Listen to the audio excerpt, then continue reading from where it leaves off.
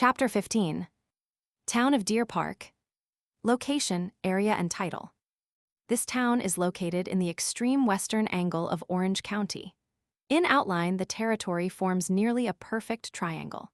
It is one of the larger towns in the county, having an area of 37,020 acres, according to the latest tax tables of the Orange supervisors, being exceeded only in extent by the town of Warwick. It is also next to the largest in population, having 11,562 inhabitants, according to the state census of 1905. It is also a most important town in several other respects, as will be seen from the comprehensive outline presented in the succeeding pages. It contains the point of land where 3 states intersect: New York, New Jersey, and Pennsylvania. This precise point is known as the Tri-States Rock. This solid rock is at the extreme point of the tongue of land, lying at the mouth of the Neversink River and between that stream and the Delaware River. A copper bolt has been sunk in this rock to mark the spot, which has been agreed upon by the authorities of these states. By standing over this bolt, one is therefore in 3 different states at the same time. Whether or not the full legal import of this strategic point of vantage has been well understood by certain classes, or made use of in critical emergencies, is not definitely known. It is, however, one of the show places of Port Jervis, and visitors may easily find it by a short walk through Laurel Grove Cemetery. In 1880, the town assessors reported a total value of taxable property of $2,431,680, upon which a tax of $37,374.27 was levied. These amounts have been increased to $2,509,003 and $41,378.65 respectively, the valuation of the 2 banks not included, $379,706, on which their tax is levied. With the exception of the small tracts known as the Arent Schuyler patent, the Titesort 400-acre patent, and the Cuddeback patent, the title to all the land of Deer Park comes from the Minisink patent. This name was originally spelled Minisink. The tribal Indian occupants were first known as the Minquas, and subsequently as the Minsis, from which the present name seems to have been evolved. Captain Arent Schuyler visited this region in 1694, during that turbulent period of war with the savages, in order to determine how far the influence of the French had affected the Aborigines. The town is bounded on the north by Sullivan County, on the southeast by Mount Hope in Cornwall, and on the southwest by New Jersey, Pennsylvania, and the county of Sullivan. Natural features. The topographical features of Deer Park are peculiarly marked. There is the broad valley of the Neversink on the east, reaching from northeast to southwest. This soil is exceptionally fertile, and here it was that the early settlers began to build their cabins and blaze their way into the thick forests. A short distance from the Neversink stream, the old Delaware and Hudson Canal was constructed and operated for many years, the line being nearly parallel to the river. This great coal artery from the mines to the Hudson was, however, abandoned in 1898 after 70 years of successful operation, and the new Ellenville and Kingston Railway took its place. The Neversink stream has no important tributaries from the east. On the west, the Old Dam Kill comes into the main stream at Huguenot. This drains a large portion of the Central Territory and gives some valuable water power. Bash's Kill is the largest branch entering from the east near Cuddebackville. The Delaware River separates the town from Pennsylvania on the southwest, and the Mongop branch of the Delaware divides the town from Sullivan County. Tributaries of this Mongop stream drain the higher central portions of the town. Still other tributaries of the Delaware flow through the Honesdale region. The general surface of the town is a mountainous upland broken by many small streams which often flow through rocky ravines. There are steep declivities along the Delaware, Mount William and Point Peter being the most attractive features near Port Jervis. Along Bash's Kill the bottoms are known as the Mammicating Valley. Those along the Neversink constitute the Succopack Valley until the junction with Bash's Kill is reached, when it is called the Neversink Valley proper, although also known as the Peenpeck. This valley extends to the mouth of the Neversink at Carpenter's Point. If space permitted, it would be interesting to trace the origin and significance of these quaint names. Early settlement. In 1689, the old town of Schenectady in New York State was captured by the Indians after a bloody fight. Among the residents there who fled from the place was one William Tightsort, now written Titsworth, who came to the land of Esopus first, but soon afterward went to this Minnesink region and settled in these forests. After a residence there of some years, he sought the right to purchase a tract of land there. This was in 1698, and he succeeded in obtaining the land. His title to this tract, though in dispute for a time, was finally confirmed, and it was accepted from the Minnesink patent. This tract was afterward sold to John Decker, and the location is thought to have been near Port Jervis. Thus the honor of being the first settler seems to belong to this William Tightsort. Other pioneer settlers came into the Peenpack Valley and also in Mamakating Hollow. Most of these old pioneers seem to have taken such lands as suited their fancy with very little regard to who the owner might be. Many of these came in from the famous Esopus region, and these were mostly of that thrifty Dutch stock, which made that ancient region so famous and important in the formative period of the state and national history. Nearly all settled along the streams, where the advantages of fertile soil and level land seemed most attractive and important. In 1697, Arent Schuyler received his patent, which covered a large tract in the Minnesink country called by the natives Sankehenek, otherwise Mehoim. Also another tract called Werinsaskmek, upon the river Menesinks before an island called Menignock, which was near the Magakemek tract and contained 1,000 acres and no more. About the same time, another grant of land containing 1,200 acres was given to Jacob Codebeck, Thomas Swartwout, Anthony Swartwout, Bernardus Swartwout, Jan Ties, Peter Gimmer, and David Jameson. Both these patents were in the Peenpack Valley, and they were so imperfectly described in the titles that it was impossible to fix their precise location or boundaries. They were therefore regarded as floating patents or tracts, and the grantees were inclined to take possession of most any unappropriated lands in that valley and settle where they saw fit. This led to much difficulty in the succeeding years, and when it became necessary to divide this Minnesink patent, the commissioners found no end of trouble. The patentees Codebeck and Gimmer were French and came here after a brief sojourn in Maryland. They married into the Swartwout family, which was a sturdy, vigorous stock, well able to cope with the warlike natives and ferocious wild animals and dense forests as pioneers. The 7 joint owners of this patent are said to have come into this region in 1690, although there is no authentic record of any white people there until 1694. The land covered by this patent laid along the Neversink River and Bash's Kill. Mamakating Hollow was then the nearest settlement, some 25 or 30 miles north. In those days, the settlement of a new country was indeed a Herculean task with the meager facilities then existing. And this was preeminently true of this town, which was still slumbering in a dense primeval forest. Plows and all other implements were of the crudest description. What little grain was grown by these ancient farmers had to be cut with a knife or rude sickle, and then the grain was separated from the straw by the tramp of horses upon the threshing floor. It was afterward winnowed from the chaff by hand fans made of willow rods. This was the universal practice in this region down to 1760. The first fanning mill was brought in here just previous to this by Peter Gimmer. The wagons were made almost entirely of wood and the harness of flax and tow. During the long winter evenings, while the men were making these things, the women were spinning and reeling yarn. Not the yarn of the idle gossiper, as now, but the fiber and fabric of utility which went into their clothing. The old Esopus region was some 50 or 60 miles north, and the roads were left to the vagaries of Dame Nature. But these pioneers had to cart their corn and other produce there for sale. Wheat was the staple crop, and Jacob Codebeck of this town was the first to attempt grinding it in a small mill.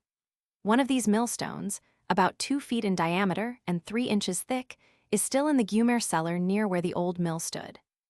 This was afterward followed by 2 other grist mills on the old dam brook.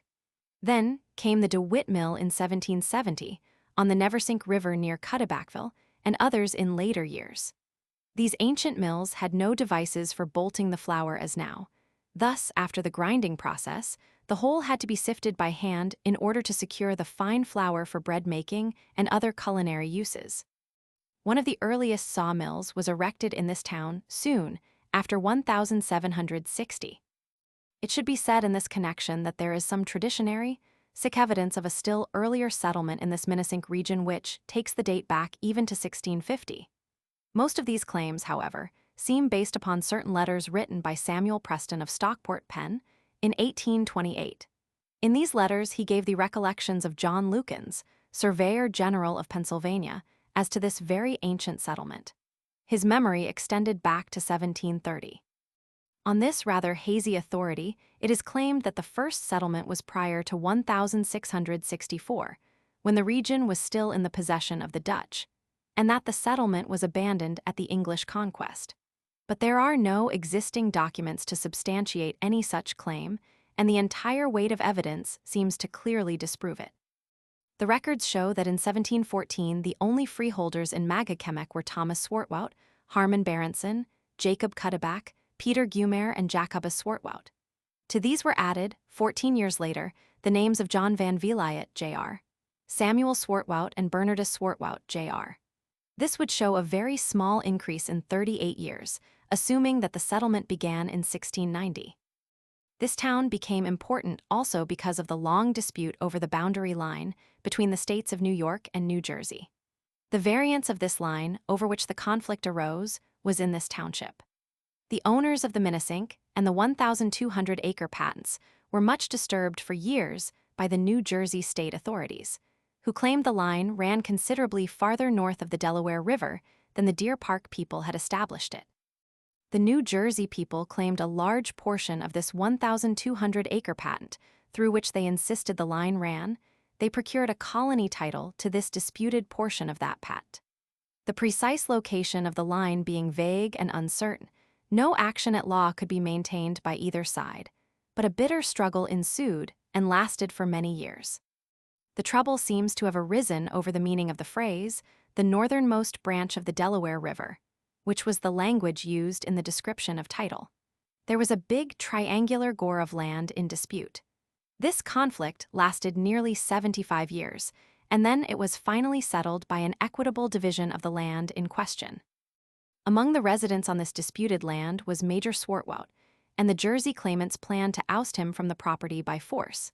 He was prepared for such an attack, but in spite of all his loaded guns, it seems that about 1730 the Jerskites rooted him from the house and threw out all his goods. But with the assistance of friends in Goshen, the major was reinstated, and he afterward successfully repelled another attack made about 10 years later.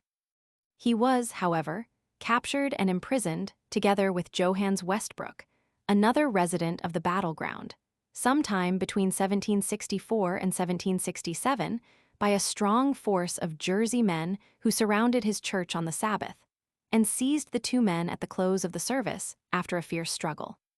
Soon after this, a new line was agreed upon, and the fight ended by the passage of a royal edict at the court of St. James in September, 1773. Commissioners of the two states afterward ran the line in accordance with that agreement. In 1874, 100 years later, commissioners representing the two states made a resurvey with the assistance of the United States Coast Survey officials, which finally settled the great controversy for all time.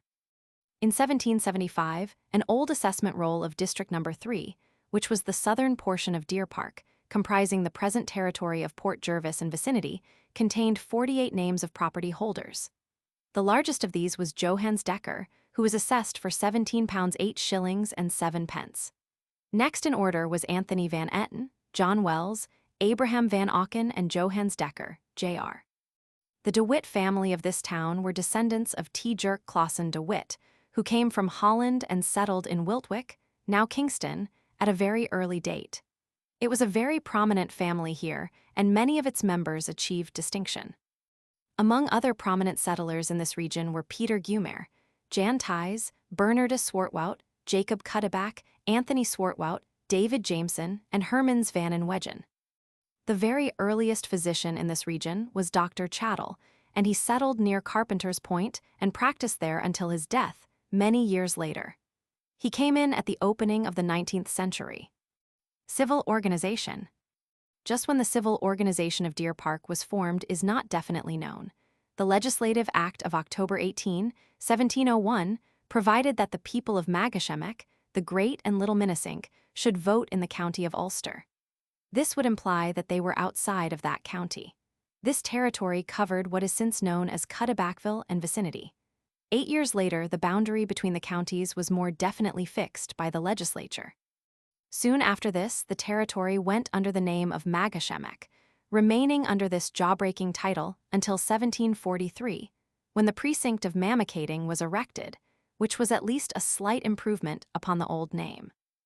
This continued until 1798, when the town of Deer Park was organized. The first Mamakating precinct meeting was held at the house of Samuel Swartwout.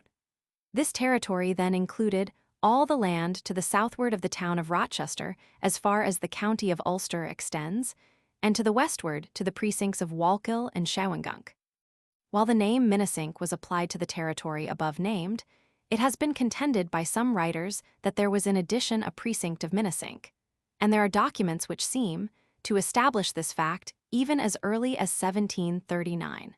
But this precinct seems to have been erected along the Delaware River below what afterward became Carpenter's Point.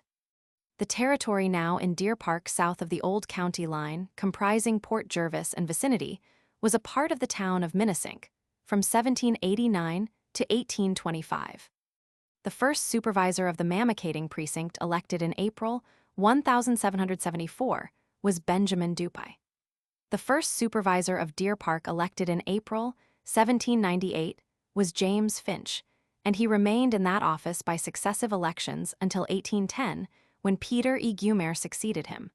But Mr. Finch was again selected to serve the town in that capacity on 3 different occasions. The earliest assessment roll of the town, now preserved in the town clerk's office, which was the first roll of Deer Park after the division of the territory, is that of 1825. This shows a total valuation of $114,820, and there were 15 persons on the list for over $2,000, the highest being Peter E. Gumer at $6,230. Centers. With the exception of Port Jervis, the centers of population in the town are small and unimportant. Among them may be mentioned Westbrookville on the line of the Old Canal, northeast of Cuttibackville, Port Orange, a short distance south on the canal line, Cuttibackville in the northeastern part of the town, named in honor of the pioneer settler Jacob Cuttiback, Rose Point, a station on the Monticello Railway, Port Clinton, still further down the valley, Gumers, also on the Old Canal Line, and Huguenot between this and Port Jervis. Near this point are valuable mineral springs, discovered in 1860. In 1880, a pipeline for the transmission of petroleum oil to tidewater was constructed through this section, with stationary engines and a power plant for forcing this oil to market. Carpenter's Point is a very old locality, named for an early settler, who established a ferry across the Delaware River there at a very early period. It is near Port Jervis on the south, and the famous Tri-States Rock is located here at the extreme point. This rock marks the junction of the states of New York, New Jersey, and Pennsylvania. There are several stores, an old grist mill, and many dwellings. A bridge here spans the Neversink River, which was built in 1868. Sparrowbush is another hamlet and post office on the Old Canal Line. Bushkill is in the western part of the town, and Quarry Hill is a local mining district, still farther west. Shin Hollow is a neighborhood on the slope of the Shawangunk Mountain, where the Erie Railway crosses the town line into Mount Hope. Paradise is a small hamlet on the Sullivan border northeast of Cuttibackville, and Honesville and Bolton are other small hamlets born of the canal enterprise. Cemeteries. The Gumer graveyard is believed to be the oldest burial place in the town. Some of the old stones have inscriptions which show that burials were made there very early in the 18th century. The old Magashemech graveyard is in the southern section of the town at Port Jervis. Previous to 1907, this ground was much neglected, and its condition was anything but creditable to the citizens of that growing village. Interments were made there long prior to the Revolution. The Laurel Grove Cemetery is situated in the extreme southeastern part of Port Jervis. This was established in 1856 by John Conklin, who owned the site, and it is the modern cemetery now in use. It contains many fine monuments, and the lots and drives are well kept. The name Laurel Grove was most appropriately bestowed because of the thick natural growth of the American laurel on the ground. In 1857, the Weeping Willow Cemetery was begun in Port Jervis. This is St. John's burial ground next the Reformed Church. Among other cemeteries are that of the Reformed Church, started in 1833, the Catholic Cemetery, also in Port Jervis, and the Rural Valley Cemetery in Cutterbackville, opened in 1867. In the early 80s, the Weeping Willow Cemetery was purchased by the village of Port Jervis and converted into a site for a school building, the bodies being removed to other cemeteries. Military history. At the beginning of the French War of 1775, there were only about 30 families within the present limits of Deer Park Township. It was then divided into upper and lower neighborhoods. In the upper or northern part, near the old county line, 3 small forts were built, one on the Neversink, another at the house of Peter Gumer, and the third near the home of Peter Swartwout. There were also 3 forts in the lower neighborhood on the south. It is believed, however, that most of the Indian occupants of this region had left before the opening of this French War. But they returned in force when the Revolution began and attacked some of the early settlers in 1777. These attacks soon became more frequent and alarming, and the Committee of Safety was obliged to resort to very vigilant methods in repelling the ferocious savages. 3 other forts were built in the Peenpeck section, and these were manned by soldiers known as the 9 Months Men. Many of the women and children were sent out of the town to more safe quarters. About this time, there were some 50 families in the town, and they moved into the forts for protection. But the settlement was attacked by a force of Indians and Tories about that time and afterward, and many were killed in the conflicts. Many of the houses and barns were burned, and much of the crops were destroyed during these Indian raids. Many stirring incidents of those days are recorded, but much of this record is merely traditional and lacks authentic documentary evidence in its support. At the close of the war, the people were practically in a destitute condition, and it took them a long time, with the very meager facilities at hand, to reinstate themselves. Even the continental paper currency had greatly depreciated in value, and it was necessary to build mills to make material for rebuilding their homes and barns. At the opening of the Revolution, Major John Decker was one of the most prominent citizens in the Minisink Valley, and it is said that one of the objects of these Indian raids was to secure the scalp of Major Decker. They succeeded in burning his house to the ground and destroyed all his property during his absence from home at night, driving out his family to sleep on the banks of the Neversink River. But they didn't get the Major's scalp, though he was wounded while riding his horse homeward and barely escaped with his life by hiding in a cave. The Brant raid of what was known as the Lower Neighborhood occurred in July 1779. News of the atrocities perpetrated by the Mohawk chief and his savage followers was conveyed to Goshen, where a pursuing force of militia was organized by Colonels Tustin and Hathorne. They overtook Brant at the ford of the Delaware at Lackawaxen, Pa, and in the sanguinary struggle, which took place on the heights above Lackawaxen on the New York side of the river, the Indians were completely victorious. The force under Hathorne and Tustin was almost annihilated, but few escaping to tell the tale of the disaster. Of these men were Captain Abraham Cutterback of Deer Park and Daniel Mayers of Minisink, who is said to have killed more Indians than any other man during the engagement.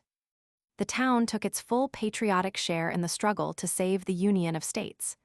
Dr. John Conklin presided at the first meeting of citizens, April 18, 1861, and prompt measures were adopted. Nearly $1,000 was raised, and there were many donations for the soldiers and their families. The Ladies' Aid Society was formed with Mrs. H. Farnham as president in September 1862, and this association of patriotic women forwarded supplies to the front amounting to $843.63. Under the call of President Lincoln for 500,000 men in 1864, a tax of $48,600 was raised by the town to pay bounties for soldiers of 300 each. An additional tax of $155,300 was afterwards raised for a like purpose. The Deer Park Roll of Honor in that war numbers 428. Of these, some 45 lost their lives in the service of their country. In the Spanish-American War of 1898, 82 volunteers for service in Cuba were recruited in Port Jervis by Captain Benham, and others under the auspices of Lafayette Post, GAR, of the City of New York. Of these, 44 were attached to Company I of the 2nd U.S. Infantry, 35 to the 42d U.S. Infantry, and the remainder entered the artillery and cavalry arms of the service. The recruits for this war came mainly from Port Jervis, but a few came from surrounding districts. Bonded debt. Under the Act of May 4, 1868, the town of Deer Park was bonded for the sum of $200,000 to aid in the construction of the Monticello and Port Jervis Railroad. These bonds drew 7% and ran 30 years to their maturity. In 1898, they were refunded at 4% and provision made for the gradual payment of the principal. There is now, 1908, standing in these bonds $161,000. The Monticello RR. The Monticello and Port Jervis Railroad Company was incorporated Sept. 3, 1868. It ran between Port Jervis and Monticello and opened for traffic January 3, 1871. It was sold in foreclosure July 8, 1875, and subsequently reorganized as the Port Jervis and Monticello Railroad, its history has been a checkered one. It is now operated by the Ontario and Western Railroad as a part of its system. The City of Port Jervis. Port Jervis had its beginning in 1826 when the building of the D and H Canal became a certainty. It was named in honor of John B.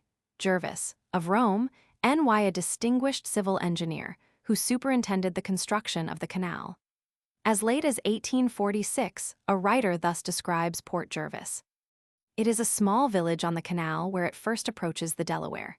It is just above Carpenter's Point, Tri-States, and the junction of the Neversink and Delaware rivers. It owes its population and its importance to its position about midway between Honesdale, PA, and Kingston, NY, the two terminals of the D and H Canal. There are 5 stores in the village, 3 taverns in spacious buildings, 1 3-story grist mill built by Dr. Ball of Brooklyn, NY, being a stone building with 5 run of stone in it, 3 churches, a Dutch Reformed, Baptist, and Methodist, and 1 large schoolhouse.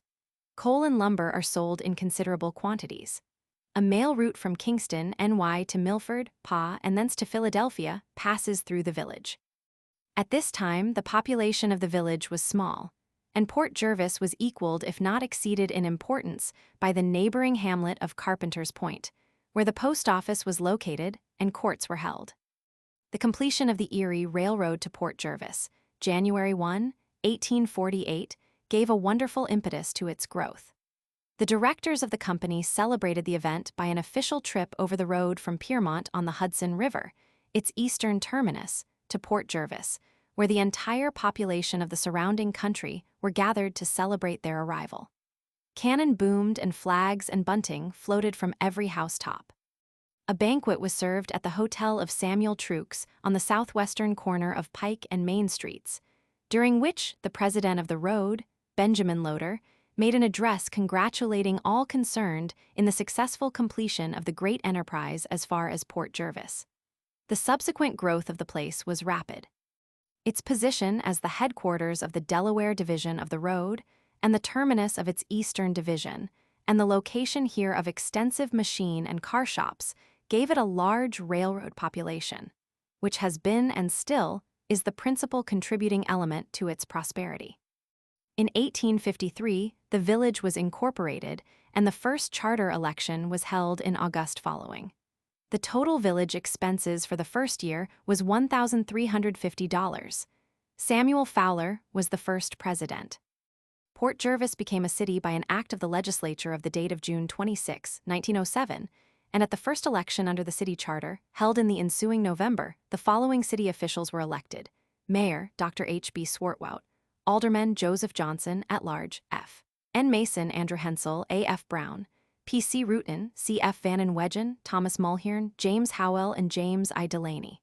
The first 5 named are Republicans, the others Democrats.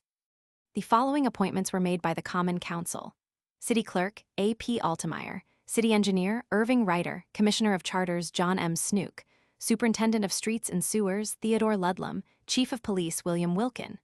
Supervisors from the 4 wards were elected as follows: 1st Ward, S. S. Garris, Dem. 2nd Ward, Henry Farnham, Rep. 3rd Ward, J. J. Toth, Rep. 4th Ward, J. P. Gillen, Dem. The population of Port Jervis in 1907, according to the census of the State Excise Department, taken in that year for the purpose of furnishing a basis upon which to adjust license rates, was 10,035. But as the census was not intended to be exhaustive and practically stopped when the 10,000 limit was reached, leaving certain sections uncounted, it is fair to presume that the actual population was considerably in excess of the figure named. The assessed valuation of the city of Port Jervis for the year 1907 was $2 million. For the town of Deer Park, about $500,000. The city has 82 industrial establishments, including the car and machine shops of the Erie Railroad, employing over 1,000 operatives. The principal manufactured commodities are saws, glassware, silk, gloves and mittens, shirt and ladies' collars. These industries give employment to many skilled operatives who receive good wages. The city has 3 hardware stores and 2 iron foundries. Among the important industries of Port Jervis is the Deer Park Brewery Co., located on Reservoir Avenue. The company was organized in 1902 with George F. Ott of Philadelphia as president. The plant of the insolvent Deer Park Brewery Co. was purchased and greatly improved and enlarged. Street Railroad. The Port Jervis Electric Street Railway Company was organized in 1895 with Hon. W. C. Richardson of Goshen as the first president. The work of construction began November 15, 1897, and the road went into operation January 15, 1898. The road is now known as the Port Jervis Electric Railroad Co. It has about 413 miles of track and runs 3 cars. Banks. The oldest of the 2 banking establishments of this place, the National Bank of Port Jervis, was organized under the state law as the Bank of Port Jervis in March 1853. Business was opened in the Delaware House. The original capital was $120,000, afterwards increased to $130,000. Its first president was Thomas King, who served until his death in 1857, when he was succeeded by H. Farnham, who served until his death in 1879. The late Charles St. John succeeded him, and the late Francis Marvin became president in 1892 on the death of Mr. St. John. The present incumbent of the office is W. L. Cutterback. The heavy defalcation of the assistant cashier led to a reorganization of the institution in 1899 with Dr. W. L. Cutterback as president. The last annual report, December 5, 1907, showed deposits amounting to $550,738.04. The present dividend rate is 7-1/2% per annum. The First National Bank was organized in 1870 with a capital of $100,000. Jacob Hornbeck was the first president. The late Martin C. Everett succeeded him. The present head of this prosperous institution is Chas. F. Van Inwegen. Its last report, on December 3, 1907, showed total deposits of $1,1,621.46. The stock pays 16%. Dividends to stockholders. The Port Jervis Savings Bank, organized under the state law, began business in March 1870 with Eli Van Inwegen as president. It discontinued business in the later 70s. The Post Office. The post office was removed from Carpenter's Point to Port Jervis in 1829, and John Slauson was the postmaster. He was succeeded by Dr. John Conklin in 1833, followed by Dr. Charles Hardenberg in 1845, who was soon displaced by Thomas J. Lyon. Then came Dr. Conklin again in 1849, Francis Marvin in 1851, Thomas J. Lyon again in 1853, James Van Fleet in 1855, George Broadhead in 1857, Augustus E. Goodell in 1861, Charles St. John, Jr. In 1879, Benjamin Ryall in 1885, Stephen St. John in 1889, George A. Elston in 1893, S. D. Boyce in 1897. Mr. Boyce still, in 1908, continues in office. The Fire Department. The Port Jervis Fire Department was long regarded among the best in the state outside the large cities, and few destructive fires were ever allowed to gain much headway. The introduction of the waterworks system gave ample hydrant pressure to cope with any conflagration, and the old hand engines were long since abandoned. There are 7 different fire companies, with a force of considerably over 200 effective firefighters. The equipment included a steamer and hook and ladder apparatus. P.C. Rutan is chief engineer of the department. Port Jervis Free Library. In 1892 was organized the Port Jervis Free Library, with W.L. Cuddeback, W.H. Nearpass, Maria B. Van Etten, Minnie C. Brox, and E.H. Gordon, trustees. This board has continued in charge of the library until the present time, except that, in 1896, Mrs. Brox resigned and was succeeded by Mrs. M. I. Coonrod. In 1901, a gift of $20,000 was received from Mr. Carnegie for the construction of a library building, which was subsequently increased to $30,000. And with this fund, a large, handsome, commodious building was constructed on Pike Street Hill on a site given by Peter E. Farnham. The building is constructed of light-colored pressed brick with native blue stone trimmings. It will house 40,000 volumes. The number at present on the shelves is 15,000. Added during the year 1907 by purchase, 1,062. The number lent for home use during the current year, 33,706. It is rich in encyclopedias and valuable works of reference, including the Congressional Record and Globe, and reports of the departments of the federal and state governments. The valuable collection of books and documents of the Minnesink Valley Historical Society is also housed in this building, a separate room on the second floor having been set apart for the accommodation thereof. This building contains 2 spacious, well-equipped reading rooms, in which may be found all the leading reviews, magazines, and weekly periodicals, with complete files of many of them handsomely bound and ranged about the walls for convenient reference. The present librarian is Miss Elizabeth G. Thorne. Assistants, Miss Charlotte Nearpass and Miss Anna G. Wells. Sewers. Port Jervis has an excellent system of public sewers, established in 1891 at a cost of about $85,000, for which the bonds of the village were issued. The original sewer commissioners were Francis Marvin, L. E. Carr, George Schoonover, W. A. Drake, M. D. Graham, with Ed. Whitner clerk. Its establishment has resulted in a lowering of the death rate and a notable diminution in zymotic diseases within the city limits. Churches. Port Jervis has 8 churches, which in the order of their establishment are as follows. The Reformed Church of Deer Park, founded August 23, 1737, under the name of the Reformed Dutch Church of Mahakemech. Drew Methodist Episcopal Church and the Baptist Church, both founded in 1838. First Presbyterian Incorporated July 15, 1851. Grace Episcopal Church, Incorporated September 3, 1853. The Church of the Immaculate Conception, Incorporated January 10, 1860. German Lutheran Protestant, Port Jervis, Incorporated January 1, 1861. The Second Reformed Church, whose house of worship on West Main Street in Germantown was dedicated November 29, 1896, with Reverend David T. Harris as pastor. The Church of Sacred Heart in Germantown, whose handsome church edifice of brick was dedicated in November 1899, with Reverend B.J. Duffy, ordained in Rome as first pastor. The colored people also have a church organization known as the Wickham AUMP Church, in honor of the late Dr. D.T. Wickham, the principal contributor to their church building. St. Mary's Home. A religious, educational, and charitable institution of great merit and usefulness is St. Mary's Home, founded in 1871 by the late Reverend Father Nellan, its object being to provide a home for orphan children and to train and instruct them for a useful place in society. For over 20 years, this institution has been in charge of Sister Theophilia, a woman whose motherly instincts and marked administrative abilities peculiarly fit her for this highly important work. Minnesink Valley Historical Society. An event of great importance to the residents of this town was the organization of the Minnesink Valley Historical Society in 1888. Among the active promoters of this undertaking were Reverend Dr. S.W. Mills, Francis Marvin, Dr. John Conkling, O.P. Howell, Dr. Sol Van Etten, C.E. and W.L. Cuddeback, W.H. Nearpass, and C.F. Van Wedgen.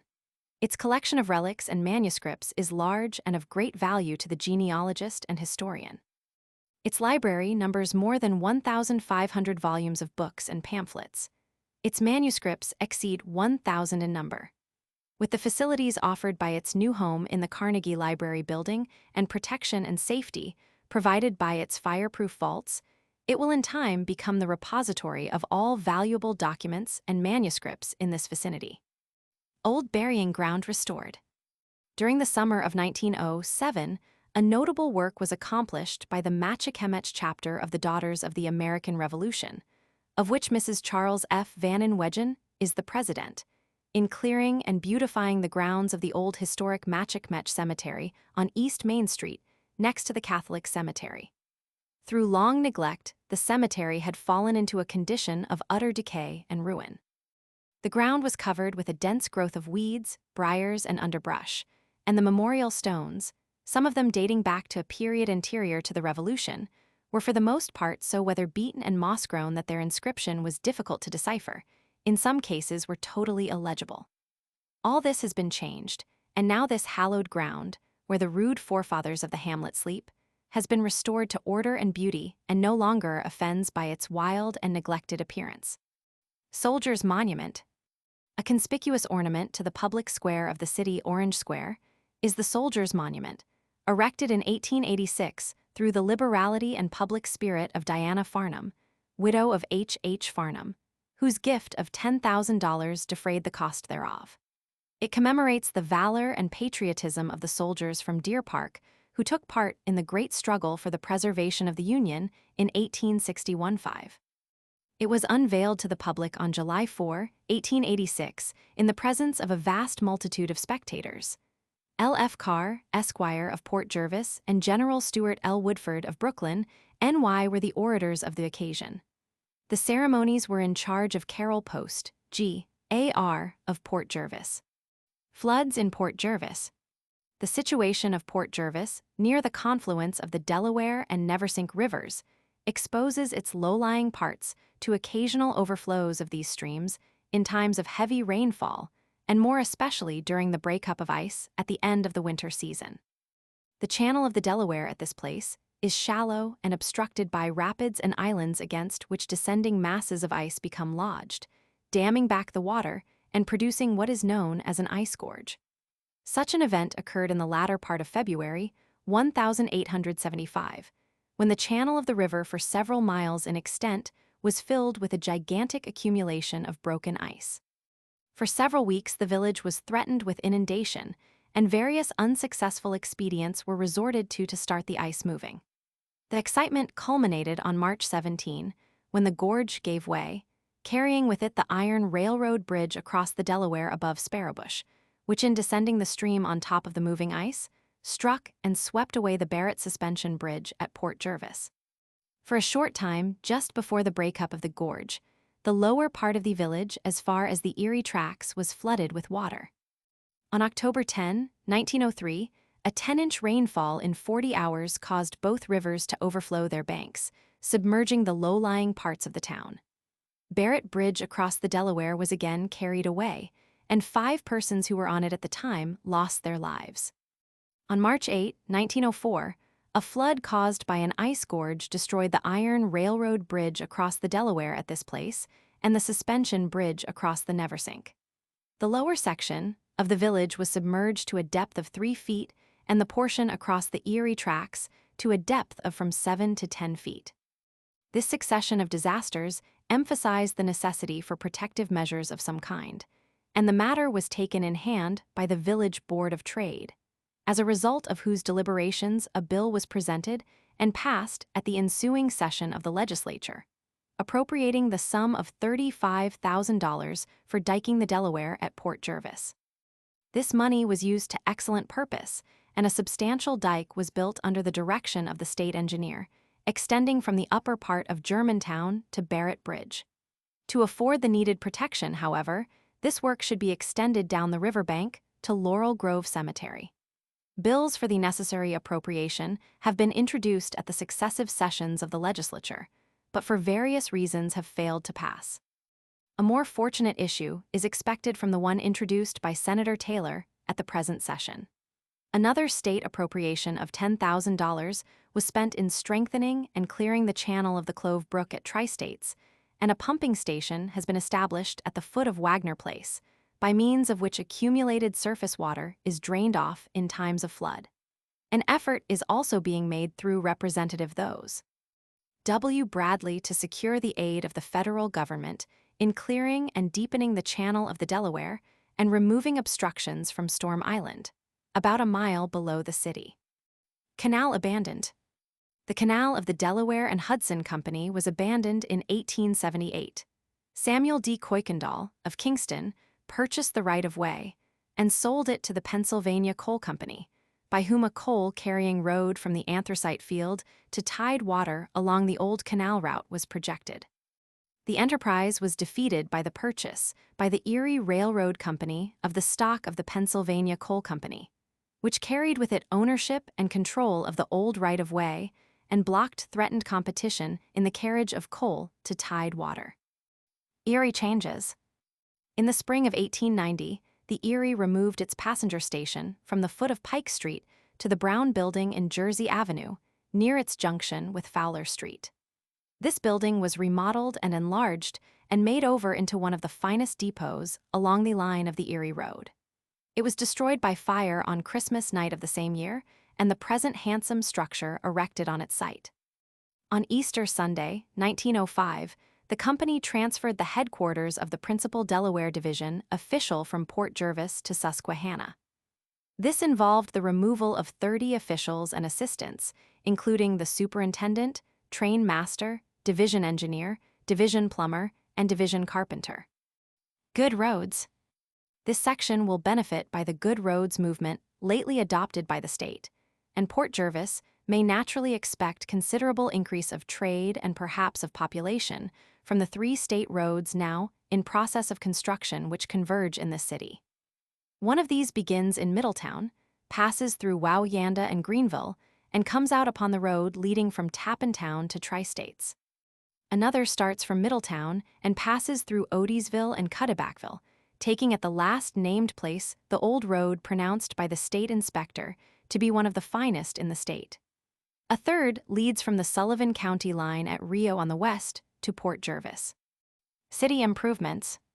The year just past has witnessed the organization of a City Improvement Association composed of ladies, the object of which is sufficiently indicated by its name.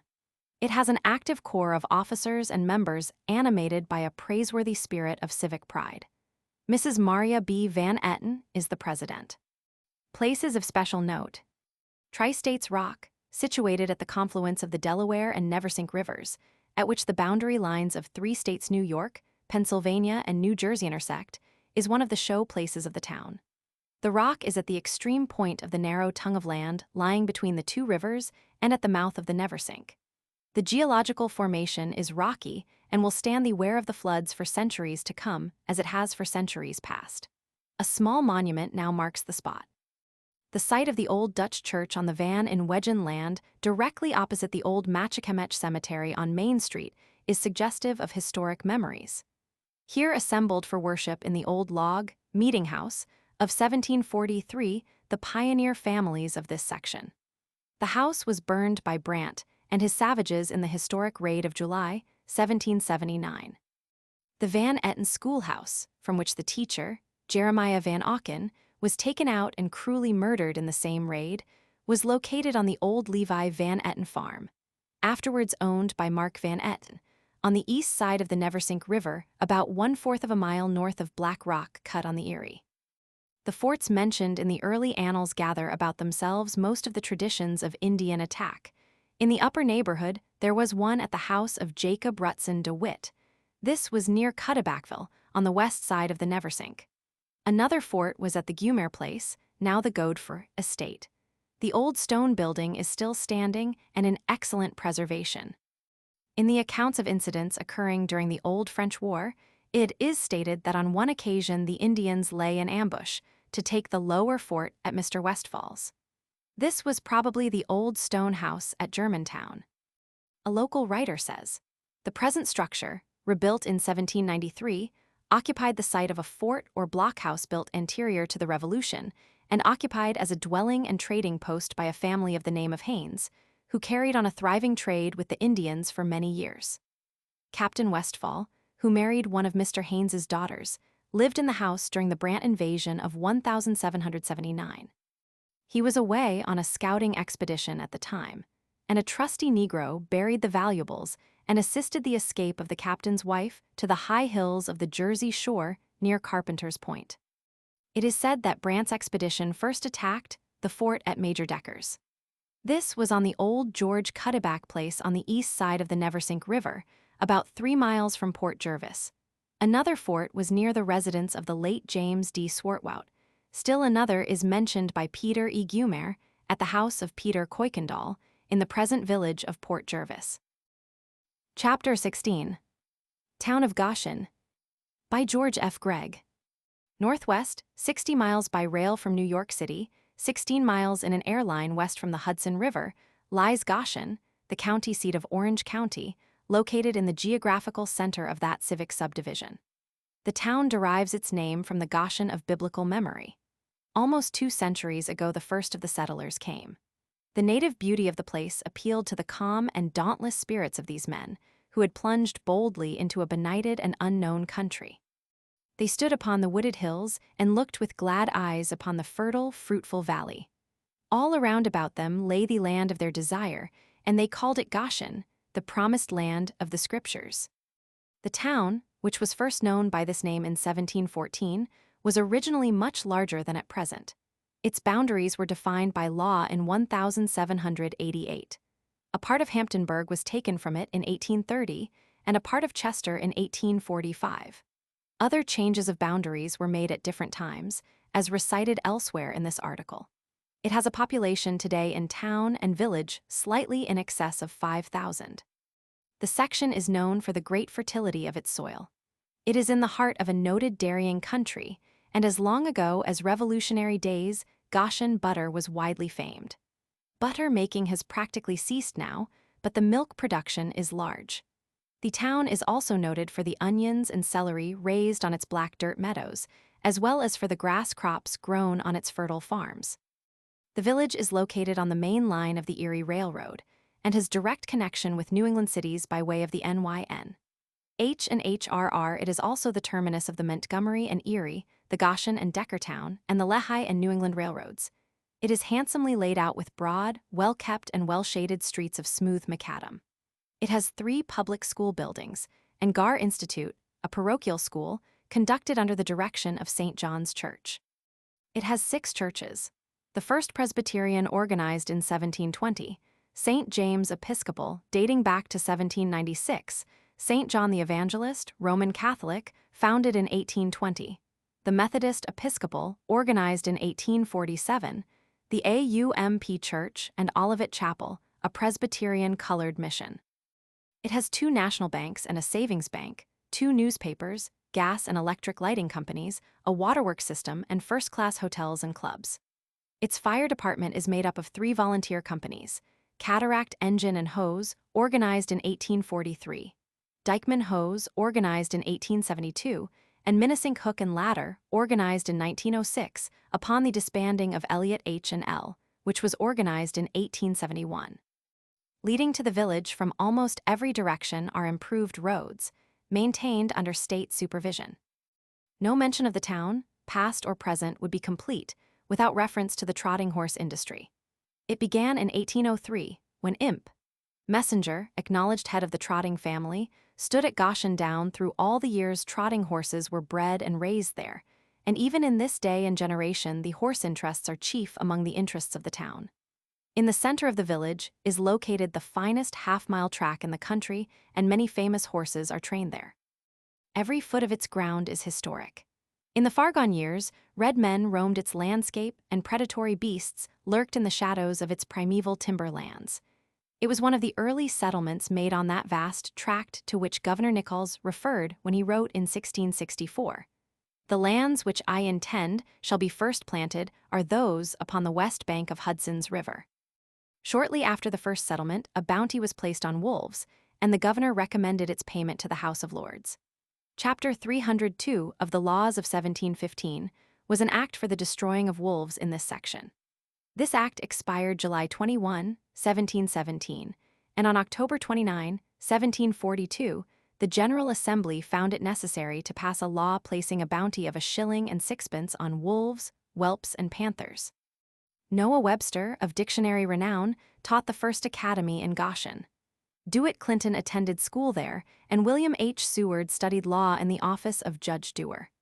The first newspaper of the county, the Goshen Repository, was published at Goshen in 1788 by David Manville. In the article which follows, the writer has endeavored to furnish a concise history in limited space. As nearly as possible, events are set down in chronological order.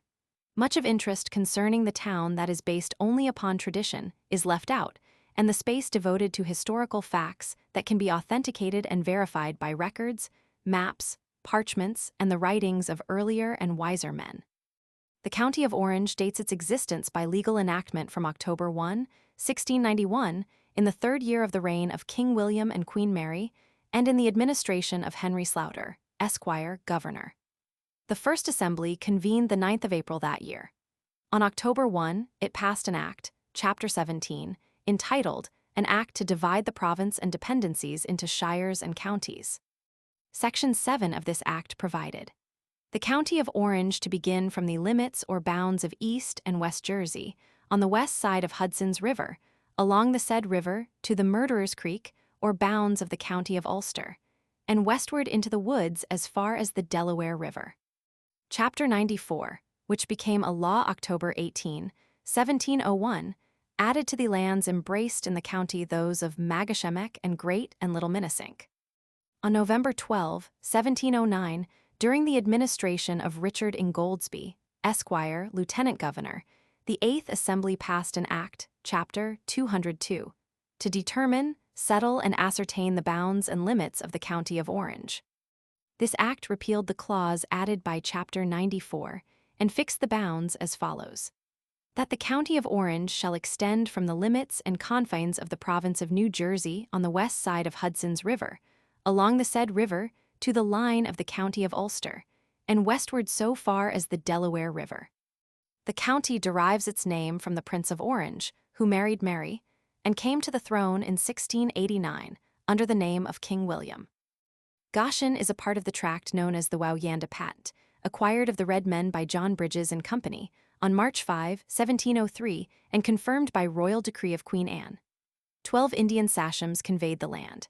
They were Rapinganic, Wawastawa, Magapuk, Kamelowa, Nanawit, Arowanak, Rambout, Klaus, Chowcas, Chingapaw, Oshasquemimus, and Quilipaw. The patent was granted April 29. There were 12 patentees, namely John Bridges, LLD. Hendrik Tennick, Derek Vanderberg, John Chotwell, Christopher Den, Lancaster Sims, Daniel Heron, Philip Rockaby, John Meredith, Benjamin Ask, Peter Matthews, and Christian Christiance. The grant was supposed to contain 60,000 acres, but surveys later showed that it contained nearly 160,000. These 12 patentees held the land in common until 1706, when it was divided into 12 parts. Only 8 of the original shareholders retained their interests at that time, Bridges having died in 1704, and others having transferred their holdings. The tract was unoccupied until 1712, when Christopher Den made settlement upon it, to be followed shortly by Benjamin Ask, Daniel Cromline, who became a shareholder in 1704, Christian Snedeker of Long Island, Samuel Stotts, who came into record as a 13th shareholder in 1713, and John Everett and Samuel Clowes, who in 1714 acquired a tract equal to 4 of the 13 shares. The township of Goshen came that year, and the precinct of Goshen, comprising the outlying settlements, came later, and remained until 1788, when the township was expanded to take its place. In 1712, Christopher Den, a carpenter by trade and resident of New York City, paid a visit to the patent and determined to make a settlement upon it.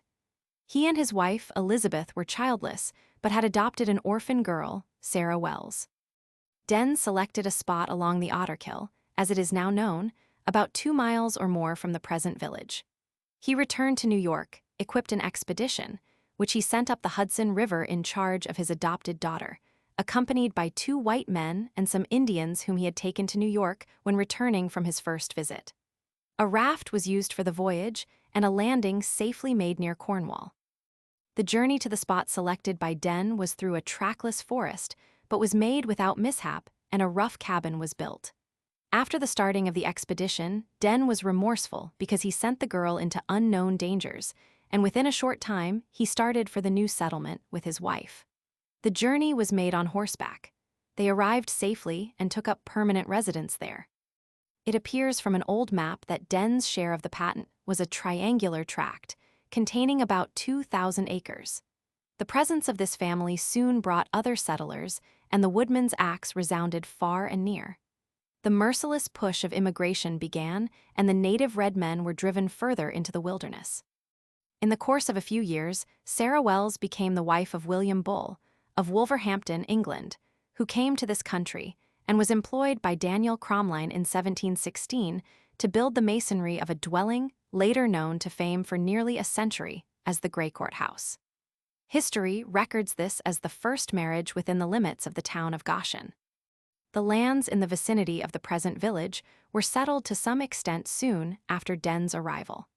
There were on record deeds showing the conveyance of lots in the village in 1714. On July 10, 1721, a deed in trust was made to John Yelverton by John Everett, John Carpenter, John Gale, William Ludlam, Nathaniel Higby, John Carpenter, Jr. G. McNish, James Sandys, Thomas Watson, Hope Rhodes, John Hawley, James Jackson, Isaac Finch, Solomon Carpenter, John Beers, Michael Dunning, Samuel Seeley, John Nichols, William Jackson, Alexander Moore, John Knapp, Samuel Webb, John Alsop, and Richard Halsted, setting forth that a conveyance had been, lately, made to John Everett and Samuel Clowes, giving them 1/6 part of all the lands for the purpose of laying out a township, establishing a church and settling a minister. The Goshen Presbyterian Church was organized in 1720, and Reverend John Bradner, to whom more extended reference is made later in this article, became its pastor in 1721. 200 acres of land were deeded to him on April 17, 1722, and recorded at the request of his widow on April 8, 1742. In 1724, the erection of a house of worship was begun on the spot where now stands the courthouse. The first court was convened in Goshen in 1727, and on December 16 of that year an act was passed providing for the building of a courthouse and jail, which were erected and completed in 1740 on the site of the present Orange Hotel. On October 24, 1754, the General Assembly appropriated £100 for an addition to it, and in 1775 it was demolished and a new one built at a point where now stands the county clerk's office. The arms of King George Roman III were placed upon its front, but were torn down by indignant citizens. A schoolhouse was built in 1801 on the church plot, the same spot where the public school building on Greenwich Street now stands. Here Noah Webster taught for a time before he published his first dictionary in 1806. Goshen, after its original settlement, soon became the most important and populous district of the county, and a census taken in 1738 showed a total of 319 males above the age of 10. These were stirring times for the people, and most of the affairs were of a warlike nature. There was frequent trouble with the Indians. The frontier was only 4 miles away. Block houses were built at Dawsontown and Scotchtown, and tradition has it that a block house once stood back of the present race course on the property known today as the Parkway Farm. In those days, the settlers west of the Wallkill made Goshen their rendezvous when Indian raids were feared. In the reign of George Roman II, when George Clinton was governor, the General Assembly passed an act to enable the inhabitants of Goshen in the county of Orange to elect 2 additional constables. This act explained that the inhabitants of the precinct of Goshen had liberty to elect only 1 constable, and as the precinct had considerably increased in numbers of inhabitants and settlements, it was necessary that an increased number be elected. The act was passed December 17, 1743, and provided that one of the constables be elected and chosen from and out of such of the inhabitants as have habitations in the south part of Goshen, commonly called Wauyanda, and the other from and out of such of the inhabitants as have habitations northward near the meeting house, commonly called the Waterside Meeting House. On September 21, 1744, the General Assembly passed an act to authorize justices of the peace in the counties of Dutchess and Orange to direct so many constables and overseers of the highways to be chosen, in the several precincts as to them shall seem meet. On the same day an act was passed for the relief of the poor in the counties of Orange and Suffolk. Covenant Chain Treaty. During these years the settlers had as allies two tribes of Indians, sometimes known as the Cashicton Indians, whose principal lodges were located near where now stands the village of Cochecton in Sullivan County. They formed a part of the Lenni-Lenape, or Delaware Confederacy, once powerful, but at that time reduced in numbers. From time immemorial Western Orange had been their hunting ground, but late in the year 1744 they showed signs of distrust and retired to their lodges on the upper Delaware. The colonists were loath to lose these faithful allies, for their withdrawal left the outlying settlements on the frontiers exposed to attack of hostile savages, incited to rapine and murder by the French. The attention of the colonial government was called to this matter, and Colonel Decay was ordered to take a party and visit the Indians in the hope that friendly relations might be restored, and the red men induced to return to their old hunting grounds. As a result of this visit, the Indian Treaty of Orange County was enacted, and the ceremony of the Covenant Chain performed at Goshen. Colonel Thomas Decay took with him, upon this expedition, Major Swartwout, Ensign Coleman, Adam Weissner, who acted as interpreter, Benjamin Thompson, and two Minnesink Indians as guides. The pilgrimage was made in the depth of winter. The Indians were found and agreed to come back, claiming that they left because they were afraid of the people of Orange County, who were always under arms. When it was explained that this was by order of the governor, and for protection against the French and their allies, the Indians rejoiced. They explained that they were of two tribes, using for totems the signs of Mincy, or wolf, and Uralachko, or turkey, and that their sachem had recently died. They were about to choose a new sachem to govern all, and they promised that when he had been chosen, they would send representatives to make a treaty. New Year's Day was fixed upon as the date. On January 3, 1745, 2 days late, the wolves and turkeys, a dozen of the headmen in all, led by the new sachem, came into the village of Goshen and marched in savage bravery up its main street. Just where the ceremony took place is unknown, but the old manuscript record says that the weather was severe, and it is probable that the meeting was held in the rude courthouse. The Indians, by their spokesman, explained that they had brought a belt of wampum that friendship and brotherhood might be restored. They asked that someone be appointed to enact with them the ceremony of the Covenant Chain. Colonel Decay informed them that the governor alone had power to make such an appointment, and that, as there was not time to communicate with him, it would be best for the Indians to select a man. They chose the colonel, and he was then chained to them for an hour or more as a token of their being united again in the bonds of friendship. Speeches were made by the Indians, and they solemnly pledged themselves to be true as long as the sun and moon endured, and promised to send in runners at once if they learned of any plots against the English. They also agreed to join in fighting the enemy and asked that aid be given them in case of attack by the French.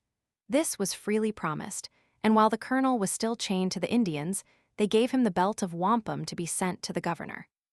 The Indians, according to the record, again rejoiced with 3 huzzas and departed very much pleased. The belt of wampum, so states the books of the Lords of Trade and Plantations in London, was taken to the Colonial Council in New York by Colonel Decay a fortnight later and delivered to the council, which in turn sent it to the governor, who recommended that one be given in return to the Indians. This was the only occasion on record when the ceremony of the Covenant Chain was enacted in Orange County.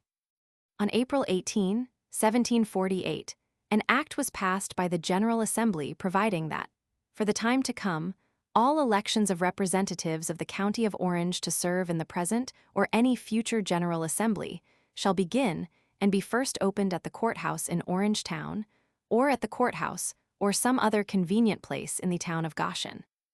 About this time, settlers who had dealings with the sheriff began to find considerable fault with the manner in which mileage charges were computed. On April 8, 1748, an act was passed providing that for all writs and process papers served on inhabitants on the north side of the mountain range called the Highlands, mileage should be computed by the sheriff from the courthouse in Goshen, and for all papers served on the south side from the courthouse in Orange Town. The preamble to this act fully explained the situation. It stated, "Whereas the county of Orange is very extensive in length, and by reason of a ridge of mountains across the same, and for the better accommodation of inhabitants, it was found necessary to have two courthouses, the one at Goshen on the north, and the other at Orange town on the south thereof. Yet by the sheriff having his residence, sometimes at the one, and sometimes at the other extreme of the said county, the computation of his fees for mileage in the service of writs hath hitherto been made from the place of the sheriff's abode, which has been found to be very inconvenient and burdensome to the parties concerned." Military matters. When the French and Indian War began in 1756, the men of Goshen were continually under arms. The old Journal of the Assembly relates the services of Captain George Decay as express between Goshen and Minisink. It mentions as his guards Peter Carter, David Benjamin, Philip Reed, and Francis Armstrong. It tells also of the payment of nearly £100 to Colonel Vincent Matthews for furnishing guides to regulars posted at Goshen from October 1757 to February 1758, and refers to the work of Colonels Clinton and Decay in laying out blockhouses for the settlers' defense. Mention is also made of the payment of £56 to Samuel Gale for provisions furnished troops on the frontiers near Goshen, and of reimbursing Colonel Benj. Tustin, Captain Daniel Case, and Captain J. Bull for money advanced in building blockhouses Nos. 1 and 2 on the western frontier in January 1757.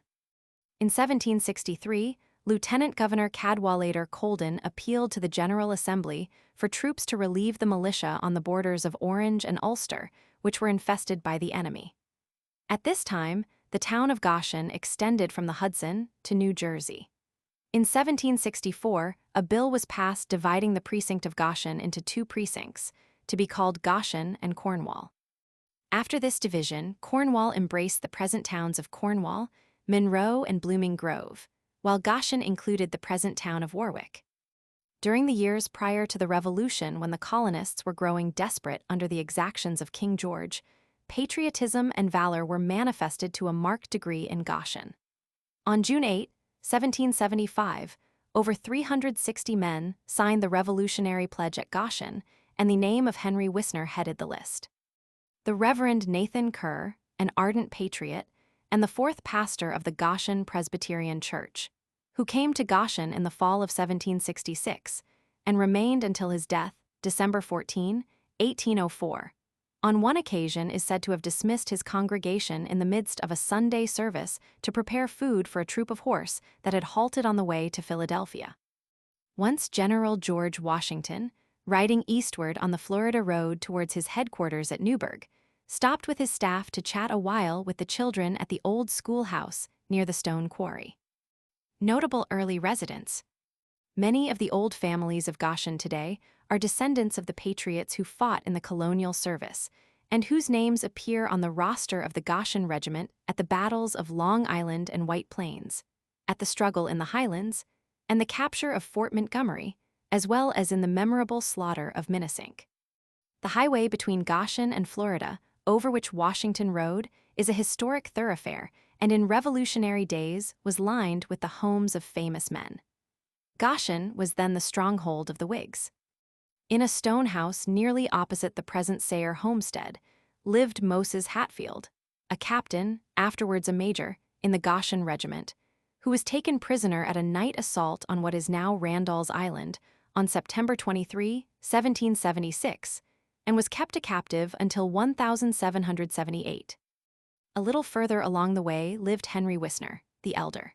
He and his son of the same name were makers of powder for the Continental Army at Phillipsburg, between the highway as it now stands and the grist mill nearby. Traces of the old raceway and mill can still be seen. Another on the opposite side of the stream, and one at Craigville, operated in conjunction with John Carpenter, were also erected by Henry Wisner. The Sons of the Revolution arranged some years ago to mark the site of the Phillipsburg powder mill by an historical tablet. Henry Wisner stood foremost among those who advocated the independence of the colonies. He represented Orange County in the Continental Congress, which declared that these states are, and of right ought to be, free. His son Gabriel, hardly past his majority, was slain in the slaughter of Minnesink. On the 16th of August, 1774, Henry Wisner was chosen as one of the delegates to represent Orange County in the Continental Congress held in Philadelphia in September of that year. The election was by the committee of the county held at the house of Stephen Slott, and the purpose was for the delegate to attend at Philadelphia to consult on proper measures to be taken for procuring the redress of our grievances. A question was raised as to the regularity of this election, and a meeting of the inhabitants of the precincts of Goshen and Cornwall was held at Chester on September 3, 1774, at which Henry Wisner was chosen to go to Philadelphia in order to meet the rest of the delegates and consult on proper measures to be taken with respect to the claims made by the British Parliament of taxing America in all cases whatsoever. William Wickham was a prominent citizen of Goshen, and his attitude was one of extreme loyalty to the crown. With other adherents of the king, he attempted to set aside the election of Wisner. The correspondence, which still exists, shows that political feeling was very bitter. The scheme came to naught, and Wisner took his seat. In April 1776, he was elected by a convention held at New York City as a delegate to the Second Continental Congress, in which he took part, leaving it for the purpose of manufacturing powder for Washington's tattered army. Mr. Wisner's signature may still be found in the list at Carpenter's Hall in Philadelphia. He continued in Congress until the memorable 2nd of July, 1776, when the Resolution of Independency, sic, was passed. He was heartily in favor of the measure and remained for the purpose of casting his vote for its final passage, had the Provincial Congress of New York given such instructions to its delegates. Tradition affirms that he actually did vote for the independency that day. He was not present to sign the declaration.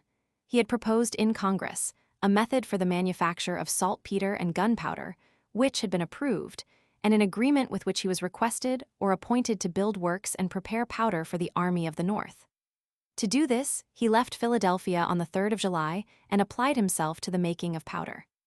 For 3 years, and until his mill was burned and his fortune exhausted, he continued to supply powder to the American forts, and thus beyond any man in the Continental Congress of 1776 contributed to his country's triumph. On the square at St. James Place in the village of Goshen stands a monument of native Pachuk granite erected to the memory of Henry Wisner by his great-granddaughter, Mrs. Frances Wisner Murray, widow of Ambrose Spencer Murray of Goshen. The monument was dedicated on July 22, 1897, by Dr. John H. Thompson, who presided, and Harrison W. Nenny, Esquire, who made the dedicatory address. Adjoining the residence of Henry Wisner, and separated from it by what is now known as Steward's Lane, was the home of John Steward, an ardent patriot. He was one of 2 brothers, John and Walter Stewart, or Steward, the name having been spelled both ways, who came from Ireland to New England about 1740. Walter settled in Rhode Island, where he started a snuff mill and became the father of Gilbert Stuart, the noted portrait painter, whose unfinished picture of Washington is the likeness that the world knows best today.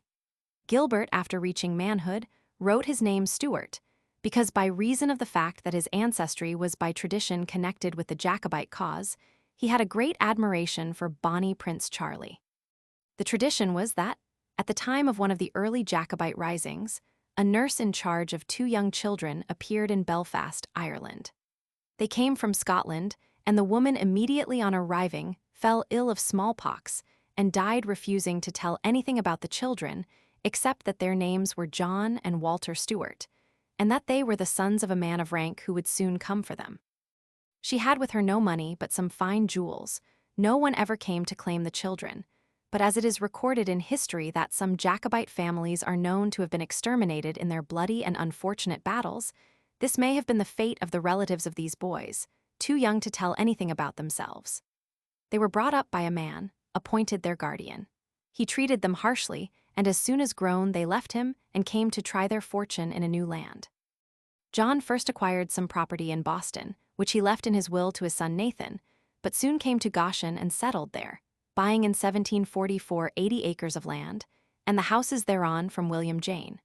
From this, it appears that the Stewart House may have been erected previous to 1744, but houses thereon may have been a mere legal term, and the house was probably built by John Stewart. It is certain, however, that it has been standing since 1744. He bought more land, about 120 acres in all, at a later date. To farming, John Stewart joined the occupation of blacksmith, erecting a little to the left of his house a forge, which was in operation as early as 1758, the family having still in their possession a deed of sale bearing that date of a slave named Tite, warranted to be a good blacksmith. Later at this forge, John Stewart Roman II, during the Revolutionary War, made sabers and bayonets for the Continental Army. John Stewart I married Elizabeth Bradner, the daughter of Reverend John Bradner, first settled clergyman in Goshen. As John Bradner was the father of 9 children, viz., Calvin, John, Benoni, Gilbert, Susanna, Mary, Sarah, Christian, and Elizabeth, and to him many families in Orange County trace their descent, the following may be thought worthy of record. When a young divinity student in Edinburgh, Scotland, John Bradner was employed by a gentleman called Colville, a Huguenot refugee, as a tutor to his sons. His daughter Christiana shared her brother's studies, and she and the tutor fell in love with each other, but Colville thought the tutor no match for his daughter, and told her if she married him he would never speak to her again. She put love before duty, and having married John Bradner, they sailed for America. The voyage occupied 6 months. Violent storms in which the ship nearly foundered were encountered. These Mrs. Bradner thought were sent by heaven to punish her for her disregard of her father's wishes. Reverend John Bradner received the degree M.A. from the University of Edinburgh, February 23, 1712, was licensed to preach March, 1714, ordained May 6, 1715, pastor of Cold Spring Presbyterian Church, Cape May, NJ, before being called to the church in Goshen, 1721. He died 1732.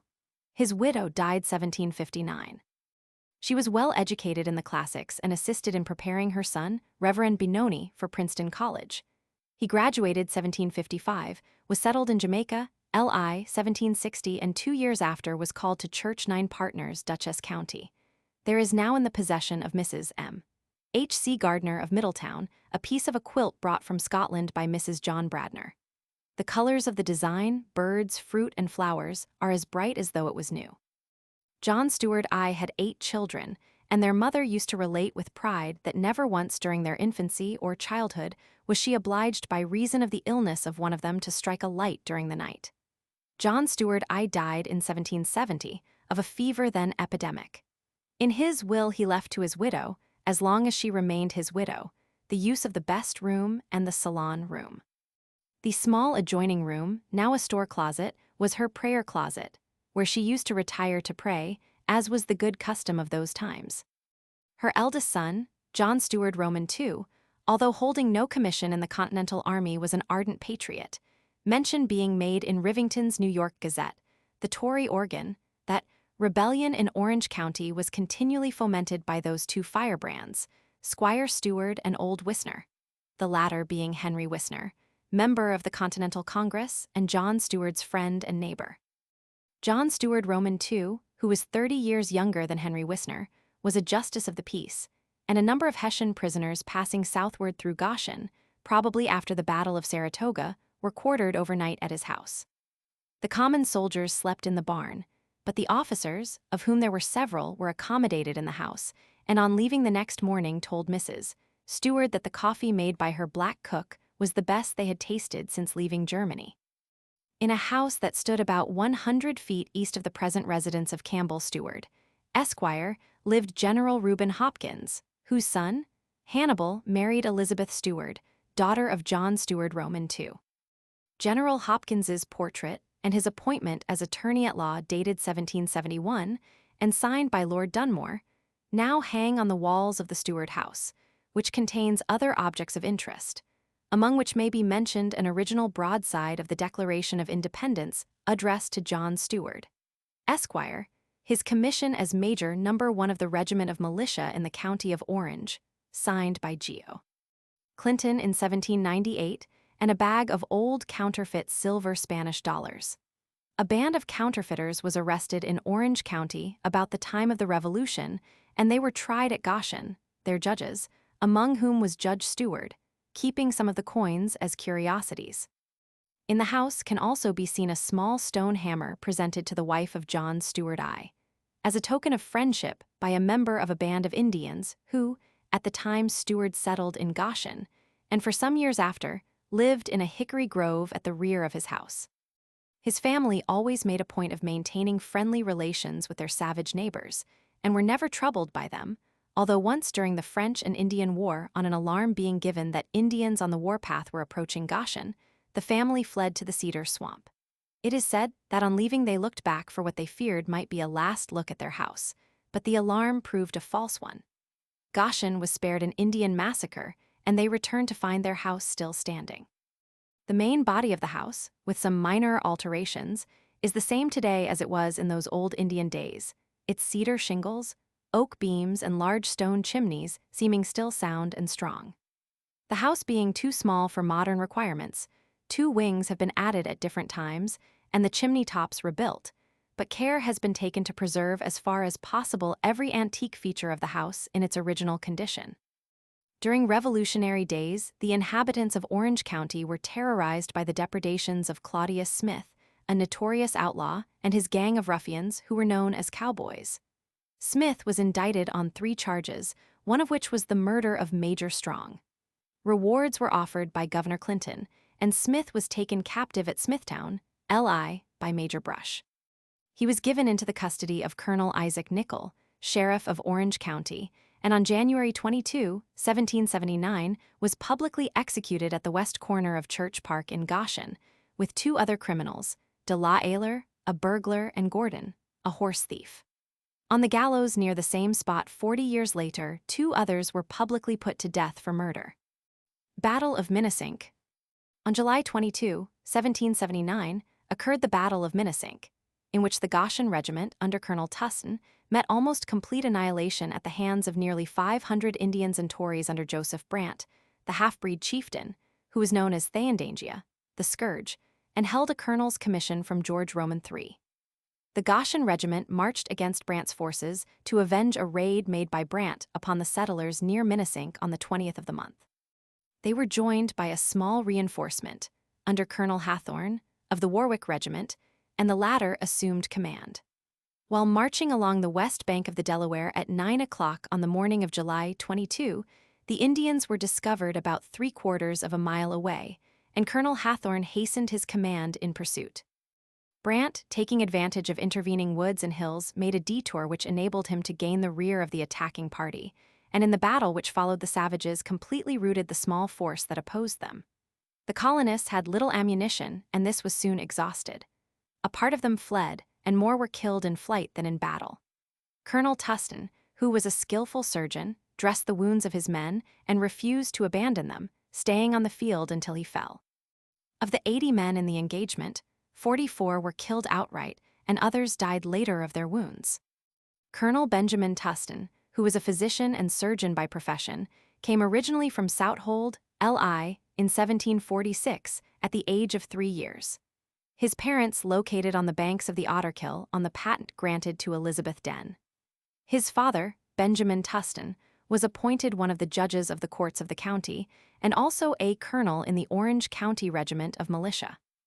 The son Benjamin was sent to an academy at Jamaica, LI, and at the age of 19 returned to Goshen and studied medicine with Dr. Thomas Wiscam. He afterwards studied in Newark, NJ, and New York City, returning in 1769 to practice medicine in Goshen, where 2 other physicians, Dr. John Gale and Dr. Pearson, had already located. He was very successful and was widely known as a surgeon. He married Miss Brown, by whom he had 2 sons and 3 daughters. In 1777, he was appointed lieutenant colonel of the Goshen Regiment of Militia under General Allison, and in 1778 was appointed surrogate of Orange County, which office he held when he lost his life at Minisink. Captain John Wood, of Colonel Tustin's regiment, was captured in the Battle of Minisink, his life being spared by Brant, who, in the thick of the battle, thought he saw Wood give a Masonic sign. Wood was taken captive and transported to Canada. He left a journal of events following the battle which throws considerable light on the life and character of Brant.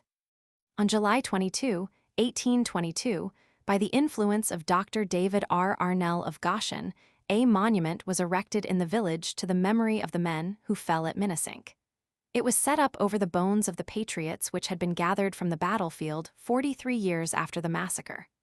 On July 22, 1862, a more pretentious monument was dedicated and unveiled, provision for the cost of the same having been made in the will of Dr. Merritt H. Cash, of Minnesink. Goshen Village was originally laid out in 4 lots of 80 acres each.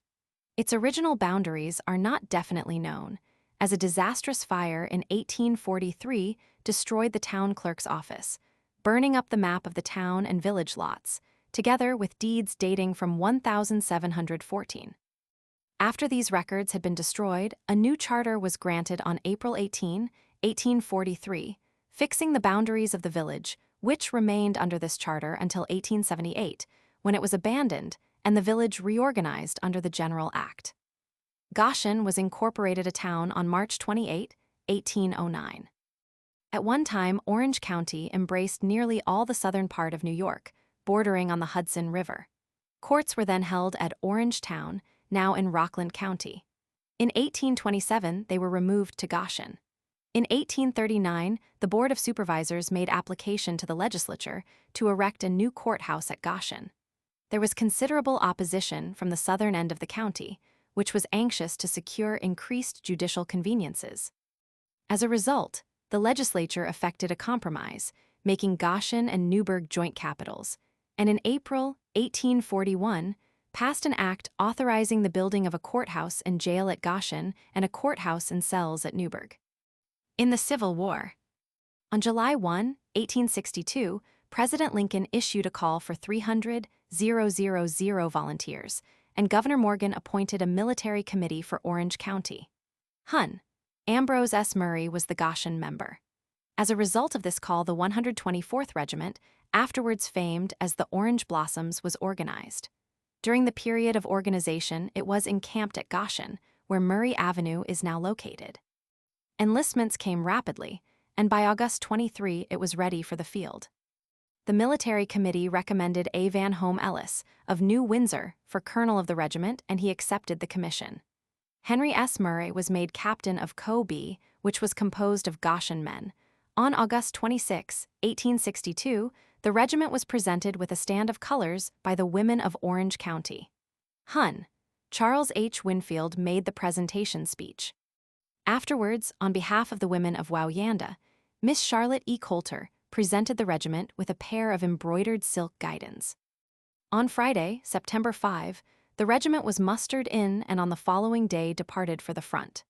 It fought in many engagements from Manassas Gap to Lee's surrender at Appomattox, and was disbanded at Washington's headquarters in Newburgh, June 16, 1865, leaving a record of 208 service dead and 609 casualties in action. When the Civil War was at its height and drafts were necessary to supply the depleted ranks of the Union Army, one interesting incident took place at Goshen. The Provost Marshal General had ordered a draft for the 11th District, comprising the counties of Orange and Sullivan, calling for 1,932 men, with 50% added, making a total of 2,898. This draft was to begin at Goshen on Wednesday morning, October 7, 1863. Trouble was feared by certain of the leading citizens, and they asked that troops be sent to the village to prevent rioting. Accordingly, on Tuesday evening, October 6, the 5th Wisconsin Volunteers, under Colonel Allen, arrived in town. The regiment, which originally numbered 1,300, had been reduced by hard service to 450 men. They made their camp on the elevation which is now Prospect Avenue, and during the night, trained their cannon to cover the points where crowds would gather in case of rioting. The drawing began on Wednesday and lasted until Saturday, and there was no serious disorder. The names were drawn from the wheel by Gabriel Coleman, an aged blind man of the village. Orange County's quota was 131, and Sullivan's 767. Goshen furnished 62, of whom 3 were colored men. A table of military statistics compiled just before the close of the war showed that Goshen had furnished men as follows at the government's call: 30 men in 1861, 113 men in 1862, 104 men in 1863, 51 men in 1864. On Thursday, September 5, 1907, there was dedicated at Goshen a monument to the service dead of the 124th Regiment. The monument, which weighs 19 tons, is a bronze figure, the standard bearer, designed by Theo. Alice Ruggles Kitson, a noted sculptress. The figure, 18 feet in height, stands upon a pedestal of Stony Creek granite, 14 feet high. The monument was presented to the people of Orange County by Hon. Thomas W. Bradley, of Walden, NY, Member of Congress from the 20th New York District, in memory of his comrades who died in the service of their country. Mr. Bradley enlisted as a private in the Orange Blossoms, was promoted to captain and brevetted major for meritorious service, and was awarded the Congressional Medal of Honor for gallantry at Chancellorsville, May 3, 1863, when he volunteered in response to a call, and alone, in the face of a heavy fire of musketry and canister, went across the field of battle and procured ammunition for his comrades. The presentation was made by Colonel Charles H. Wagant, who commanded the regiment after the commander, Colonel F. M. Cummins, fell wounded. It was accepted for the people by Mr. John J. E. Harrison, chairman of the Board of Supervisors, a veteran of Co. B. 56th Regiment, USV, who was wounded at Devon's Neck, SC December 7, 1864, and who rendered before and after that time valiant service in the Union's cause. It was accepted also by Captain Robert B. Hawk, who was the village president and was then serving his 18th consecutive term in that office. He also had been a soldier with a long and honorable record. He enlisted in the regular army as a bugler some years before the war and was assigned to the 10th U.S. Infantry and sent to Fort Snelling, Minn. He took part in many expeditions against the Mormons under General Albert Sidney Johnson, afterwards the Confederate general killed at Shiloh. Mr. Hawk was later sent to the scene of the Mount Meadow massacre and fought in the Battle of Ash Hollow under General Hardee. In 1860, he was a Pony Express rider when Denver was only a tented village. After Fort Sumter was fired on, his old commander, General Tracy, asked him to drill recruits at Staten Island. He did this and later performed the same service at Washington. In 1861, he was commissioned lieutenant of Co. E, 12th New York Cavalry, and in 1863 was made captain of Co. F. He was on the Burnside expedition, at Ball's Bluff and in the Second Battle of Bull Run.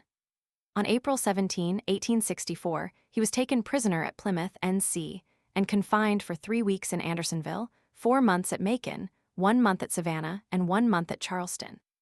With 6 brother officers, he escaped from prison at Columbia, SC, and was tracked by bloodhounds. All the others were recaptured, but he, after suffering terribly by privation and exposure, reached the Union lines and was cared for by the 3rd Tennessee, until able to report to General Dix in New York.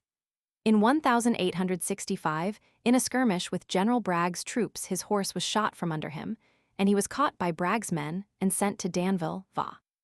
He made a break for liberty and escaped to the brush, rejoining the Union forces just before Lee's surrender. At Bentonville, in a cavalry charge, his horse was killed and he was thrown among the rebel infantry and captured. The same night he escaped, covering himself with dead leaves and reporting at his company headquarters in the morning. His comrade in rebel prisons, Lieutenant A. Cooper, dedicated a book of his experiences to Captain Hawk. Chapter 17. Town of Greenville, by Charles E. Stickney. The number of acres of land in the town assessed in 1865 was 18,287, at a valuation of $385,600. Personal property $49,850. The number of acres assessed in 1907 is 17,829, at a valuation of $269,485. Personal property $19,850. A loss in 42 years of 458 acres of land, 115 in assessed valuation of real estate, and of $30,000 assessed personal property. The town expenses, town audits, were $619.37, besides $807 for roads and bridges. In 1855, the town had a population of 1,218. 10 years later, it had a population of 1,147, while in 1905 it had only 672 inhabitants, a loss of nearly half compared with its first named census. The name was undoubtedly suggested by the beautiful green summer verdure the eastern part of the town exhibits, lying to the sun on the eastern declivity of Shawangunk Mountain. Its boundaries are, beginning at the corner of the town of Wauyanda line with that of Mount Hope, thence almost due west along the Mount Hope line to that of the town of Deer Park, thence along the Deer Park town line southwest to the New Jersey state line, thence easterly along the said state line to the corner of the Minnesink town line, thence northeasterly along the Minnesink town line to a point on Castle High Hill near South Centerville, thence northwesterly along the town of Wauyanda town line to a corner, thence northeasterly by north along the said line to the place of beginning. The first town meeting was held at the house of Jonathan Wood in Bushville, March 28, 1854. Bushville then was a village of some importance, but since the near advent of railroads, its trade has gone to other places. Physical features. The oldest village in the town is no doubt the settlement at Smith's Corners. It was situated on the road which leads along the eastern slope of the Shawangunk Mountain from Coleville, NJ, to Odysville, and in early times was a place of some business. Elijah Smith was its founder about the close of the Revolution. Joseph Smith, Justice of the Peace, see Minnesink Civil List, in 1813 was a noted man in his day. After the Goshen and Minnesink Turnpike Road was built, and later when about 1820, a mail route was established through there, the post office was located at a store which stood where the village of Greenville now is. The post office was named Minnesink because there was somewhere in the state a post office already known as Greenville, and this was the nearest post office to the real Minnesink west of the mountain. 2 churches, a store, and a hotel are located there. The village of Smith's Corner has this year of 1907 been made convenient to travel on account of the new Macadam Road, just built throughout it from Slate Hill to Carpenter's Point. Lake Maritange, upon which one of the great land patents, Evans, cornered in colonial days, is now known as Binwater Pond. It covers about 20 acres of land and is now so filled with aquatic growths and mud that it has less than half of its original extent. It was once reported to be of great depth. It in early times was famous for its excellent fishing. Its original name was undoubtedly an Indian one. The name Binwater is a corruption of the German Binnenwasser, inland water. Boudinot Creek is its outlet. The great swamps which once stretched north and east of Smith's Corners were known to early records as Packadassink Swamp. They have been largely cleared, drained, and are coming rapidly under cultivation. The Shawangunk Kill, whose Indian name was the same as that of the swamp, Packadassink or Peekadassink, originates from springs in the swamps and flows northward along the base of the Shawangunk Mountain toward Ulster County. Rutgers Creek originates in the watershed south of Greenville Village. Early settlers. Jonathan Wood, Justice of the Peace as early as 1796, and Timothy Wood, see Civil List, resided in Bushville in this town. John W. Eaton, see Civil List, is a descendant of Robert, who came to the town shortly after the Revolution. Robert had sons John, William, Robert, and Samuel. There was also an Alexander in the town of about the same generation as Robert's sons, who had a son Thomas. John, the eldest son of Robert, had 2 sons, Gabriel and Daniel H.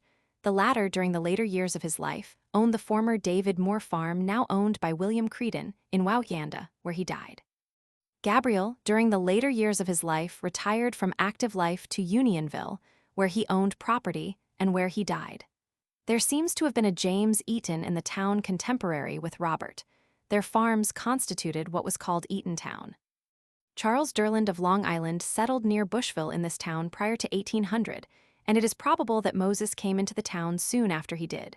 Moses lived and died in the town, but Charles bought land about 1.5 miles south of Ridgebury, where he made a permanent settlement and died there.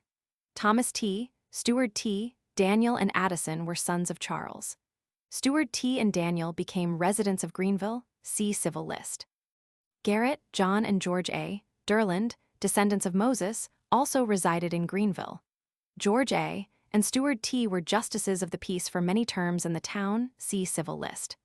Addison settled near Westtown, where he died. Thomas T. Durland succeeded to the old homestead near Ridgebury, and later in life bought the former Phineas Howell farm near Slate Hill, where he died. His widow, whose father, George Jackson, in his lifetime owned the farms now owned by William Ralston of the Lower Road and son George, and daughters Alice L. and Etta H., now reside on the Slate Hill homestead, while a son, Charles, resides in Middletown and a daughter, Elizabeth Van Orden, lives in Pompton Lakes. John, Joseph, and Hiram Manning were early settlers in the town. Joseph's children were Joseph, Jr., John, Isaac, Richard, Walter, Benjamin, Mrs. Isaac Finch, Mrs. E. Hurlbut, Mrs. John Ferguson. Hiram Manning at one time owned the grist, saw, and cider mills at Millsburg. His son, John R. Manning, resides in Gardnersville in Wauwanda, and the latter's son, Hiram Jr., is in business in Johnson's. Abraham Elston was a very early settler in the town, and many of his descendants are still in it. Harvey H., Alfred, W. L., and W. W. Clark, see Civil List, were descendants of the David Clark mentioned in a sketch of the family in the town of Minnesink. Under an old school, law teachers were formerly licensed by town superintendents, which prevailed up to 1856. Geo. A. Durland held the office of superintendent for some time. Samuel S. Graham was elected to the position in 1856, but the law was repealed that year and he was never sworn into office. Churches. The Baptist Church of Greenville was incorporated January 27, 1816, and was supplied by the pastors of Brookfield Church until July 31, 1822, when the church was dedicated as a separate one. It was constituted by 31 members. Elder Zelotes Grinnell preached the sermon, August 3d. That year, 23 more members were set off from the Brookfield Church to it. Elder Henry Ball was pastor for 11 years. Elder D. Bennett supplied it from Unionville for 4 years. W. H. Jerton, D. Bennett, C. Brinkerhoff, and Joseph Howat supplied it to 1848. Reverend Stephen Case became pastor of it in May 1848 and continued there to his death in 1895. It was said of him that he married and buried probably more Orange and Sussex County people than any other minister has. He was a son of John and Mary Meade Case. The father is alleged to have come from New England, while his mother was a daughter of Ebenezer Meade of near Waterloo Mills in Minnesink. John and Mary Meade Case had 4 sons, Joseph M., E. Inman, John B., and Stephen. Joseph M. was Justice of the Peace from 1850 to 1874 in Minnesink and held other offices, see Civil List. The Case homestead was on the ridge west of Westtown where John died in 1844 and Reverend Ralph Bull preached the funeral sermon. His wife died in 1847. Joseph M. was unmarried. E. Inman died in 1888. He had 5 sons and 1 daughter, John Jr., Joseph, Ira L., Jefferson, Anson, and Amelia. Ira L. became a resident of Middletown and was elected school commissioner of the 2nd District of Orange County for a term. John B. studied for the ministry and became a clergyman of much influence. He died in 1886. He had 7 children, John B., Jr., Stephen J., Joseph M., Tisdale, Joshua I., Sarah, and Flora. Stephen, son of John, after his primary studies were over, attended and graduated at Madison University in 1840. He began preaching the next year and supplied the pulpit of the Orange Baptist Church 6 months. Then he preached for 3 years in what was called the Broadway Baptist Church, which we incline to think was located near Wikertown in Wantage Township, NJ, probably the one built by Job Cossad. In May 1848, he became pastor of the Mount Salem and Greenville churches. He was then about 30 years old, and he labored there for over 60 years until his death. He was survived by 3 sons, John E. Joshua, Jr., and Joseph M. Joshua, Jr., is a famous auctioneer residing in Unionville. The Methodist Church of Greenville was incorporated December 23, 1850. There had been preaching for about 20 years before that by ministers of the M.E. denomination. The church edifice was built before the church was incorporated. Reverend Henry Litz, who died a few years ago in Deckertown, was pastor there for some time, succeeding Revs. Andrews, Grace, and Rustling. Besides the cemeteries connected with the churches, there are a number of family burial places in the town, notably those of the Manning, Sabolt, Seeley, Courtwright, Van Buskirk, Mulock, Ramai, and Jenks families. Miscellaneous. During the Civil War, the town issued in August 1864 bonds for $25,159.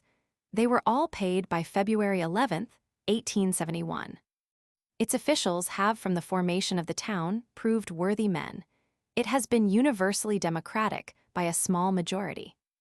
Nathaniel Reeves Quick, Justice of the Peace from 1868 to 1873, was a tall, pleasant man, a descendant of the Quick family of Pennsylvania. He was well posted on the history of the famous Tom Quick, who was a member of the same family. The traditions which Mr. Quick of Greenville had instilled into his mind from accounts handed down to him by his grandfather, no doubt truthful, were not altogether complimentary to the old Indian hunter. His grandfather said, told by Nathaniel R. himself, that Tom, when hard-pressed for something to eat, would come to his house and stay till the good housewife would absolutely refuse to cook for him any longer, and his grandfather would inform Tom that he must either go to work or leave. That, he said, always started him, for if there was anything in this world that Tom hated it was to work. Then he would shoulder his gun and tramp off in the forest for 2 or 3 months before he ventured to show himself again at the house. In truth, his grandfather did not put much dependence on the stories told by Tom of his adventures, because he thought Tom was merely whiling the time away with something to wheedle him with, in fact, a sort of stand-off for lodging. The old Goshen and Minnesink Turnpike Road of the last century, crossing Shawangunk Mountain just west of Greenville Village, was changed by the state to a macadam road constructed, or nearly so, in 1907. It takes a new route across the mountain and has greatly reduced the grade. The Goshen end of the road to Dawsontown was completed a few years ago, and the one from Dawsontown through Wauyanda and Minnesink to the state line about 2 years ago. The new road through Greenville connects with the Wauyanda line at Slate Hill. Of the Tory element in the town during the Revolution, it is traditionally remembered that Brant is said to have, after his first raid in 1778, contemplated a more extensive one. For that purpose, he came to Greenville secretly to get information of the surroundings. He hid himself in the Packadassink swamp below Smith's Corners and explored the vicinity by night. Certain Tories of the neighborhood were suspected at the time of furnishing food to some tramp in the swamp, and one of them was caught returning from the swamp, where he had been to take a portion of a sheep which he had killed, as it was later found out. Excitement ran high at once, and a party visited his premises and found that he had slaughtered a sheep and had taken a part of it to the swamp to feed a hidden Tory, as was supposed. A committee improvised a fife and drum corps, wrapped the bloody sheepskin about him, and marched him at the point of a bayonet on foot to Goshen, followed by the music of the fife and drum. This was on a broiling hot day in summer, and, as may well be supposed, that march of 16 miles, bothered as he was by the flies and the jokes of the people they met, made the victim very uncomfortable. Later, when Brant swooped down on Minnesink in 1779, he did not cross the mountain into the Greenville neighborhood, as the settlers then thought he intended to do at first. Then they ascertained the kind of a tramp that the Tory had been furnishing with mutton in Packadassink Swamp, and rejoiced to think that their prompt action in treating their Tory neighbor to that arrest probably saved their homes from the invasion planned. Before the days of railroads, the people who lived in these neighborhoods generally went to Newburgh, and if they desired to go to New York, took from thence passage on a sailing vessel for that place. Sometimes the passage occupied 3 or 4 days between those two cities, dependent on the weather. In windy weather, the sloops often had to anchor under some protecting high shore, and in dark nights they generally anchored until daylight. A disaster which made a great sensation throughout the county and elsewhere happened November 24, 1824, to a sloop of this kind near Polyples Island in Lower Newburgh Bay. The sloop Neptune was on its way up the river under command of its first deckhand, John Decker, the captain Halstead, having been left in New York sick. About 20 tons of plaster were in its hold, and about 20 more tons piled on deck together with 8 or 10 tons of other goods. There was a strong wind prevailing, and the boat was coming up near the island with a double reef in the mainsail and all precautions taken for safety, when there came a sudden blast of wind, which caused the sloop to dip and the plaster on deck to shift its weight. This shifting of the deck plaster caused the sloop to dip so violently that the water came pouring into the scuttle of the forecastle, and into the cabin where some 10 or 12 women and a number of children were gathered. Besides the crew, about 26 male passengers were on the deck. Instead of righting, the boat went right down without further warning. All in the cabin were drowned. It was about noon, and several boats that saw the sloop go down hurried to the scene and were so successful as to rescue 17 of the passengers. Joshua Mulock, of Minnesink, now Greenville, was one of the men on deck, and he said that when he first heard the women and children scream in the cabin, he tried to break a grating in the deck to let them out, and the boat went down so quick that it carried a part of his vest with it which caught fast. That held him and he went down under the boat. Luckily, his vest tore loose, and he floated out from under the boat and came to the surface, where he was rescued. Jesse Green from present Greenville and a man named Carey from present Wauyanda neighborhood were also saved. Among those drowned were John Greenleaf, George Evertson, Matilda Helms and William Kelly, and Child from Minnesink. The next year, the bodies of Matilda Helms and Mr. Greenleaf were found among others at Cold Spring some distance down the river. They were buried by the coroner of Putnam County. The sloop was afterwards raised by its owners. Next to the Battle of Minnesink, this disaster furnished the greatest sensation of those early times. Mr. Mulock was a great humorist. On one occasion, a Mr. and Mrs. Lee of Greenville made Mr. and Mrs. Mulock an evening visit. When the visitors were seated in their wagon ready to start for home, one of them said to their host and hostess, "Now you must come and see us as soon as you can." "We'll promise to do so, sure," said Mr. Mulock.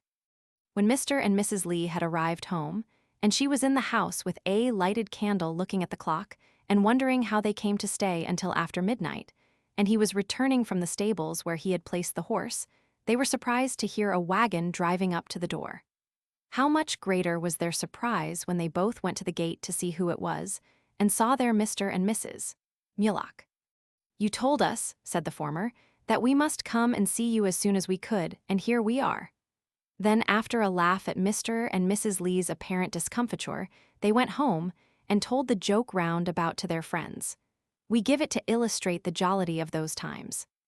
From the years 1836 to 1854, the post office regulations for the three towns, under the name of Minnesink, were a mail delivery Tuesdays and Fridays of each week. The mail was carried by a contractor, who left Goshen on those days in the morning in a one-horse sulky or gig, which easily carried the driver and mail bags. He came across the Wallkill at Pellet's Island to Ridgebury, thence to Westtown, Unionville, Minnesink, Greenville, and back through Bushville, South Centerville, Brookfield, Slate Hill, Denton, and to Goshen. The trip was made in one day. Sometimes the carrier would have a young woman on the seat with him, which invariably made him late and caused lots of grumbling among the people waiting for the mail. Few letters were received, and the only newspapers taken generally were the Goshen Democrat and Independent Republican of Goshen. Not a daily paper then found its way in this region, except at intervals. The rates of postage were, up to 1845, for a letter of a single sheet, not exceeding 30 miles, 6 cents. Over 30 and not exceeding 80 miles, 10 cents. Over 80 and not over 150, 12 and 1/2 cents.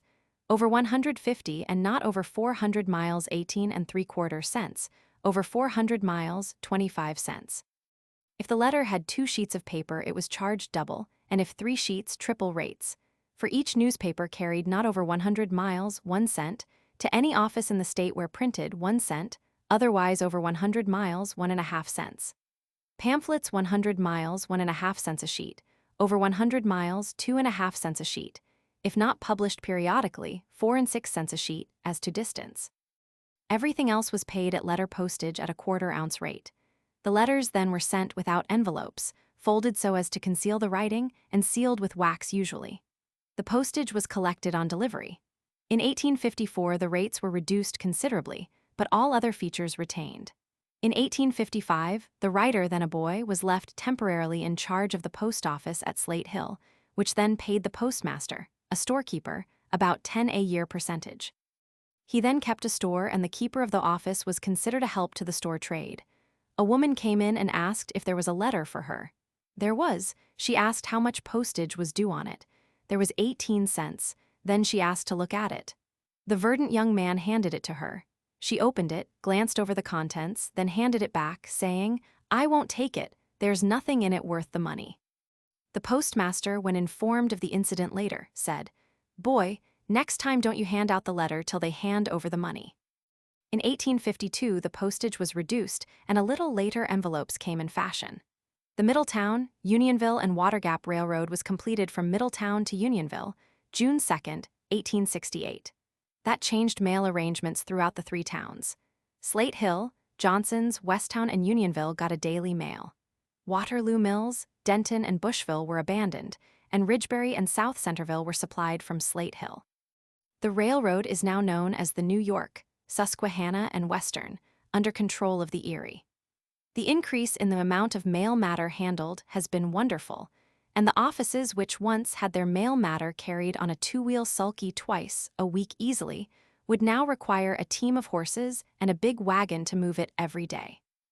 The 4th and 5th days of January, 1835, were remarkably cold days, and that winter was a terribly severe one.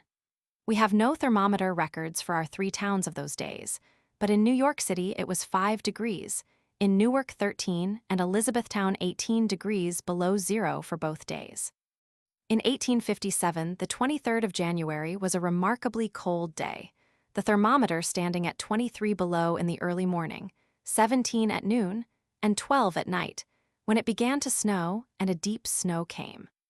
Orange County gave 3,541 votes for Van Buren and 2,242 for Harrison for president in 1836. The local option law in our 3 towns has resulted in a continual no-license majority for about 25 years in Wauwanda, occasional no-license in Greenville and Minnesink. The result of the election in 1907 gave no-license a majority in Minnesink. In ancient times, elections were held in the spring for local officers, and in the fall for county, state, and national officers. All the officers in the state are now elected in November on one day. In 1837, the states held election. Maine, 2nd Monday of September. Alabama, Mississippi, Kentucky, Indiana, Illinois, and Missouri, 1st Monday in August. Delaware, 1st Tuesday of October. Louisiana, 1st Monday of July. Tennessee and North Carolina, 1st Thursday in August. Vermont, 1st Tuesday in September. Georgia and Maryland, 1st Monday in October. New York, 1st Monday in November. Massachusetts, 2nd Monday in November. New Hampshire, 2nd Tuesday in March. Virginia and Connecticut in April. Rhode Island in August. South Carolina, 2nd Monday in October. During the first early years of our history, where farmers kept large dairies, they made butter, which was the mainstay of their farming. They used a tread wheel about 12 feet in diameter set at a steep incline, on one side of which a horse or bull climbed to furnish the power for churning. Similar dairies used sheep or calves. About 1834 to 1840. Tradition, George F. Reeve, of near Middletown, invented an endless chain power on which a good-sized dog would furnish as much power as an animal twice as large. Lights for many years were furnished of dipped tallow candles. These were made by melting a wash boiler full of tallow, into which 6 candle wicks hung on a stick were dipped and hung on a rack to cool. Enough sticks were used so that by the time the last one was dipped, the first one was cool enough to dip again. And so the process was continued until the candles had accumulated enough tallow to be of the right size. Whenever the tallow in the boiler began to get low, hot water was added to make the tallow float to the top of the boiler. When beeves were killed in the fall, the good housewives were careful to dip candles for a whole year's supply.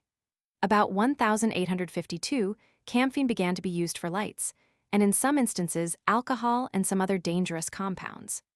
About 1860, the use of kerosene came into family and public lighting, and is still the great illuminant.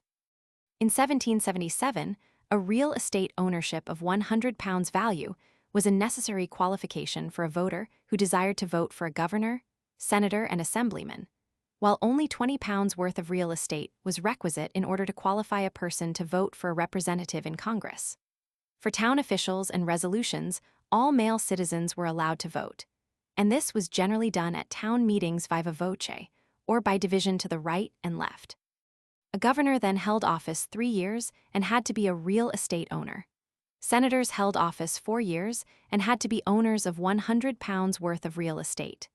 Judges were appointed by the governor and council and held office during good behavior, but were disqualified when 60 years old.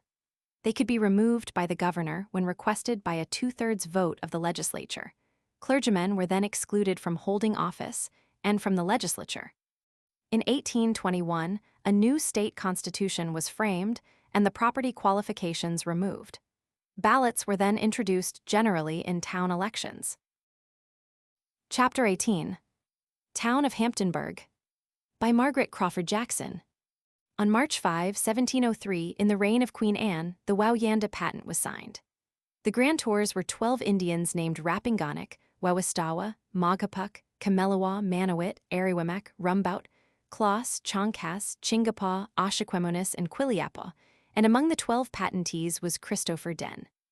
He was a Frenchman and a carpenter, then living on the eastern shore of Staten Island with his wife, Elizabeth, and a young girl 16 years of age, Sarah Wells, who had been taken by them as an infant and brought up as their own. Although she did not receive their name, nor at their deaths did they mention her in their wills, probably because she had received 100 acres after her marriage. Christopher Den, as his name is spelled by Mr. Eager in his history, or Den, as spelled by Mr. Ruttenber, the latter says, was a resident of New York in 1701, and one of the signers of the Protestant petition to William Roman III in that year. In 1702, his name appears appended to the congratulatory address to Lord Cornbury as one of the chiefest inhabitants of the city and county on New York. And in 1705, he was one of the signers of a petition by the merchants of that city. He was still a resident of New York in 1722-1723, and it was in that city his wife Elizabeth died. It should be noticed that it is said Den was a resident of the county of New York, even when not living in the city. Sarah Wells. Around Sarah Wells much of the history of Hamptonburg is woven. She was born in New Jersey, opposite Staten Island, April 6, 1694, and died April 21, 1796, aged 102 years, leaving 355 living descendants. Her husband was William Bull, an Englishman from Wolverhampton. The family left there for Dublin in February 1689. At Wolverhampton, the church register shows the records of the family back to 900 AD. The late claim is that William Bull, son of John Bull and grandson of Josiah Bull of Kingshurst Hall, who emigrated in 1715, settling at Hamptonburg, Orange County, New York, is identical with the husband of Sarah Wells. But whether Kingshurst Hall is in Wolverhampton, we cannot say at this moment. However, the coat of arms belonging to the Bulls of Kingshurst Hall has been engraved and virtually accepted by Mr. Ebenezer Bull of Hamptonburg as that of his ancestors. Christopher Den's share of 2,000 acres in the Wowyanda Patent having been set apart, he visited the location and made friends with the Indians living there.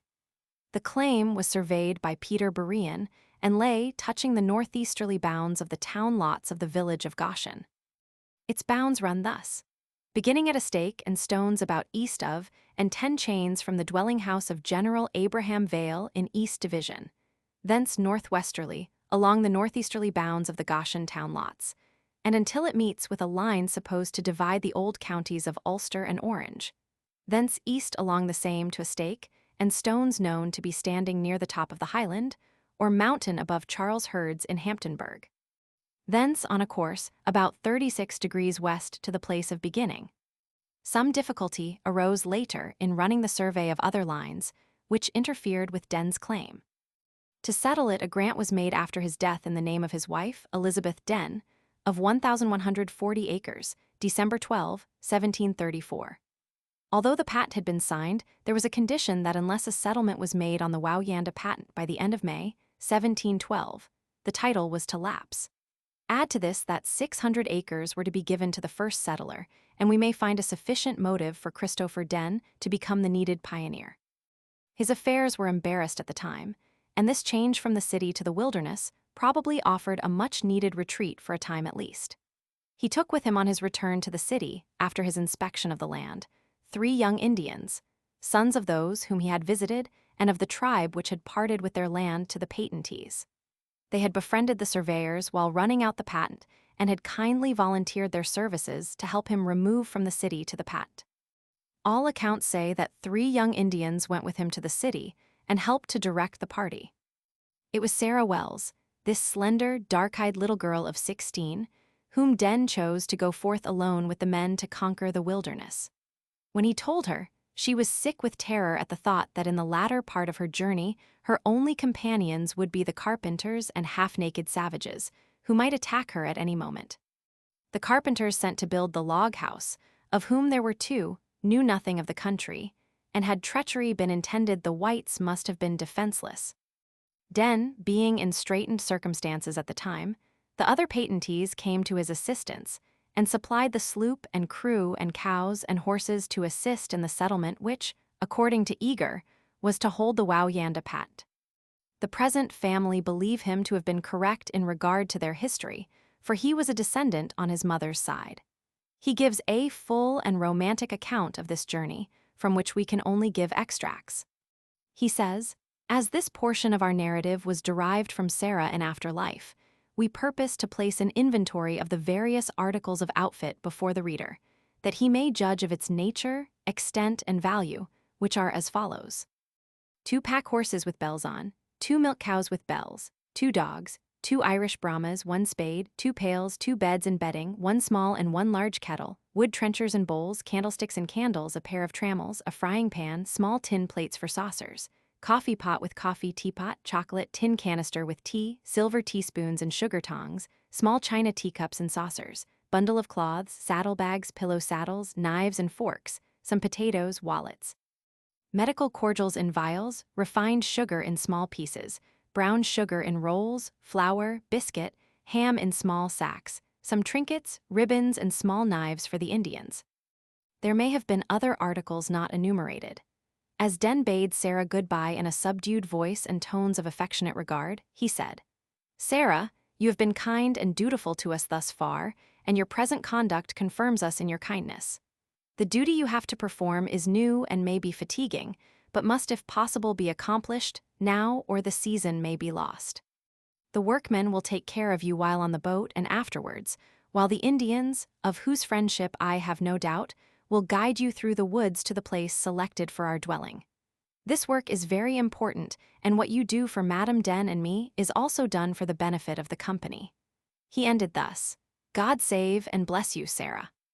The Indians faithfully performed their part, and the one who was given a special charge over Sarah's horse after the party landed on the banks of the Hudson near Cornwall, although half-naked, as were the other 2, watched carefully her comfort.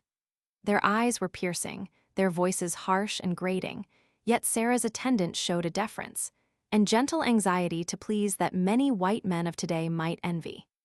Sarah mounted on the second horse, sat upon beds and bedding with many small articles around her, and managed her horse with great difficulty. The Indian marched close by her side, helped her on and off her horse, and pointed out many things in the woods calculated to interest her attention and draw her out in conversation. Not infrequently he plucked an early flower as it sprang up by the wayside, and calling her attention to it, tasted its leaves, and then presented it for acceptance. They arrived on the bank of the stream, now the Otterkill, opposite the spot which Christopher Den had selected as the place of his residence. Thus the journey in full 20 miles of pathless forest, with occasional thick underwood, was performed in a single day. They built a fire beneath a tree whose branches guarded them from dampness. They put boughs of trees upon forked sticks driven into the ground and laid the beds there to escape the snakes, and the carpenters lay down and slept well till morning. But Sarah dreamed and slept fitfully, while the Indians threw themselves on the ground with their feet to the fire and slept all night. Whenever Sarah roused herself to look about, her Indian made signs to her that all was well and he was guarding her. The next day the carpenters built a wigwam of split logs resting on end against a frame of poles 16 by 18 feet with a ditch about it to carry off rain. It had a slanting roof with a hole 3 feet square in the peak for the escape of smoke, the fireplace being below it. The goods were first unpacked, and plates set on the table for supper the second evening of their arrival, when one of the Indians saw 2 people at a distance, and going to reconnoiter, found Madame Den and her husband.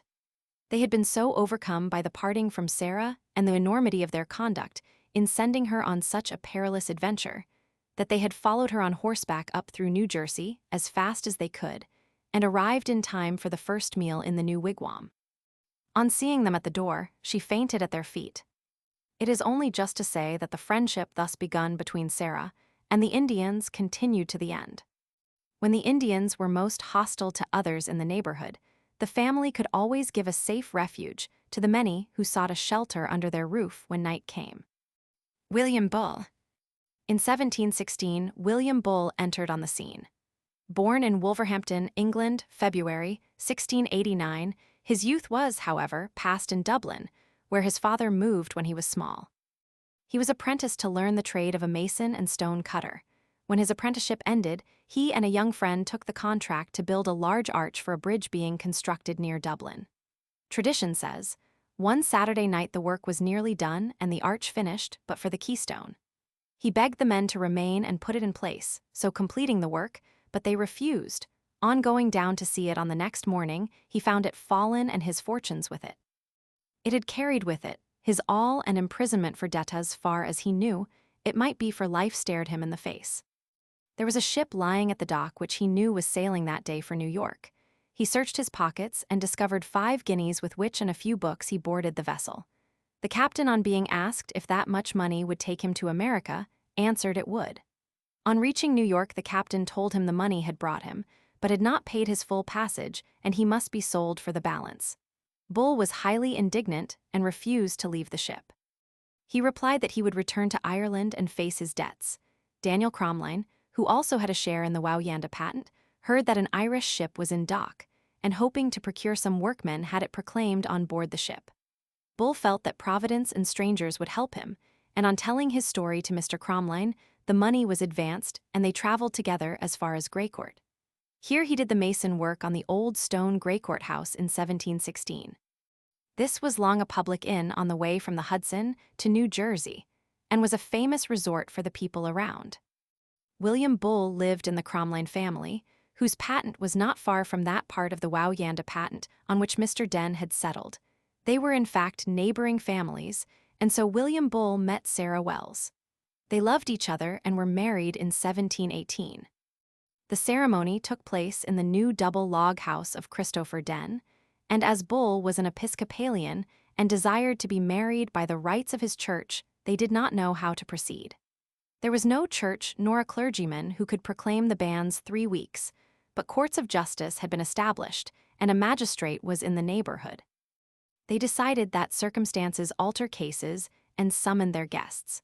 All being assembled, the magistrate, carrying the prayer book, proceeded first to the front door and proclaimed the banns to the trees of the forest, then through the hall to the back door, where he proclaimed it to the cattle and the outbuildings. He made proclamation then once more from the front door to the wilderness at large, and then performed the marriage ceremony. The wedding dress was of homespun linen delicately embroidered by the bride, and is now in the possession of one of her descendants, who has exhibited it at the family picnic held each year on the last Wednesday in August in the Grove at Campbell Hall. Later, Sarah Wells Bull asked for and received the promised reward of 100 acres from Christopher Den for having gone alone at his bidding to settle his claim and save his title. William Bull and Richard Gerard received a grant joining Dens of 600 acres, August 10, 1723. On the 100 acres given to Sarah, Bull built a barn of hand-sawed planks. These were of ash, rived, and the shingles of split pine, and put on each with 2 pegs. This barn is still in use and never has been painted. Afterwards, he built the stone house in 1727 on his own land nearby, and it is still occupied by the family and probably will stand for generations to come. It is built on a rock with a spring in the cellar, and before the house was quite finished in September 1727, an earthquake which was felt for 1,500 miles cracked the east side of the house, and the crack can still be seen. The lightning struck it in 1767-8, but only slight damage was done to its thick stone walls. The house has 2 stories of 11 feet each, with basement and a good-sized garret. It is a truly fine house for those times. Mr. Bull called his place Hamptonburg, from Wolverhampton, where he was born. There were 8 children born to him. Features and settlers: Stephen Jane, Daniel Jane, Joseph Hildreth, Adam Miller, Isaac Tobias, David Bloomfield, Gilbert Roberts, Lawrence Ferguson, Daniel Harrison, Daniel Miller, Joseph Gold, Henry Davenport, Israel Osman, Ezekiel Osman, Henry Hall, William Cooper, Samuel Lowes, Jacob Lowes. Hamptonburg Township, as it now stands, was set apart in 1830 from the towns bounding it.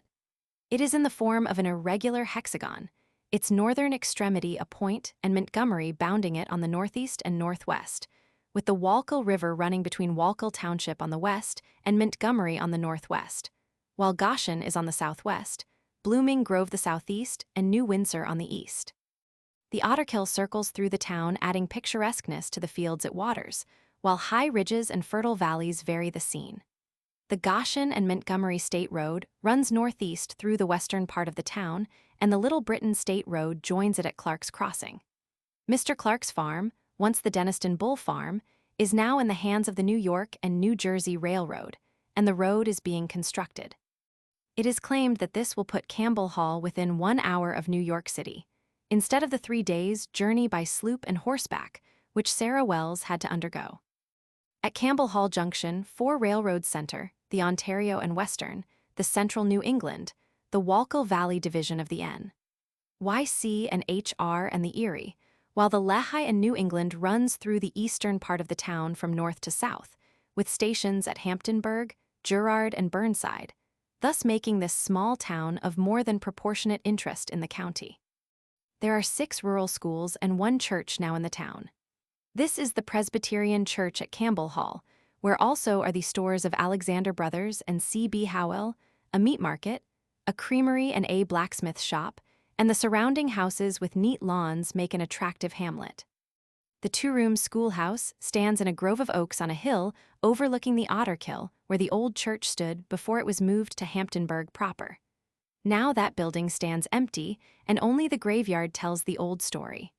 The name Campbell Hall came from a Colonel Campbell who lived there. His house was back of what is now the Bertholf House. Col Campbell was a Scotchman, the father of Mrs. Margaret Eustace, who was the mother of Jean Eustace of the Revolutionary Army of France, both of whom, we believe, died in the vicinity of Newburgh 30 or 35 years since. Eager in 1846-7. In speaking of Mrs. Eustace, he notes her dignity of manner when she resided at Campbell Hall. Also of her husband, Dr. Eustace, who was from the South, he says there was a secret not fully understood which embittered the last years of her life and her father's. Campbell Hall owes much to Mrs. Matilda Booth Gouge. Her husband, Mr. George Gouge, conducted a large creamery business there for years, and on his death he left his widow more than comfortably provided for. There were no children, and Mrs. Gouge did many kind things for her neighbors before her death. She gave the ground on which the church was built and a large house for a parsonage close to the church. She also educated a colored man for the ministry. On her death, she willed her large residence with its furniture for a more comfortable home for the pastor and her farm of 100 acres to the church, with $5,000 in bonds. Most of the buildings in the village are built on land purchased from her. Her birthplace was near and is now owned by Mr. C.B. Howell. Burnside has a sawmill, a store, and a Borden's creamery. Post offices are in each place, and the RFD comes out from Montgomery. This closes the helpful public activities of the town, but fine hotels, with bars, make an addition not to be omitted. It is impossible to follow closely all the different family fortunes of those who make the records of today. Our allotted space is too small. There are 2 of the original grants on which the descendants of the patentees are still living. These are the Richard Girard and William Bull grants. The one of 2,600 acres was dated August 10, 1723, on which, by a mistake of calculation, the carpenters erected the first wigwam in 1712, followed by the William Bull stone house. The second grant lay partly in Walkill, partly in Hamptonburg, divided unevenly by the Walkill River. William Bull, Esquire, the great-great-grandson of the first one of the name here, lives upon the western portion, and the stone house known as Hill Hold on the eastern part belongs to the descendants of the 3rd son of William Bull Thomas Bull, Robert McLeod Jackson and Margaret Eleanor Jackson, and their mother, Margaret Crawford Jackson, wife of Robert McDowell Jackson, son of William Wickham Jackson. The stones in the house were cut in the fields by the builder, Thomas Bull, as he had time for the work between planting and reaping. It was years before he was ready to build. Paneling was brought from England for the east and west sides of the 2 large first-floor rooms, also solid mahogany balls for the newels and mahogany balusters. The walls are 2 feet thick, with open fireplaces throughout the house and massive chimney stacks on the east and west. This house also stands on a rock, is in good repair, and has a beautiful situation on a hill. 30 years ago, Mr. Charles Bachman bought the roadhouse by Stony Ford Bridge, known as the Sutton House, with race track, and began to improve Orange County's fine trotting stock. Little by little, he bought the adjoining farmland until he owned 640 acres and remade the mile of road from Stony Ford to La Grange into as fine a highway as are the best state roads today. His house was visited by many noted people, among them General Grant when president, and General Benjamin F. Tracy, now ex-Secretary of the Navy. Mr. J. Howard Force now owns the place. General Tracy owned for a few years a farm in Goostown or Lagrange, which he named Marshland and greatly improved. This also was a stock farm for fine horses. It is now in other hands. Mr. Bachman bought part of the Valentine Hill farm originally belonging to Andrew Wilson, who was a private in Colonel James McClaffrey's regiment of Little Britain. In October 1777, he was one of the 100 men sent out from Fort Montgomery to intercept the British, who were 5,000 strong and commanded by Sir Henry Clinton in person. Here is a dispatch from Governor Clinton, dated October 7, 1777, the day after the fort was taken. We received intelligence that the enemy were advancing on the west side of the mountain with design to attack us in the rear. Upon this, ordered out Colonels Breyer and McClaffrey with upwards of 100 men towards Doodletown with a brass field piece, with a detachment of 60 men on every advantageous post on the road to the furnace. They were not long out before they were attacked by the enemy with their whole force. Our people behaved with spirit and must have made great slaughter of the enemy. Andrew Wilson was here taken prisoner, and when an English soldier ordered him to take off his silver shoe buckles he refused, and was knocked down by the butt of a musket and his buckles taken. He lay on the sugar hulk for 2 years, and believed he was treated with greater indignity than others because of his refusal.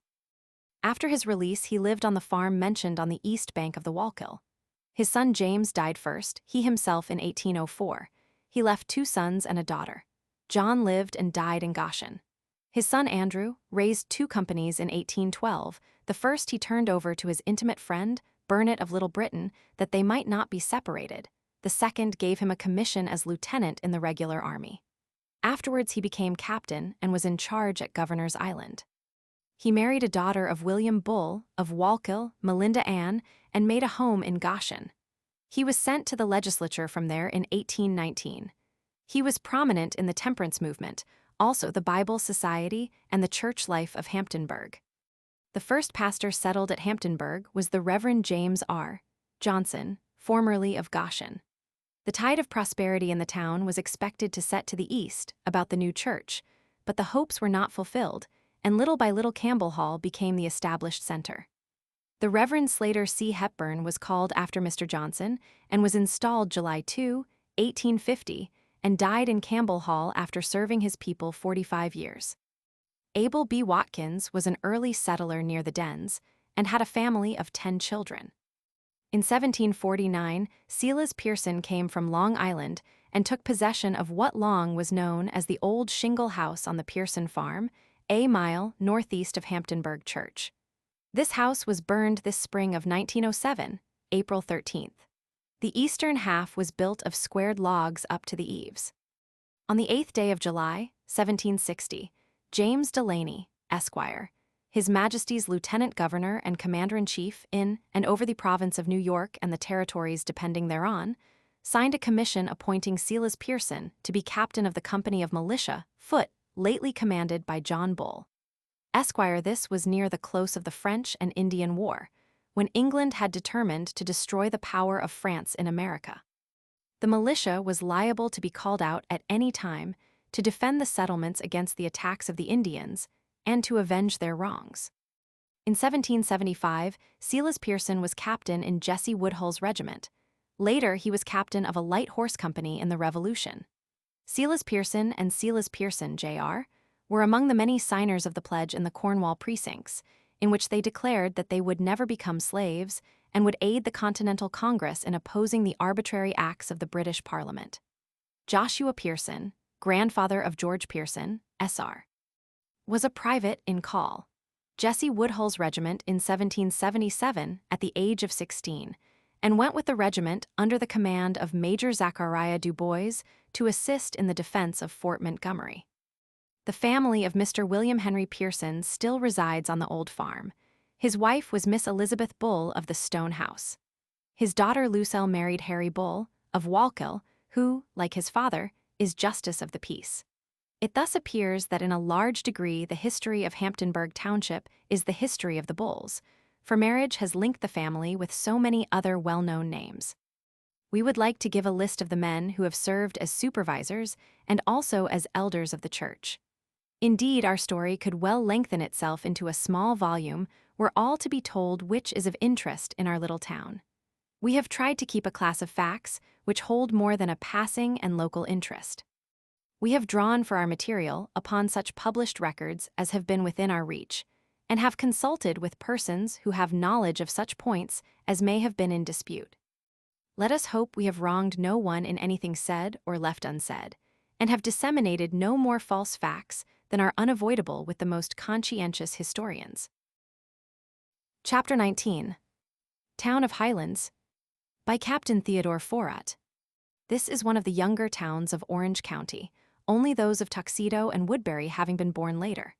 It is, in fact, only about 35 years old, but for scenic beauty and native charm, it easily outranks every other town in this county, if not all others on the Hudson River.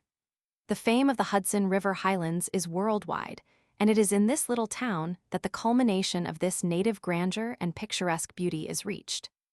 No one who has ever sailed up or down the Hudson, and who has not, will spend a moment wondering why this township was thus named. The general shape or contour of the town, laterally, may be roughly classed as triangular, but the topographical surface is far more difficult to classify. It has the most extended river frontage of any town in the country, it being some 9 or 10 miles, beginning at Crow Nest, in the town of Cornwall on the north, and reaching below Fort Montgomery to the Rockland County line. It is bounded on the north by the town of Cornwall, on the east by the Hudson River, on the south by Rockland County and the town of Woodbury, and on the west by Woodbury.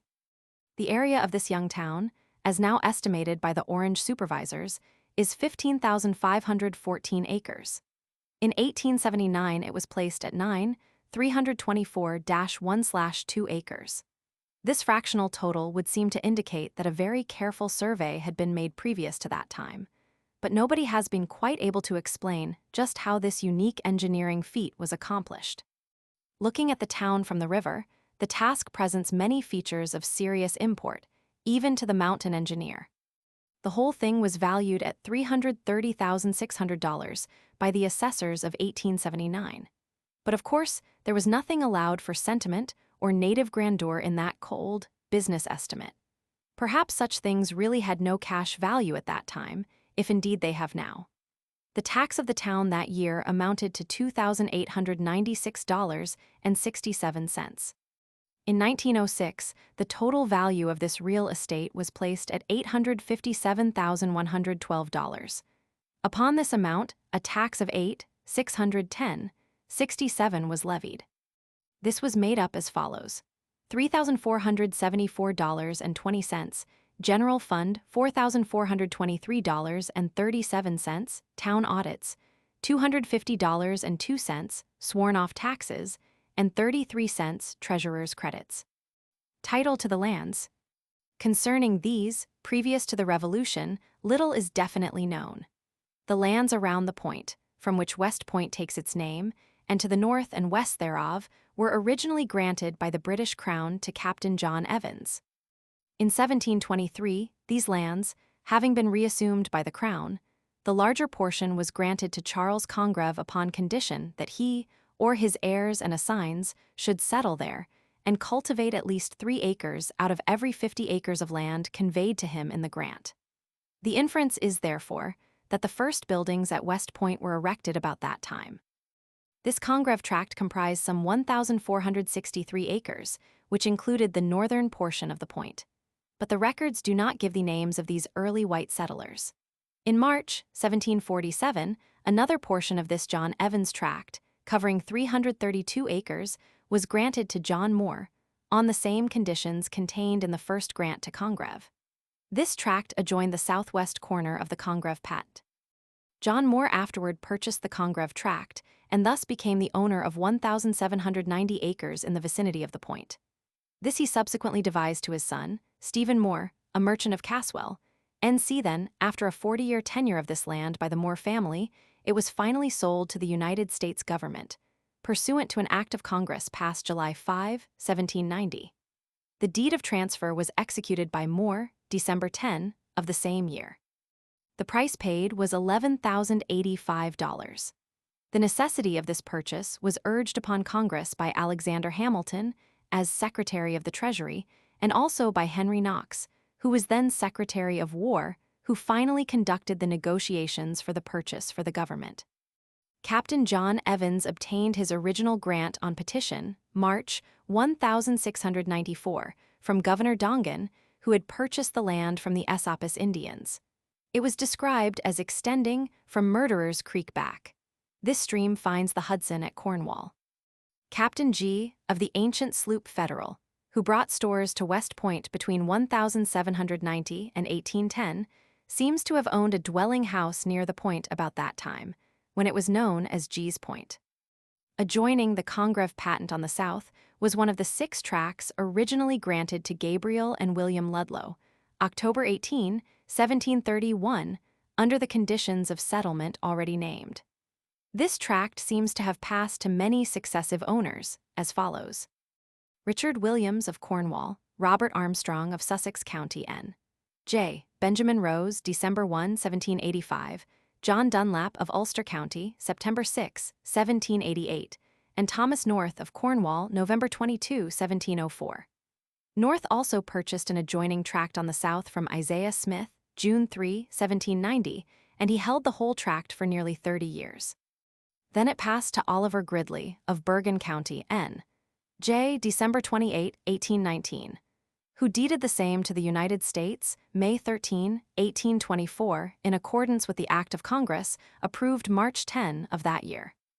At the time of the purchase of the Congreve and more grants by the government, Hugh Michellan, a Revolutionary soldier, occupied a small house on the property. In recognition of his patriotic services in that war, he was permitted to remain and cultivate his garden by Secretary of War John Knox. The old soldier spent the rest of his life there, leaving a wife and a daughter on the premises. They finally claimed the domicile by right of undisputed possession under the laws of the state. But they were finally dispossessed by the national government in 1830 in an action for ejectment. Sic. In addition to the patents already named, the following list of grants, covering other parts of this town of Highlands, are found on the record. Gabriel and William Ludlow, 991 acres, October 13, 1731, Alexander Phoenix, 1,000 acres, July 13, 1750, Thomas Moore and Louis Pintard, 1,100 acres, December 27, 1762, Samuel Stotts, 400 acres, June 5, 1712. Thomas Ellison, 770 acres, November 12, 1750, Richard Bradley, 800 acres, July 30, 1743. Gabriel and William Ludlow, 407 acres, October 18, 1731. Vincent and David Matthews, 1,000 acres, November 26, 1761. Gabriel and William Ludlow, 1,437 acres, October 18, 1731. Bradley Children, 4,290 acres, October 30, 1749. Vincent and David Matthews, 800 acres, November 26, 1768. William and Edward Wilkin, 1,305 acres, April 15, 1768.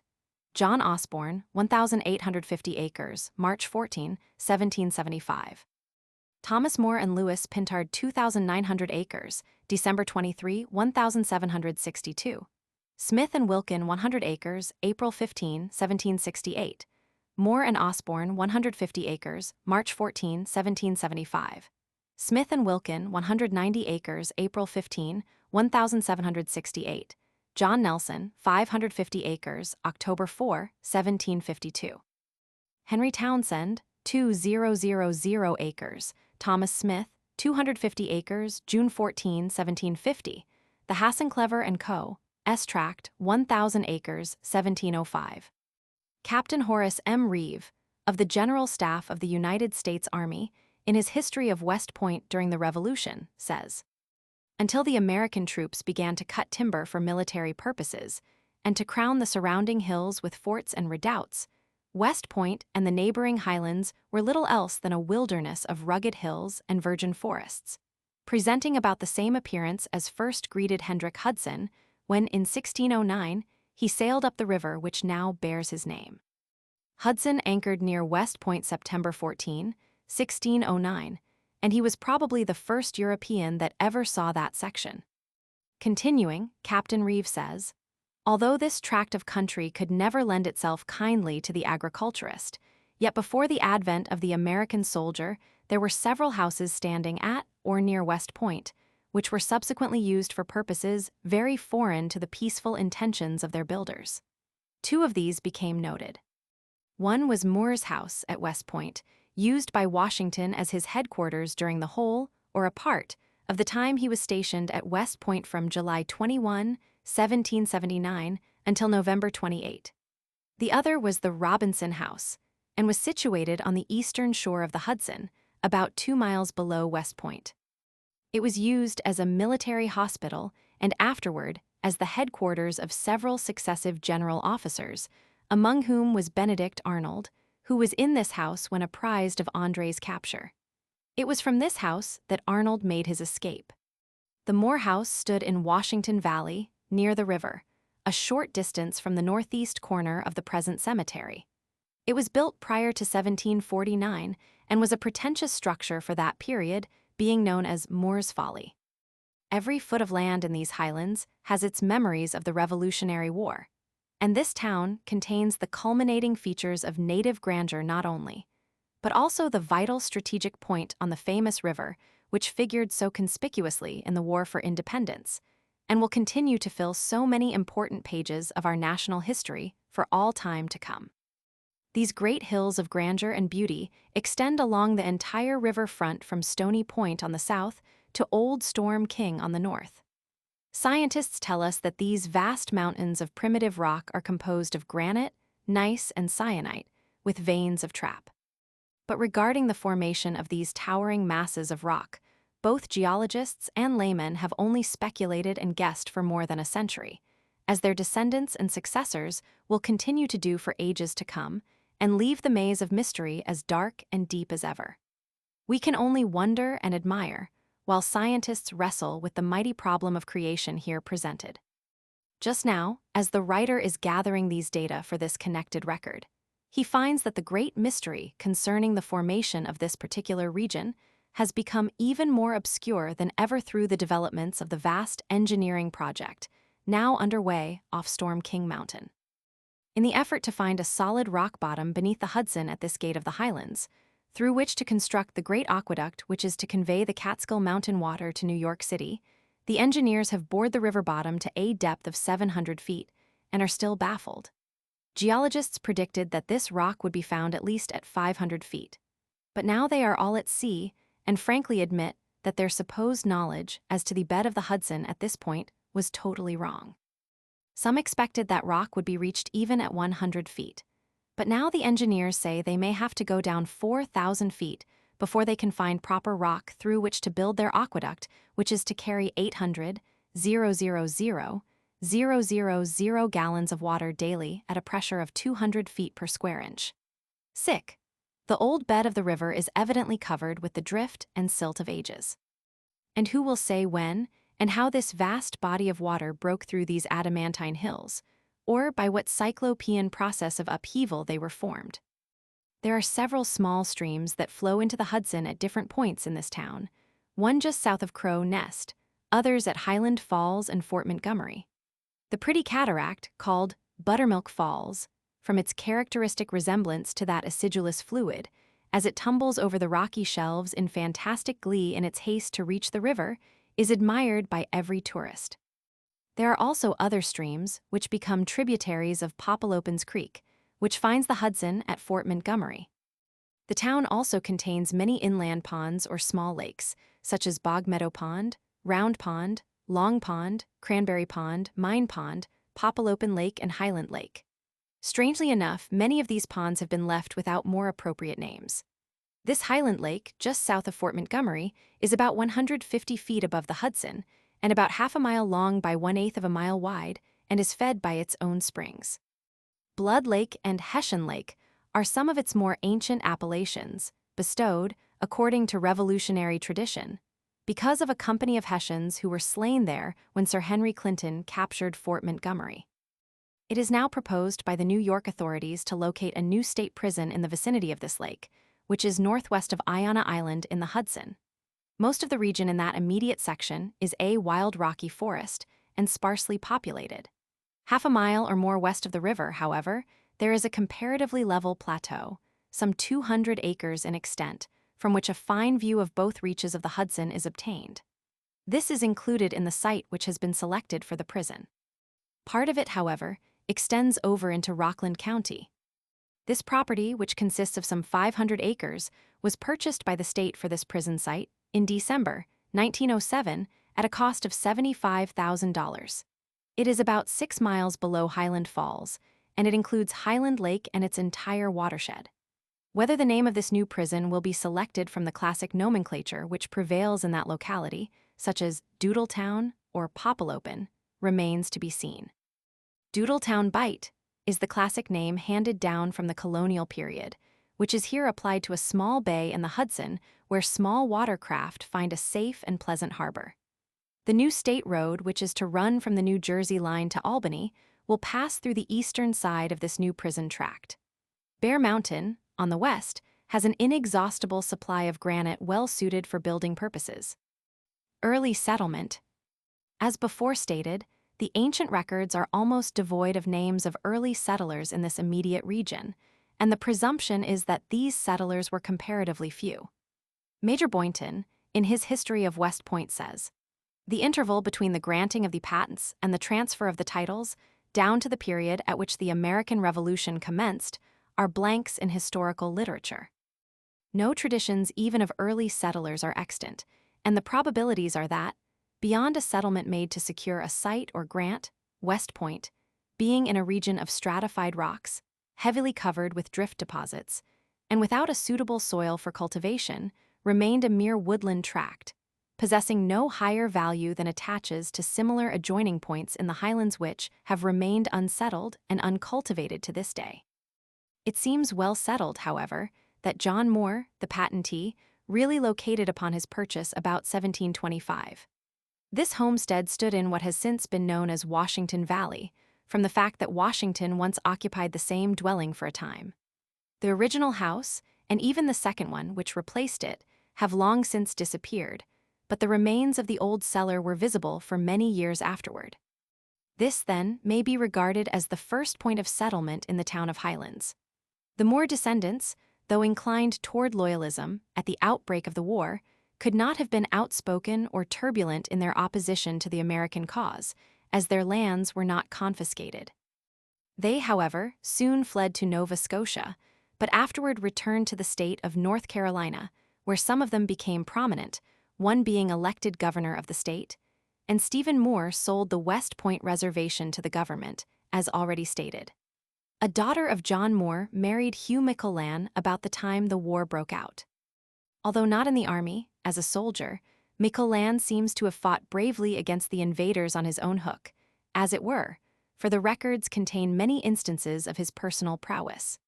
He was employed in hauling stone for the erection of Fort Putnam, and on one occasion he crossed the river alone and brought powder for the Continental Army at West Point at the risk of his life or capture.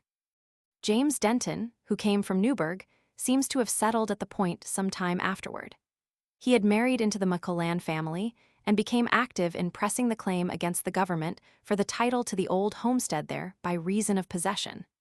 These descendants also claimed certain rights which came from the Moore family direct and were not reserved in the deed to the government, although antedating that transaction, as they contended. Then, too, it may be added in their behalf, the suit for ejectment was terminated by a compromise, the widow of McIllann being paid a certain sum to surrender her claim. In the vicinity of Highland Falls, Cornelius Swim seems to have been the pioneer settler. This family originally came from England about 1686 and settled on the east side of the Hudson opposite West Point, forming part of a colony there. They were offered an extensive tract of land there at that time for 10 cents an acre. But not being possessed even of this modest amount of money, they were afterward obliged to leave when a more fortunate immigrant took the tract at 15 cents per acre. The Swims, Forats, and Roses came to Highlands in 1725. Cornelius Swim had 6 sons and 6 daughters, most of whom settled in the vicinity. He was finally killed by a British scout for refusing to tell where certain army supplies were hidden. Cornelius G. was another anti-revolutionary settler at West Point who came from the colony opposite. He afterward established a ferry from West Point, then known as G's Point, to Constitution Island opposite, being associated with Jacob Nelson in the enterprise. This was called Nelson's Ferry. Nelson also lived in the colony on the east shore of the river opposite the point, and he had 7 children. Only one of these, however, seems to have settled on the west side of the river. This ancient ferry is frequently mentioned in the Revolutionary annals, and Nelson's Point opposite Fort Arnold, afterward Fort Clinton, was regarded as a most important strategic point by Washington, which he carefully guarded. Tradition has a pleasant little Highland tea story connected with this G family, which may as well be perpetuated here. Aunt Sally G.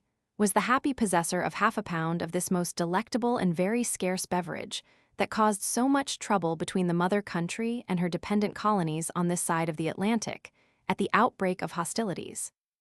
It is said that while the flames that were destroying Fort Montgomery illuminated this entire region, announcing the triumph of the British forces, Aunt Sally, giving up all as lost, resolved upon having a final cup of tea to assuage her grief before fleeing for her life. Grabbing the old teapot from the shelf, she tossed the entire half-pound of tea into it in her haste, determined that none should be left for the redcoats.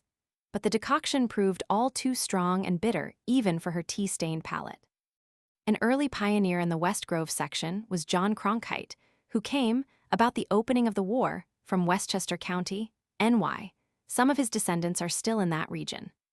Moses Clark was another early settler there, whose name appears in the Cornwall records between 1765 and 1775, which would indicate that he arrived some years before the war. Tobias Wagant is also mentioned as an early West Grove settler.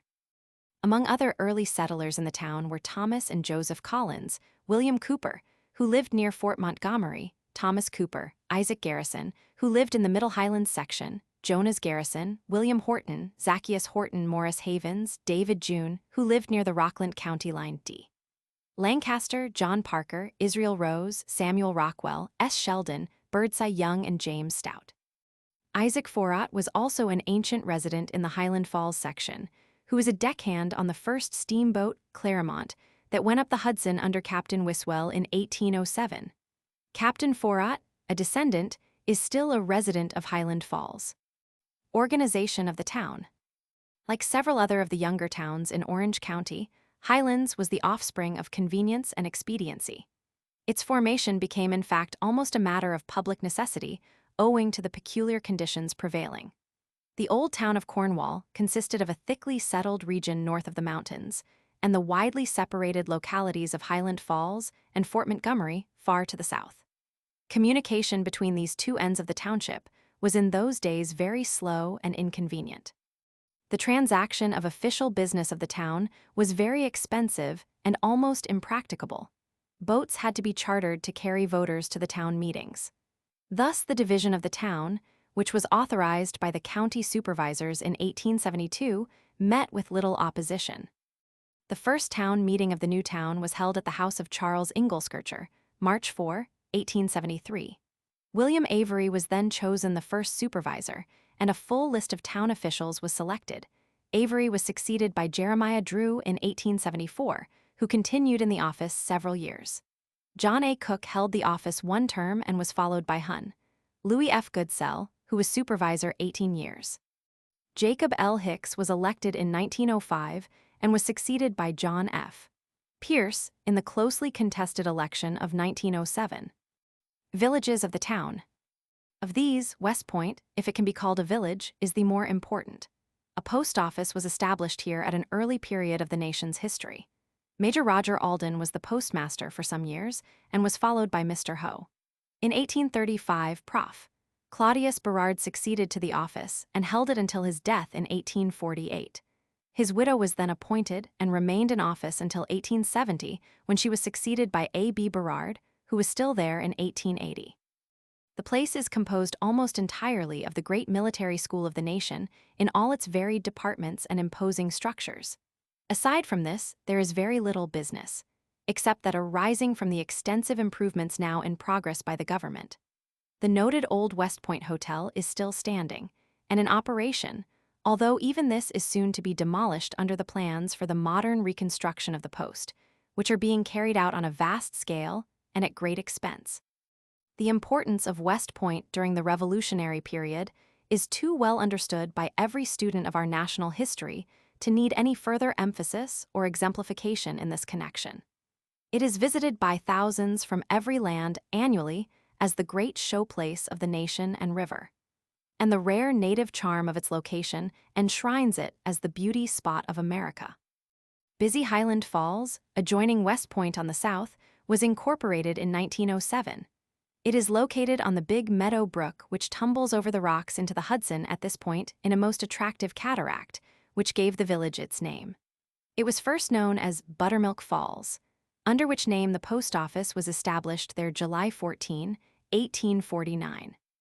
Cornelius Nelson was the first postmaster, but President Buchanan removed him and appointed Timothy O'Leary in his place. He was reinstated, however, at the close of Buchanan's term, and held the office in all about 30 years. Joseph F. Stevens, the present postmaster, was appointed in 1901. Although still invested with much historic charm because of its 200 years' existence, the village now presents a pleasing modern aspect. There are many business houses, stores, and shops. There are 2 national banks, both organized in 1907, a library and reading room, and a village improvement society. A weekly newspaper was established in 1891. South of the village overlooking the Hudson are some charming private residences, including those of John Bigelow, Major General Rowe, ex-Senator Goodsell, and J. Pierpont Morgan. The place is a favored summer region because of its picturesque natural environment. The most imposing structure in the village is Ladecliffe Academy, conducted by the Franciscan Sisters. This property was originally Causen's and later Cranston's Hotel, and was purchased and opened for its present purpose in 1900. Extensive additions and improvements have since been made. The enclosed grounds cover an area of 22 acres. There is an average attendance of 190 pupils, and the regular courses give the education acquired in advanced high schools. The old Revolutionary Fort Montgomery, which stood on Popolopins Creek, where the stream empties into the Hudson, is perpetuated by a small hamlet with the same name. It makes no boast of its business importance and points only to its patriotic history. It is, however, the shipping point of large quantities of iron ore from the Forest of Dean mines some 6 miles west of this point. West Grove is a pretty hamlet in the mountain section northwest of Highland Falls. It was settled at an early date, and the environment is among some of the attractive lakes and ponds of the town. Schools and churches. For the school records pertaining to this specific region, between 1813 and 1856, the reader is referred to the parent town of Cornwall. There are 3 common school districts in the present town, in addition to the post school at West Point, which is maintained for the children of the soldiers and officers of the Post District No. 2, comprises the Highland Falls and Fort Montgomery schools. George W. Flood, School Commissioner for the Eastern District of Orange County, is a resident of Highland Falls. The First Presbyterian Society was incorporated October 12, 1830, with William Howe, of Buttermilk Falls, Samuel Spencer of West Point, and Peter Meeks of West Grove as trustees. It was decided to erect 2 churches for the better convenience of the separate settlements, one near Buttermilk Falls and the other in the Fort Montgomery section. These churches were open to other denominations under certain regulations. In 1850, the society was reorganized under the name of the First Presbyterian Church of the Highlands. The following trustees were then chosen: David Perry, Cornelius Nelson, Charles P. Smith, Alexander Mearns, and John M. Hall. The Reverend E.P. Rowe, the famous novelist, who then lived on his fruit farm in Cornwall, was the pastor of this church for several years, being succeeded by Reverend Mr. Williams. The First Methodist Church at Fort Montgomery was incorporated January 11, 1831, with the following trustees: Thomas Potter, Ebenezer Bull, Michael Jackwish, Hiram Tyler, and Silas Rockwell. A comfortable house of worship was built soon afterward. The First Methodist Church at Buttermilk Falls began its career March 4, 1845, with Andrew Swim, David Perry, James Thakara, Charles P. Smith, and Wright Dusenberry as trustees. But for some reason, the society disbanded soon afterward, and the members united with other churches. The present Methodist Church at the Falls came into existence some years later, and it continues in a flourishing condition. The Church of the Holy Innocents Episcopal at Highland Falls was incorporated September 13, 1850, Robert W. Weir and Thomas Webb being chosen wardens, and Dennis M. Mahar, W. H. C. Bartlett, A. E. Church, Francis Ryder, R. S. Agnew, Thomas Corris, B. R. Alden, and R. S. Smith, vestrymen. The church building, which was erected largely through the liberality of Prof. Weir of the Military Academy, was completed in July 1847, being constructed of the native granite. The Catholic Church of the Sacred Heart was erected opposite the old Cozzens Hotel at the Falls in 1875 at a cost of $19,000. Reverend T. J. Early became the first settled pastor. Molly Pitcher.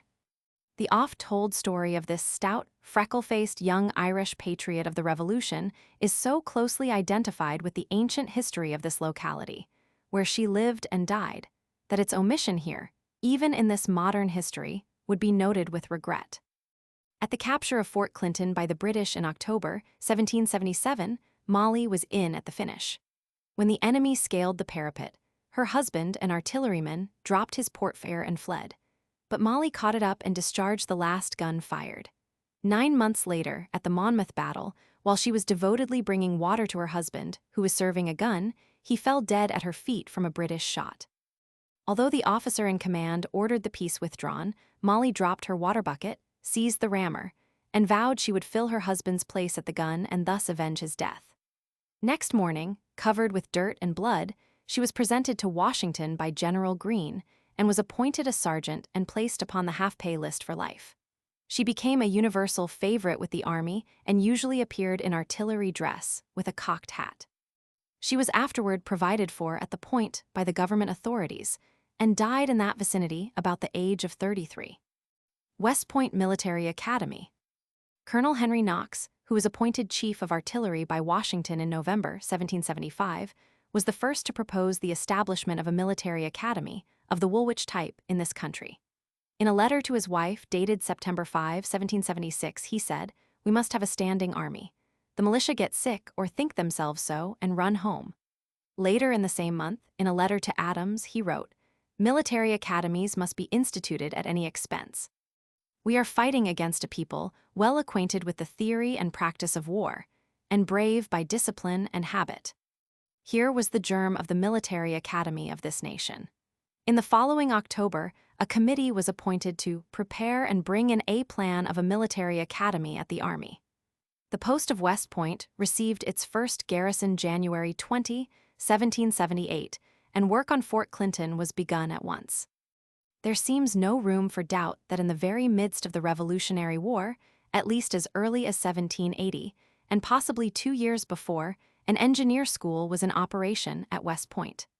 There were also a laboratory and library, which was the parent of the present Academy Library, the oldest government library in the United States. It is clear that military instruction of some sort had then begun. Early in 1783, when the success of the American Revolution was apparent, the necessity for this permanent school of military education was still recognized. General Washington and his officers were agreed upon the importance of some such school, and West Point was generally regarded as the key to the United States. In 1783, the necessity of retaining West Point for this purpose was urged upon Congress. General Knox, Secretary of War in 1790, again advocated the scheme in his report, which was approved by Washington. But it was not until March 16, 1802, that the Organic Act for the establishment of the United States Military Academy was finally passed. This authorized the president to organize and establish a corps of engineers at West Point, which should constitute a military academy. Thus, in 1802, 10 cadets of engineers were stationed at West Point with their officers, which constituted the military academy there until 1812. This force was increased from time to time, and the sum of $25,000 was finally appropriated for the erection of suitable buildings, and the provision of the library, apparatus, and necessary instruments for the use of the school. Previous to this, however, while Washington, Randolph, Knox, and Hamilton strongly favored the West Point Academy plan, Jefferson doubted the constitutionality of the scheme. But Washington was inclined to take the risk, and at his recommendation the West Point School was practically started in 1794, it being then held in the old Provost Prison building, which was burned in April 1796. The school seems to have begun in earnest, however, in February of that year. The fire, which had destroyed all the books and apparatus, was thought to have been of incendiary origin, induced perhaps by opposition to the school. In the following May, a parapet for the practice of field pieces and some of the early wooden fortifications were constructed. In September 1799, the superintendency of this academy, which however had not yet been legally established, was offered by President Adams to Count Rumford, the founder of the Royal Military Academy of Munich. But nothing came of this ill-advised proposition. For nearly 25 years, Washington had labored to establish a national military academy, which he considered of primary importance. On December 14, 1801, Major Williams, a grandnephew of Benjamin Franklin, took charge of the school as superintendent. Cadet John Lilly, writing of his life there from 1801 to 1805, said, "All order and regulation, either moral or religious, gave way to idleness, dissipation, and irreligion. No control over the conduct of the officers and cadets was exercised." As already stated, the academy was legally instituted March 16, 1802, and the school went into full operation on the 4th of the following July. But its ancient history really dates from 1776. The Act of 1812 established its present form, the main features of which have been practically adhered to this day. Washington is still regarded as its founder, while Knox first proposed and strongly advocated a military school of this very type, and Hamilton outlined the well-considered plan of military education that was finally adopted and has been pursued ever since. Chapter 20. Town of Minisink, by Charles E. Stickney. Derivation of the name. The derivation of the name Minisink is undoubtedly from the Delaware Valley, which was the Minisink country of its Indian owners. They had a large village and castle on the Jersey side of the Delaware River, opposite a large island in the river, both that and the village being known to them and to the early white settlers by the name Minisink. They were a subdivision of the Lenni Lenape tribe that somehow became known later by the name of Delaware, from an English lord who visited the mouth of the river about 5 minutes once, and left his unmerited name to the river and its valley as well as to the tribe of Indians about it. In truth, a most foolish freak upon the part of the white people, who had far more deserving names to give if they wished to observe and reward more daring explorers. Foolish, too, because the Indian names were just as beautiful, even more so than that of the old lord. This subdivision of the Lenni Lenape Indians was called the Mincy, wolf, and they were easily recognized from other tribes by the white people. In 1663, when Wiltwyck, now Esopus or Rondout, was attacked, its white settlers declared that they saw the Mincy Indians among their assailants. In front of their village on the river flat south of the island lay their great national cemetery covering acres of ground, where many generations of their nation lay entombed. Some of them were buried so close to the river that the sweep of its current often washed away the dirt and exposed their bones as the writer saw them. The early white people in the valley, all German, at first assumed that the name Mincy, pronounced by them Muncie, was derived from the fact that the water had at some time been drained by the water gap from the lands in the valley, and that the name was derived from "the water is gone." We have never found any corroboration of that theory. The village was the source of the name, but what is meant in the Lenni Lenape language we probably shall never know. From their village, the white settlers applied it to the whole valley. William Tightsort, whom they induced to settle among them near present Port Jervis, and do their blacksmithing in 1690, found the name there. Arent Schuyler, who has left on record his diary of the visit he made there to find whether the French spies had been there from Canada, said of it, 1694 ye 6th, Tuesday, I continued my journey to Maghakemek, Indian name for the neighborhood of the junction of the Neversink with the Delaware, and from thence to within half a day's journey of the Minnesink. A half-day's journey would about represent the distance to the village and castle of the tribe mentioned, and where he was bound. The Indians who occupied the territory in these 3 towns were one of the 3 divisions of the Lenni Lenapes. On the first map of the country made, they were called Makwas, which was later corrected to Munsees and by the English to Minsees. The name of their headquarters, Minnesink, has come down to us from all the various languages spoken by white settlers as Minnesink. That corroborates it as an original Indian word. Every clan or subdivision of the tribes used an accent of their own, so that they were easily distinguished, but the difference was not so radical but that the whole Lenni Lenape people could understand each other. Therefore the name Minnesink was a name known over a vast region before the white people came here. Its meaning is a mystery which all linguists can guess at with some probability of nearness. Organization and boundaries. June 23, 1664, this region belonged to Holland, at least that country claimed it. But Charles, then King of England, deeded that day to his brother, James, Duke of York, a tract to the northward as far as the northernmost branch of the Delaware River in 41 degrees and 40 minutes north latitude, thence in a straight line to Hudson's River, to be called Nova Caesarea or New Jersey. England sent over a fleet and captured the whole country in this vicinity a little later the same year, and that made the Duke's patent valid. The region under consideration was then a dreary forest, but land speculators soon began to deal in tracts of it, and New York province claimed that the line, 41.4 latitude north to the northernmost branch of the Delaware River, ran from its beginning on Hudson's River to the mouth of the Lehigh River, which they asserted was the branch of the Delaware referred to in the deed, where is now Easton, Pa.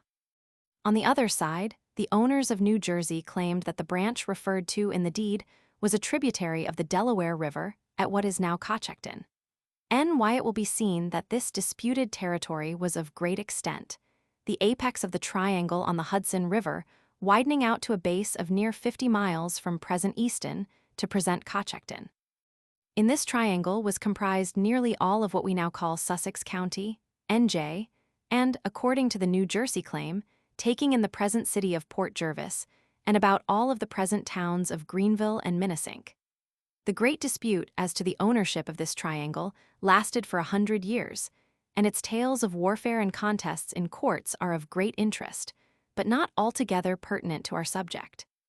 The start upon Hudson's River is thus mentioned in NJ Archives, Volume I, page 531, in 1685-6. Gone Laurie of New Jersey, Governor Dongan of New York, and others, fixed at a point nigh Colonel William Merritt's house, see mention in First Census of Orange County, on the west side of the Hudson River, and marked with a penknife on a beech tree standing by a small run. How different surveyors could locate the degree of latitude from thence to such widely different points was explained in old documents to be the fault of the crude quadrants then used. In 1704, Queen Anne of England granted 23 persons a patent deed for a tract of land which was named Minnesink, because it embraced the land in Minnesink along the Delaware River down as far as Big Minnesink Island and as far north as Peenpeck, a nickname for the Gumer settlement on the Neversink. March 20, 1765, Alexander Colden of New York said of this patent, Volume Roman III, p. 988, Documentary History of New York. It contains not less than 250,000 acres, under the very small quitrent of 9 pounds current money of this province. The Wowyanda patent had been granted the previous year, 1703, to 12 men, and the Minnesink patent lapped upon it. Hence we may well conclude that the quarrel between the provinces of New York, New Jersey, the owners of the Minnesink patent, and those of the Wowyanda patent made a very mixed question of title. There does not appear to have been any severe contests in the 3 towns of which we write between individual landowners, except those of the large patents. In 1767, the provinces of New York and New Jersey appointed commissioners to run out a compromise line settled upon to run from the apex of the triangle on Hudson River to the present station at Tri-States, which was done, and that line has since remained as the boundary between the two states. Titles derived from the Minisink patent south of that line were void, but the titles of landholders in the three towns were all derived from the New York patentees. Hence there followed no confusion. During the Revolution there were few changes in county matters, but March 7, 1788, the legislature of the state enacted that subdivisions of counties should be called towns instead of precincts. By that act, Orange County was divided into the towns of Haverstraw, Orangetown, Goshen, New Cornwall, Warwick, and Minisink. The southern boundary of the latter was the state line of New York and New Jersey. The town of Minisink under that formation was bounded on the east by the Wallkill River, northeast and north by the town of Wallkill and the Ulster County line around on the northwest to the Delaware River, and the state line. In 1798, the town of Deer Park was created, and it cut off from Minisink its overmountain lands, which had belonged to Old Minisink, and thus cut off the base whence the name had been derived. Since then the town has held to the name, a reminder of its old associations and of being once the home of a part of the Mincy Indian tribe. In 1825, the town of Calhoun was formed principally from Deer Park and Wallkill, and formed part of the boundary of Minisink on the north. In 1833, the name of Calhoun was changed to Mount Hope. In 1840, the town of Wauyanda was erected from the northeastern portion of Minisink, and took the place of Wallkill in the boundary of the former. In 1853, the town of Greenville was taken from the westerly portion of Minisink, and fixed the boundaries of the latter as they now are. Geographical. The line between the states previously referred to on a westerly course has set-offs to avoid great obstacles in some places, but where it bounds Minisink is a straight line. It crosses the Wallkill a short distance south of Unionville. Millsburg is a small village named from the large mills once located on Bodenot's Creek at that place. Extensive sawmills, grist, cider, and plaster mills were for a long time kept there by John Racine, and did a very large business for years after his death. They are now gone. Downstream a short distance were other grist and sawmills, of which one, a grist mill, is still in existence and managed by Frank Mead. A little farther down the stream were once very large woolen carding and fulling mills, where cloth was made of the finest quality. These are now in ruins. Boudinot's Creek has gone by various names, such as Indigot and Bandegat, but antiquarians have now settled upon the derivation of the name from Elias Boudinot, and the probabilities are that they are right. Elias was a merchant in New York City, and speculated in the lands out in the wilderness, as many others were doing in those times.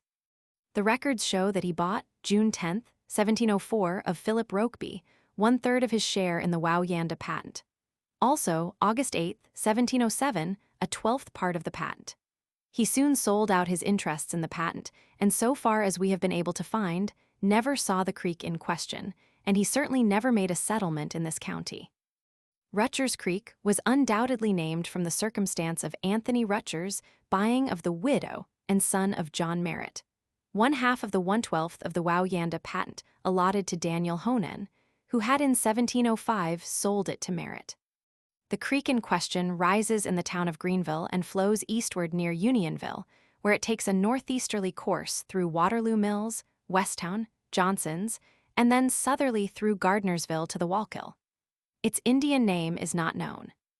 Tuncamoose Creek, a small tributary of the Wallkill near Unionville, has what is claimed to be an Indian name, but we cannot verify it. The Wallkill is said by Haynes to have drawn its name from some families of Walloons who settled by it, and it has also had various other derivations alleged. Its Indian name is well known. In the very early surveys about Franklin Furnace, NJ, in 1712-15, the surveyors have written the name plainly, Twishsakin. That this name was not of a mere local application is shown by the fact that on a map accompanying Smith's History of New Jersey, made and published in London, Charing Cross, by Willem Fadden, December 1, 1777, from surveys made in 1769 by the commissioners who ran the state line, the name Twishsakin is applied to the stream. On that map, there is not a settlement marked from Goshen to Mackachemek in this county. In Sussex County, the settlement of the Walling brothers, where Joseph Walling kept an inn, now Hamburg, NJ, is marked Wallins. They were located there somewhere about 1725–1730, and a brother settled in this town of Minnesink at about the same time, by the river. We take him to have been the first settler in the town, and mention is made of him later. The true derivation of the name Walkill is due to their settlements. The name Wallins was known far and wide to the stragglers who first came into the neighborhood, and the river that ran by their locations, first called by visitors Wallenskill, about 1750, got abbreviated to Walkill. The Walloons spoken of by Haynes were undoubtedly Wallins. The Indian name Twishikin has been interpreted to mean abundance of wild plums. A land abounding in snakes comes nearer its true meaning in our study of the Mincy language. Unionville Village, assumed to be derived from the union of good feelings following the settlement of the line between the states of New York and New Jersey, is near that line, and is believed to have been settled about 1738. It now has 3 stores, 2 hotels, coal and feed stores, a system of waterworks owned by a private company, 3 churches, and other places of business. It was incorporated as a village in 1871, September 26. Isaac Swift was the first president. Westtown, a village so named because it was situated at the western limit of the settlements when Goshen was headquarters of civilization in the county, has 3 stores, 2 churches, 1 hotel. Johnson's, so named after William Johnson, who gave the land for the Middletown, Unionville, and Water Gap Railroad when it passed through the town where the depot is now located, has 3 goods stores, 2 feed and coal stores, 1 hotel, and Borden's large milk and cream plant, and is a place of considerable business. Gardnersville on Rutgers Creek, about 2.5 miles southeast of Johnson's, is mostly in the town of Wauyanda and derived its name from the Gardner family who once owned extensive grist, saw, and cider mills there.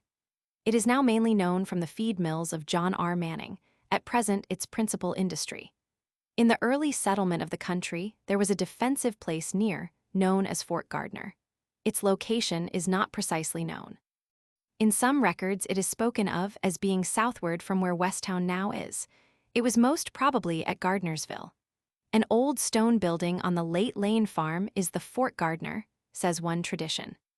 Waterloo Mills, derivation of name unknown. Since the decline of the milling industry has nothing now to show of its former important grist mills but the ruins. First settlement and population. Of the first settler in the present territory of this county, Patrick Mac Gregory, whose brother-in-law, David Toshuk, is spoken of in Ruttenbur and Clark's History of Orange County, p. 13, as having closed his earthly career in the bosom of his family at Plum Point, we desire to mention. In New Jersey Archives, Volume I, p. 460, it says, David Toshuk of Moneyward, partner with James, Earl of Perth, Captain Patrick Mac Gregory, all sharers in proprieties, were so mentioned in 1864. In a note on Volume Roman 9, p. 337, mention is made of the will of Edward Antill proven in New York, April 7, 1725, wherein he gives his wife all his interest in a certain proprietorship formerly purchased of David Toshuk, Laird of Minivar. On p. 338, it is stated that Edward Antill, Jr., came into the possession of the Laird of Minivar's broad acres at Raritan Landing in Middlesex County, where he spent the most of his life. Donald Mackwarish of Murderers Creek is mentioned with David Toshuk, of Minivar, Scotland, in a deed dated March 13, 1687. From all which we have doubts as to the death of the aforesaid David Toshuk at Plum Point. Governor Dongan bought, October 25, 1684, of 3 Indians, one of whom was Jogham or Kegjacapwell, for £90 and 11 shillings in goods, all the land from the mouth of Murderers Creek on the Hudson to a water pond upon the said hills called Maritange. The latter is the present Binwater Pond in Greenville. This purchase embraced about 30 by 40 miles of the territory of Orange Precinct and a part of the lands in 3 towns. It lapped on other grants also. September 12, 1694, he sold it to Captain John Evans. In the latter sale went a house on Plum Point, which Captain Mac Gregory had built there on his land by advice of that very governor, who also sold the land without any scruple. Lord Bellamont, in reviewing the transaction afterwards in writing January 2, 1701, to the Lords of Trade, said, "Capt. Evans's great grant of 40 miles one way and 30 another has but one house on it, or rather a hut, where a poor man lives, built by Patrick MacGregory, a Scotchman who was killed at the time of the Revolution here, and his widow compelled to sell her house and land to Capt. Evans for 30 or 35 pounds."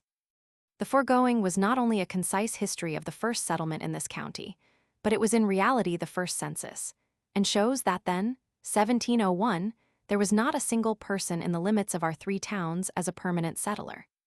It may be said in apparent contradiction that a census taken by Bellamont in 1698 showed this county to have in it 29 men, 31 women, 140 children, and 19 Negroes. They were all located along the Hudson River in what is now Rockland County. Yet there was at that time a blacksmith, William Titsworth, in Minnesink, near where Port Jervis now stands, who had settled there in 1698 at the request of the Indians to work at his trade for them. In 1703, the county had 268 people in it. In 1712, 439. The Gumer patent was settled on in the Neversink Valley by this time, but there is no record of any settler in our 3 towns at that time. In 1723, the census showed 1,097 white and 147 colored people in the county. The owners of the big patents used great inducements to get settlers to locate on their land, and it is probable that some were in our territory, but not of record.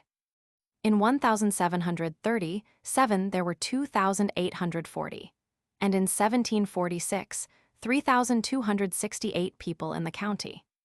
Inman Walling was a settler, probably 1725-1730, by the Wallkill, east of present Westtown, and John Whitaker died in 1742 near where Unionville now is, and had been a resident there no one knows how long. His will on record in the surrogate's office in Goshen, Liber A. Page 221 mentions his wife Eve, sons Richard, Peter, and John, and daughters Jean and Elizabeth. Their descendants are yet residents of the town and of Sussex County adjoining. Those 2 families were probably the first permanent ones in this town of Minnesink. There were others in the limits of what is now Woweyanda at or about the same time. There were 2 Smith families early in the precinct of Minnesink. One of them, Benjamin, settled near the present Slate Hill village, and the other on the farm now owned by J. Cadigan near Johnson's, where he kept an inn, the place being known as Smith's Village for at least 75 years. Other settlers came in rapidly. William Stennard in 1749, Captain John Wisner from Warwick in 1776, George Kimber in 1750, Caleb Clark in 1800, William Lane in 1760.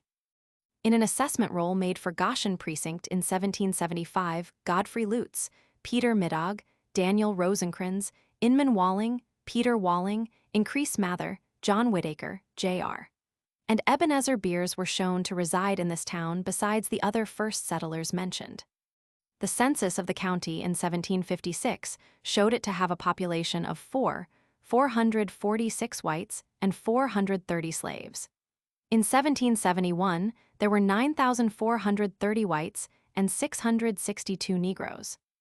The Horton family were early residents of this territory, but we have no positive data of their first advent. October 20, 1764, a line run to divide the county into 2 precincts was described as beginning near the new dwelling house of John Mano, and thence on a course which will leave the house of Barnabas Horton, Jr., 10 chains to the westward. His house we do not think was in this town. A Barnabas Horton in 1813 lived near what is now South Centerville in Woweyanda. Gabriel Horton, Justice of the Peace, 1839-1843, lived about a mile and a half west of present Slate Hill in Woweyanda. William Horton in this town was a holder of important local offices, and his son Charles W. Horton, former supervisor, is now one of the leading citizens, as is also his neighbor, Reeves Horton. In 1835, 10 years after the town of Calhoun, Mount Hope had been set off. The remainder of the territory in Old Minnesink had 439 inhabitants, and the present limits of this town about 1,000. In 1850, the town of Woweyanda was taken off, and in 1853, the town of Greenville. In 1855, by the first census after their elimination, this town had a population of 1,295. Since then, its limits have remained unchanged. In 1860, its population was 1,266. In 1865, 1,209, a decrease owing to the Civil War. In 1880, 1,360, including the incorporated village of Unionville, which had 316.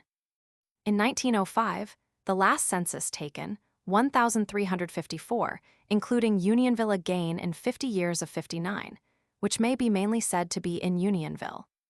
The first incorporated company to do business in the town was the Goshen and Westtown Turnpike Company, chartered June 1, 1812, consisting of Reuben Hopkins, Freegift Tuthill, Benjamin Strong, Stephen Jackson, James Carpenter, D.M. Westcott, and such other persons as they shall associate with them. The purpose was to build a turnpike road from the state line to Rutgers Kill near the Mill of Jones and Vancleft, at Gardnersville. Thence it ran to Pellet's Round Hill and the Goshen and Minnesink Turnpike. The Middletown, Unionville, and Watergap Railroad Company was incorporated and completed ready for business by June 10, 1868, from Unionville to Middletown. Later it was leased to the Oswego Midland Railway, and still later its 13.3 miles of track were leased by the New York, Susquehanna, and Western Railroad Company, by which it is now operated, under Erie Railroad supervision. Military. There appear to have been no conflicts with the Indian owners of the territory of the three towns under consideration, and its white settlers, previous to the Minnesink War, or as some historians call it, the French and Indian War of 1750–1758. We call it the Minnesink War because the Mincy tribe, at the outset of the war between France and England, which led to the great struggle between Canada for France and the colonies of our country for England, got permission to take up the hatchet against the settlers in Pennsylvania Minnesink. From there, the Mincis, masters, the Six Nations, to avenge their wrongs in that region. The wrongs were alleged to be that the proprietors of Pennsylvania had cheated the Indian owners of the lands there, and there is now no doubt that the allegation was true. There was no redress to be had for an Indian wrong in those years. Tiduscung and the leaders of the Indians issued imperative orders that the war should be confined to Pennsylvania, and they were pretty generally obeyed. Occasional straggling parties of them, however, in small numbers, disobeyed orders in order to avenge some injury to some person or clan, and passed through east of Shawangunk Mountains on marauding expeditions. They were vagrant Indians who had no standing as warriors in their tribe, and they perpetrated wanton murders without the knowledge or sanction of their leaders. Of this class, no doubt, were the ones who surprised a man named Owens at work in Dawson's Meadow, in what was then Dawson Town, now in Wauyanda, near Middletown, in 1756, and shot him. David Cooley, who is believed then to have had a settlement at what is now the Charles O. Carpenter Farm near Pine Hill Cemetery, about a mile south of where Dawson was located, alarmed at the murder of Owens, moved his family to Goshen. The next spring he moved back. That summer a party of Indians, in passing by his place, shot a woman of his household who at the time was passing from the outdoor oven to the house. A company of militia had been organized in 1738 in the county called the Company of the Wallachill-Willenskill, but none of the 144 names of its members appear to belong to our territory, except it may be those of John Monell, Lieutenant William Borland, Benjamin Haynes, James Monell, Johannes Crane, and James Davis. John Bayard was its captain. The murder of the widow Walling in 1758 was mentioned in the Philadelphia Gazette and in New York papers in that year, and made a profound impression throughout the colonies. In the Revolutionary War, Colonel Allison's Goshen Regiment contained some names belonging to this territory. The officers of its Wauyanda Company were Captain William Blair, Lieutenants Thomas Wisner and Thomas Sayer, Jr. Ensign Richard Johnson, of the Drowned Lands Company Captain, Samuel Jones, Lieutenants Peter Gale and Jacob Dunning, Ensign Samuel Webb, of the Pawchuck Company Captain Ebenezer Owen, Lieutenants Increase Hawley and John Bronson, Ensign David Rogers, of Minnesink Company Captain Moses Courtright, Lieutenants John Van Tile and Johans Decker, Ensign Ephraim Middaugh. The latter lived in the township of Wantage in 1764, where he was commissioned as an ensign of Captain Kirkendall's company by Governor William Franklin. The late S.M. Stoddard of that township had and exhibited to the writer the last-named commission. Middaugh went with General Hathorne to the Battle of Minnesink, where he was killed. Miscellaneous. The town of Minnesink was bonded in 1869 for $75,000 to aid in extending the New York Midland Railroad from Unionville farther south. This has not been paid in full yet. The sum of $3,280 was ordered to be raised by tax on the town of Minnesink by the Board of Supervisors on the 22nd of November, 1907, to pay principal and interest on those bonds. The first town meeting after the town of Minnesink was organized took place at the house of John Van Tuyl, April 1, 1789. Its territory then covered the three towns, and that house supposed to be the old stone house now in Greenville, on the former Jonathan Van Tuyl farm, later the Halleck House, was a convenient place for the gathering. August 11, 1864, the present town was bonded for $25,000 to pay bounties for volunteers in the Civil War. It was paid off, principal and interest, in 8 equal installments as they fell due. Hewlett Clark bought land in Minnesink in 1828 in the present town of Minnesink, where he died March 31, 1857. His son, William Harvey Clark, early gave evidence of the good judgment and business ability which his future life carried out. He married Emily Robertson of Wauyanda, and they lived on the old homestead near Westtown, where he died in 1907. His son, Robert H. Clark, is the present supervisor of this town, resides on the old homestead, and is establishing a business reputation as popular and able as that which distinguished his father, and which will make his name long remembered in local annals. In March 1799, the legislature of the state passed an act for the gradual abolition of slavery. All slaves were to become free at a certain age. As an instance of its working, there was Frank Bounty, a colored man, for whom Joseph Davis of Wauyanda had traded a pair of oxen when Frank was a young man. When the time arrived at which the law gave Frank his liberty, he was called up by Mr. Davis and told that he was then a free man. Frank asked him if he could not stay on with him, but Mr. Davis said he could not, for the reason that people would then say that he was being coerced. Mr. Davis gave him some money and told him he must go and do for himself, and Frank told the writer that was one of the saddest days of his life. Mr. Davis also gave him the use of a house and lot in Brookfield or Slate Hill which he might, and did, enjoy for life by paying the taxes on it. It was the last house on the west side of the street in the west end of the village at that time. There he raised a large family. Not all Negroes were so lucky. Some of them were old and worn out, and their masters were glad to get rid of caring for them. In the early history of the town and all its farming communities, the farmers raised sheep and made a double use of them.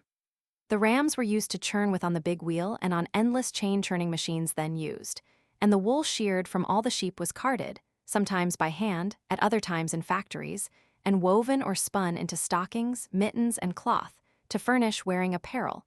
Up to 1850, butter was the chief product of the dairies in the town. Then selling milk came into general practice, and making butter, milling flour for home use, and traveling on horseback went out of fashion. The farmers universally kept sheep, raised the wool to make the clothes for the members of the family, and at the same time used the large sheep to churn with upon a tread or sweep power. Up to 1850, butter and hogs were the chief products. It is less than 200 years since the first squatters settled in the limits of the three towns of which we write. The first customs to pass away were their friendly associations with the few Indians who clung to their old hunting grounds with death-like tenacity. Then the hostilities engendered by the helplessness of the Indians and the consequent overbearing attitude of the settlers passed by, leaving a trail of traditions and savage memories. Then followed the old logging, stone picking, mowing, husking, and quilting bees or frolics in which whiskey was used as a general beverage. Then came the passing of the use of whiskey for the universal medicine and social welcome. Next passed the days when women carded the wool and spun and wove it, and knit everywhere, knit, knit, knit. Next passed the days when the young ladies worked samplers and helped in the harvest and hay fields and grew up vigorous, stout, and healthy. Next passed the fishing with fikes, sick, and racks and the hunting for wolves and foxes. Now have arrived the days when fish and game are about extinct. Now are the days when the farmers sell their milk and buy their butter, when they sell little else than milk and have become a great generation of buyers, when social visits are about unknown, when the old-time good-natured sports and merriment are frowned upon, when men no longer meet on the streets and argue politics, but bury themselves in a newspaper on the trains or in any resting place and read, when women no longer knit and spin, when the girls no longer will do outdoor work and dreadfully dislike to do indoor work, when, instead of the big boys and girls going to school a few months in the winter season, they all go away to boarding school. In noting these and other changes which have taken place in the towns as the years have fled, it is noticeable that the people generally live better, even luxuriously, compared with former years, but are their public and domestic relations happier? Chapter 21. Town of Monroe. By M. N. Kane. The territory comprising the present town of Monroe is part of the Chesapeake Patent, granted by Queen Anne, March 25, 1707. The Chesapeake Tract was surveyed by Charles Clinton, father of George and James Clinton, and grandfather of Dewitt Clinton. His field book, the original of which is in the possession of Hon. Macrain Cox of Southfield, N.Y. Mr. Fred J. Knight, civil engineer of Monroe, N.Y., having a copy, contains much information and many interesting incidents of the early history of this section. The town was set off from the precinct of Goshen in 1764 and named Chesapeake. This name continued until 1801, when it was changed to Southfield. On April 6, 1808, it took the present name Monroe in honor of James Monroe, the 5th President of the United States. In 1863, the town, like ancient Gaul, was divided into 3 parts by the erection of the 3 towns of Monroe, Highland, and Southfield, which division was the same as the present towns of Monroe, Woodbury, and Tuxedo, except that the then town of Monroe embraced a small portion of the present town of Woodbury. In 1865, the 3 towns were dissolved and the whole original territory restored to the town of Monroe. In 1889, it again underwent the Gaelic operation, resulting in the creation of the present towns of Monroe, Woodbury, and Tuxedo. Monroe contains an area of 11,500 acres, Woodbury 23,000 acres, and Tuxedo 50,000 acres. The history of this town was written by Reverend Daniel Niles Freeland, who was the beloved and scholarly pastor of the Presbyterian Church from 1847 to 1881, and his volume of 250 pages, entitled Chronicles of Monroe in the Olden Times, is a history of the town up to 1898. Lakes and mountains. Monroe has in recent years, because of its rugged beauties, its beautiful lakes and mountain scenery, its high altitude, pure water and healthfulness, and its proximity to the metropolitan district, become a favorite resort for the people of New York and nearby cities, and has made very rapid growth. It is the lake region of the county and located on the crest of the mountain divide, the village being the highest station except Odysville on the Erie Railroad between Jersey City and Port Jervis. There are 4 beautiful natural lakes, located from 1 to 3 miles from the village, namely Membasha, having an area of 340 acres and an elevation of 860 feet, from which Monroe Village gets its water supply.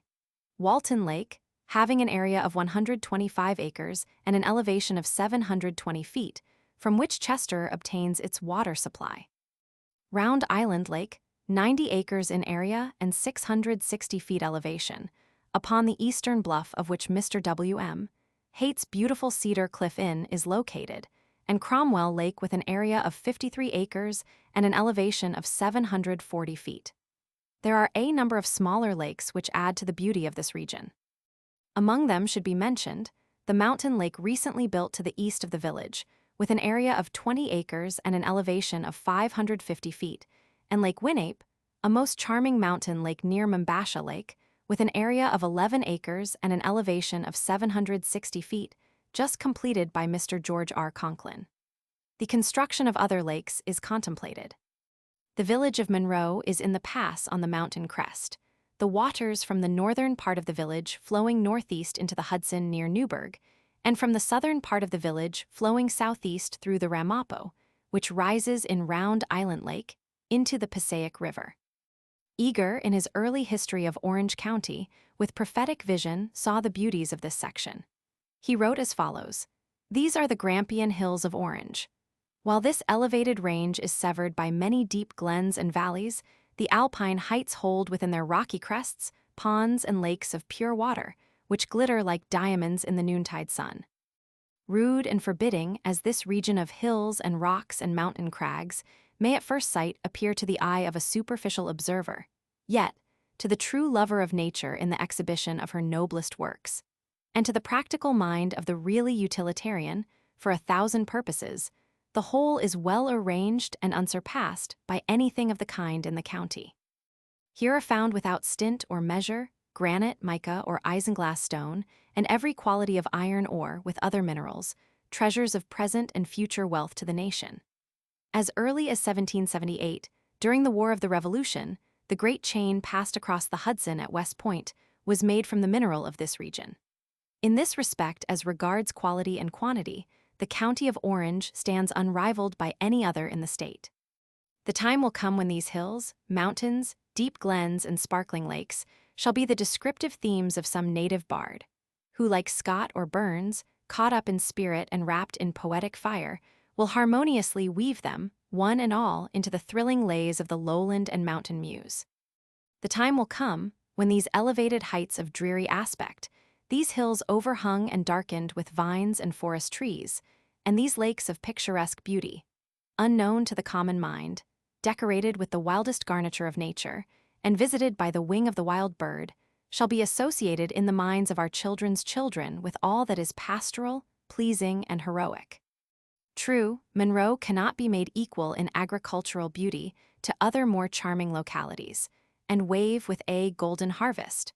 For though her hills and mountains may be denuded of their vegetable ornaments, they cannot be leveled down nor driven over by the plowshare. Yet the time will come when every nook and corner throughout the broad and variegated mass shall hold a freeman's cottage, teeming with life and highland cheer, whose tenants, honest and hearty, will sleep amidst the thunders which rock them to rest, and the lightnings that play around and gleam up their mountain dwellings. The Reverend Mr. Freeland, in writing of its mountains, says, "As the mountains were round about Jerusalem, so are the mountains round about Monroe. On the east are the highlands, like the mountains of Moab, seen whenever its citizens look toward sunrise. 10 miles of rock ridges, with many a peak, defend them on that side. Only 1 or 2 passes give access in that direction, one over Bull Hill, the other up to the Stockbridge Hotel. Either of these could easily be defended against an enemy. On the south are Forshee Hill and the Southfield Mountains. On the west, the Belleville Mountains and Sugar Loaf, standing like a sentinel, overlooking the valley below. Shunnamunk guards the northwest. It has a bastion on the eastern corner. High Point is a weather signal tower to the observing. When it wears its nightcap late in the morning, it indicates falling weather. When the cap is early doffed, it betokens a serene day. The black rocks loom up from the mountaintop, and from their summit a wonderful scene presents itself. The eye sweeps the entire horizon, taking in the Catskills, Butter Hill, the Fishkill Hills, Bull and Pine Hills, Mount Bashan, Sugar Loaf, Belleville, and Goose Pond Mountains, with lakes, farms, mines, mills, and villages galore. The Devil's Racecourse lies on the northern slope of Old Shunnamunk, but the visitor needs none of his counsel or company, for he who climbs these steeps can find sweeter communion nearer to the heart of nature. One other landmark is Bald Hill, very dear to us because at its foot we first hung the crane. Here we twalled and studied, and here the sunshine lingers in our memory longest, and our children fell asleep. It is the Acropolis of the village. And in writing of its valleys he says, "Soils of great fertility were laid down here. Yes, brought from distant hills to furnish slope and meadow. Here are alluvions of great depth and good grain lands, but the town is best adapted to grazing. The grasses, like those of the blue grass region of Kentucky, contain just those elements which yield fattening and milk-producing qualities. Had the mountains of Monroe been only a mass of rock, like some parts of Scotland, they might have been abandoned to the heather and become great solitary sheepwalks. Or if they had been only picturesque vales and quiet nooks, there would have been a temptation to some lord of the manor to make it his park and country seat. Heaven had a better destiny in store for it, hence mingled rocks and soils so as to invite the plow, scooped out the water courses to attract the loom and forge, hid away such materials as would bring hither the herdman and artisan, the abhorrence of lordly pretension and elegant leisure. Monroe, from its very physical constitution, was predestined to be the home of honest toil and frugal industry. In the vicinity of what was to be the greatest city of the New World, and on the route of its best approaches from west to north, wealth and prosperity ought to be its sure reward, and doubtless will when the wisdom of men is able to master the situation. Monroe Village.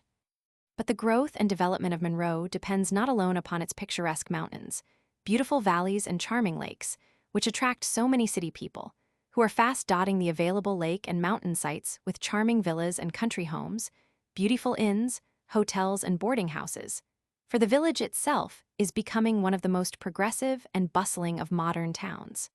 Its growth during the past 5 years being much more rapid than any other village of the county.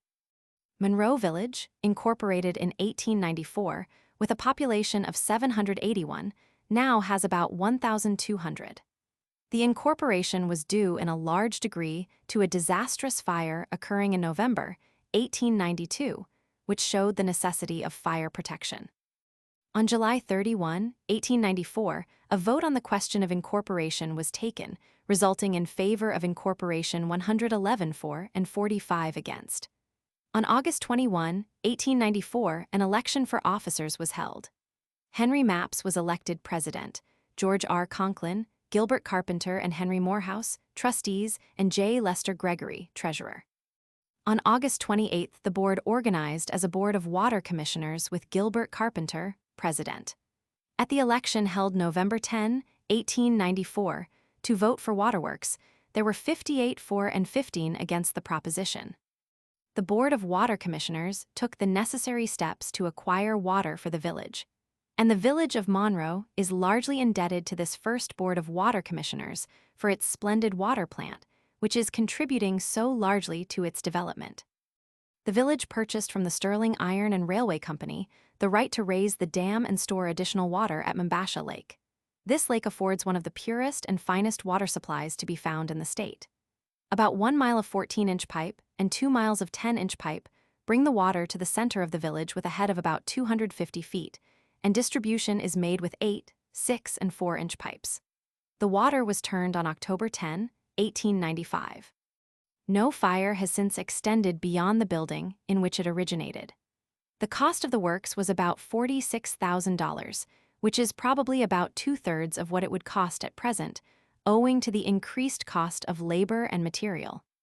The works are now not only self-sustaining, but are producing a comfortable surplus, and it is estimated that in not many years the plant will pay for itself and will then produce sufficient revenue to light and keep in repair the village streets, a splendid example of municipal ownership of public utilities. The town of Monroe has no bonded indebtedness, and the village none other than its water bonds, except that Union Free School District No. 1, which includes the village, has issued $4,375 on account of the purchase of a 7-acre school site on a commanding height overlooking the village. The Warwick, Monroe, and Chester Building and Loan Association has been a potent factor in Monroe's development. It was organized in April 1890. Standard Lodge No. 711 F and A.M., instituted at Chester, NY, June 30, 1871, was, with consent of the Grand Lodge, moved to Monroe in 1884 and has a membership of 180. The Monroe National Bank, U.S. No. 7563, although in its infancy, is a flourishing institution. It was chartered by the Treasury Department January 18, 1905, and it was opened for business March 1, 1905. Monroe has a very excellent fire department. The Membasha Hose Company was organized July 24, 1895, and the Membasha Fire Company, April 5, 1898. The Orange and Rockland Electric Light and Power Company, which furnishes light and power to the villages and communities in the eastern end of the county, is located at Monroe and is now erecting a very large plant. The Newberry Foundry Company is also located here. Monroe has a fine telephone system an athletic association, and is now putting down cement walks in the village, and it is confidently predicted that it will be the leading center of the eastern end of the county within a short period. A Methodist society existed in the neighborhood of Monroe prior to 1839, the M.E. Church at Oxford near Quaker Hill having been built some time before. But in the year above mentioned, Matthew B. Sweezy deeded to the trustees of the recently organized M.E. Church of Monroe the land upon which the church now stands. In the following year, 1840, the church was built. The first board of trustees was the following: Stephen Post, Isaac Compton, Jeremiah Knight, Thomas D. Tannery, John King, Samuel Smith, and Peter Ball. Others who served the church in its early history as trustees were Jonathan Mapps, John S. Gregory, Matthew B. Sweezy, Solomon W. Esray, Townsend Mapps, Job Mapps, William Hudson, George K. Smith, William Johnston, Martin Conite, Daniel Secord, Nathan Strong, and Walter Roberts. John S. Gregory was elected trustee in 1843 and served in this capacity until his death in 1905, a period of 62 years. The Reverend Mr. Bancroft is said to have been the first minister.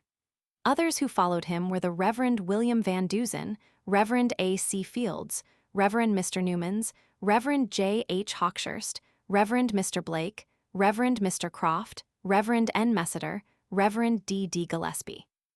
Matthew B. Sweezy was chorister for a time. There was no organ in the early days of the church, but the congregation was frequently led in singing by the violin and the violoncello, though there were some who objected to the use of so ungodly a thing as the fiddle. At first, the Monroe Church was a part of the circuit under the charge of a pastor and his assistants. This circuit in the early days comprised, besides Monroe, the churches at Highland Mills, Washingtonville, Craigville, and Turner. Finally, Monroe and Turner comprised the charge, and this relationship was dissolved in 1895. In 1875, it was voted to enlarge and repair the church, and the pastor, Reverend David McCartney, and Mr. H. H. Lawrence were appointed a committee to solicit subscriptions for this purpose. Their efforts were successful, and the church was remodeled, and stands today practically the same as they left it. The church has reason to hold the memory of Mr. James Smith, Mrs. James Smith, and Sarah Smith, their daughter, in lasting remembrance, as they respectively left substantial legacies to the trustees of the church, to the Ladies' Aid Society, and to the Sunday School, said legacies to be held in trust for their use. The church has a Sunday School and Epworth League. The superintendents of the Sunday School during the last 25 years or more have been Franklin Bull and Orville Eichenberg, the latter having held the position for the last 19 years. The first available records of the schools of the town of Monroe are dated January 7, 1819. These are receipts given by the trustees of several of the school districts for state monies received from the commissioners of common schools. These monies were for the benefit of their respective districts and were in all cases small, the apportionments ranging from $8 to $25. At this time, the town's educational interests were in the hands of 3 commissioners of common schools. The incumbents of these offices in the town of Monroe in 1819 were Israel Green, Lewis H. Rowe, and George Wilkes. In 1843, the office of town superintendent was instituted, thus doing away with the board of 3 commissioners of common schools. The duties of this officer were probably the same as those exercised by the board which he had taken the place of. The first person to hold this new town office was Joseph R. Andrews, who had been a member of the last Board of Commissioners of Common Schools. The office of town superintendent ceased to exist in 1857, when the office of school commissioner was created. The new official assumed the powers of licensing teachers, altering school district boundaries, etc., while the care of the school monies from the state was given to the supervisor of the town. The office of town superintendent was held for a short time by Morgan Shewitt, and afterward for a period of about 10 years by Archibald Campbell, whose term was concluded in 1857 when the office was abolished. In 1819, as they did in subsequent years, the commissioners reported the textbooks in use. This list varied little for many years and was given in the following order: Webster's Spelling Book, Murray's Grammar, Johnson's Dictionary, Scott's Lessons, English Reader, American Selections, American Reader, Columbian Orator, Daballs and Dilworth's arithmetic. Later, on a new and inexperienced Board of Commissioners enumerates the above list with one exception, and concludes with the information, all of which are American selections. The Commissioners of Common Schools in 1819 rearranged the boundaries of the school districts of the town and recorded these boundaries somewhat definitely. The number at that time was 13, but since that date, the number has been changed many times, and their boundaries have frequently been altered. Of the schools of the former town of Monroe, 4 have become Union schools, having high school departments, viz. Central Valley in February 1895, Monroe in December 1896, Turner in May 1902, and Tuxedo in December 1902. District Number 1 is the district that includes the village of Monroe, though it contains practically the territory of District Number 1. As recorded in 1819, its boundaries have been materially changed. The Reverend D. N. Freeland says, in his History of the Town of Monroe, that the first mention of a school in this neighborhood is of one held in the Presbyterian Church building at Seamanville. After that, a log schoolhouse was built just west of the church. The old stone schoolhouse on the road to Mombasha followed, and this in turn gave way to another built a few rods further south. In 1857, a two-story building near the Presbyterian Church was constructed, and this was made to answer the purpose until 1884, when the building now in use, 1907, was erected at a cost of $10,000. This building has now become too small, and the people of the district have purchased, during the past year, a new site just north of the Episcopal Chapel, containing nearly 7 acres, at a cost of $5,000. They have also appropriated the sum of $40,000 for the erection of a suitable building, the foundations of which are at this time completed. Of the persons serving the district in an official relation, the following have rendered the longest continuous service: Henry Mapps, as clerk, 34 years, George R. Conklin, trustee, 20 years, A. B. Hulse, trustee, 15 years. The School of District Number 1 was admitted as a member of the University of the State of New York December 17, 1896, having been created a union school the preceding year. The following are the names of the trustees appearing upon the certificate of admission as petitioners: Eugene Magara, George R. Conklin, L. H. Marvin, Solomon Fairchild. The present Board of Education is Fletcher B. Brooks, Solomon Fairchild, Millard Mapps, Frank F. Griffin, and Clarence S. Knight. In addition to the usual work of a Board of Education, this board has the additional responsibility of building a modern schoolhouse. Turner Village. Many changes have to be recorded in the thriving village of Turner in the eastern part of the town of Monroe. By common consent, the name has been changed from Turner's to Turner, and this seems to be a most reasonable change. No longer do the trains of the Erie Railroad Company sweep majestically into the depot, there to stand impatiently while its hungry passengers regale themselves in that famous restaurant founded by Peter Turner. The now common, everyday dining car attached to nearly every train has crowded out that famous business. The large brick building was destroyed by fire, and the restaurant moved to the wooden building on the opposite side of the track. This property is now owned by the Ramapo Mountain Realty Company, but is fast falling into decay. One end alone is used as a depot. Below the hill stands the famous grist mill, which receives its power from the village pond nearby. Across the street from the mill stands the old hotel of stagecoach days, now renovated into a modern hotel known as Silver Fox Inn. This property and the farm connected therewith are owned by the Ramapo Mountain Realty Company. The old smithy, where Cortland Rumsey's hammer caused the anvil to ring, has long since become a business house. The village blacksmith, J. B. Halleck, has built a modern shop nearby and causes the same old anvils to ring as hearty and strong as ever. The little old stone schoolhouse where our fathers learned their 3 R's is now a dwelling, and a magnificent schoolhouse stands on a hill overlooking the entire village.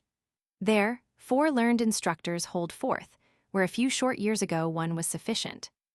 The few rambling houses that constituted the little village of a few years ago have given way to modern dwellings and business places, constituting a thriving village of some 800 people, all busy and prosperous. Surrounding the village on every hillside stand the beautiful summer homes of some wealthy New Yorkers. Among these are the homes of W.R. Barr, Stony Wold, Mrs. John Brower, Blithlia, and the homes of E. H. Harriman, Ward Brower, Farron Brower, Max Jaegerhuber, Orrin S. Wood, and William L. Strout. Where once our farmers tilled the soil, beautiful lawns appear. To the east, where once hunters and trappers alone journeyed, on the highest peak of the Ramapo Mountains, rises the mansion of E. H. Harriman. Inch by inch and foot by foot, this great stone structure rises into view above the trees that surround it. A railway has been hewn out of the side of the mountain, and a cable railroad operates cars that hoist workmen and materials to the summit. The village maintains 2 churches, a Methodist Episcopal and a Catholic. Both have excellent sanctuaries and congregations of earnest, sincere, right-living people. They have done yeoman work in their territory, and their influence has been widespread. Connected with the Methodist Church is a Sunday school and Epworth League. The famous old store of Thomas Earl has been torn down, and the village now has 5 stores. The old Baumetal house still stands at the crossroads in the center of the village, and now contains the village market run by J.R. Brooks. Time has indeed dealt kindly with Turner. The latest item to be accredited her is electricity. Nightly, the village streets are brilliantly lighted, and business goes on as busily as by daylight. The magic current is introduced to the houses and brings light and cheerfulness to the homes. The old village of Centerville would scarcely recognize the village of Turner, which is but the village of Centerville under a new name. Chapter 22. Town of Montgomery. By David A. Morrison. This important town is in the northern part of Orange County, bordering upon Ulster. It lies between the towns of Newburgh on the east and Crawford on the west. Each of these towns has a large tongue of land that extends much further toward the north than the territory of Montgomery, the northern bounds of which form nearly a straight line. On the south are the towns of New Windsor, Hamptonburg, and Wallkill, from which it is separated by rather irregular rectangular lines. The area of the town, as shown by the last supervisor's report, is 30,578 acres. The assessed valuation of property taxable in the town, and found by the assessors in 1906, aggregated $2,094,640. The total taxes for that year amounted to $23,953.01. Titles. The territory of Montgomery is a part of the original John Evans patent, which seems to have been set aside subsequently for various reasons. In 1714, it was in the precinct of Shawangunk in Ulster County, where it remained until 1743, when it became part of the Wallkill precinct. At that time, it embraced the following patents. Cadwallader Colden, April 9, 1,719,000 acres. John Johnson, Jr. February 3, 1,720,000. Thomas Brazier, March 17, 1,720,000. Henry Wildman, June 30, 1,712,000. David Galatian, June 4, 1,719,000. Edward Gatehouse, January, 1,719,000. James Alexander. April 9, 1,719,000. Archibald Kennedy, April 9, 1,719,000. James Smith, December 15, 1,722,000. Patrick McKnight, April 9, 1,719,000. Thomas Knoxon, May 28, 1,720,000. Francis Harrison and Co., July 7, 1,720,000. Jeremiah Schuyler and Co. January 22, 1,719,000. Philip Schuyler and others, July 20, 1,720,000. Jacobus Brine and Henry Wildman, April 25, 1,722,500. Frederick Morris and Samuel Heath, January 24, 1736. Thomas Ellison and Lawrence Room, Nov. 12, 1,750. Cadwallader Colden, Jr. and David Colden, June 20, 1,760. 1720A. In 1772, Wallkill precinct was divided, and the eastern part named the precinct of Hanover. In 1782, this name was changed to the precinct of Montgomery, which was erected as the town of Montgomery in 1788. 10 years afterwards it was, with other towns, taken from Ulster County and annexed to Orange County. In 1823, the town of Montgomery was divided, and the western part, containing about 25,000 acres, constituted and named the town of Crawford. In 1830, the southern part of Montgomery was detached to form, in part, the town of Hamptonburg. The last alteration in its boundaries was made in 1842, when 4 farms containing nearly 600 acres were taken from the town of New Windsor and annexed to Montgomery. Natural features. The fertile valley of the Wallkill, which extends through the town on a northeasterly course, dividing it nearly into equal parts, is a distinguishing characteristic. For nearly a third of the way, where the stream enters Ulster County, it flows very nearly north in a straight line. Then it deflects toward the southwest to the village of Montgomery, when there is a sharp bend, which afterward turns nearly at right angles toward the east and finally leaves the town in nearly a straight course again, forming a part of the eastern boundary of the town and dividing it from Hamptonburg. The most important tributary of the Wallkill is the Tin Brook, which begins in the town of New Windsor, pursues a sinuous career, and finally tumbles into the Wallkill near the village of Walden. The Beaver Dam stream rises in the southeastern part of the town and flows nearly south into the Otterkill, in the town of Hamptonburg. The source of this stream is a large spring of great depth. McKnight's Kill also rises in the southeasterly part of the town and flows southerly into the Otterkill near Burnside. The Muddy Kill rises in the western part of the town, drains that section in a sluggish way, and ends near the village of Montgomery. The surface of the town is diversified with hills, rolling and meadowland. Comfort's Hills on the west rise from 600 to 800 feet above tide and are much the highest elevation. For adaptation to varied agriculture, the town is not excelled by any other town in the county. The uplands are warm, fertile, and comparatively easy to cultivate. The meadows generally produce large crops of grass and afford excellent pasturage. Numerous springs and small streams furnish an abundant supply of pure water. Dairying is the predominant agricultural industry. Early settlements. On the east bank of the Wallkill, on the old Rogers farm, there was an old Indian settlement. The red men had made a goodly clearing in the forest here and, tradition says, had planted fruit trees, and when the white man first set foot in this region, he found full-grown bearing apple trees on this ancient clearing. An Indian settlement was found on the flat above the bridge over the Wallkill, near the old Miller's stone house. Another had its wigwams on the old Christoffel, or Stuffel, Mowel Mold farm about 2 miles north of Montgomery, on the main highway, afterwards known as the Stage Road from Goshen to Albany. These left for more remote regions in 1775. Near the present village of Walden, the settlement of Henry Wildman was made. His patent contained 3,000 acres, and he settled upon it very soon after its purchase in 1712. What was known as the Harrison patent was granted May 25, 1721. This was given to the following persons: Francis Harrison, Allen Jarrett, Adolphus Phillips, George Clark, Joe Haynes Lansing, Henry Wellman, Jacobus Brine, and William Sharpas.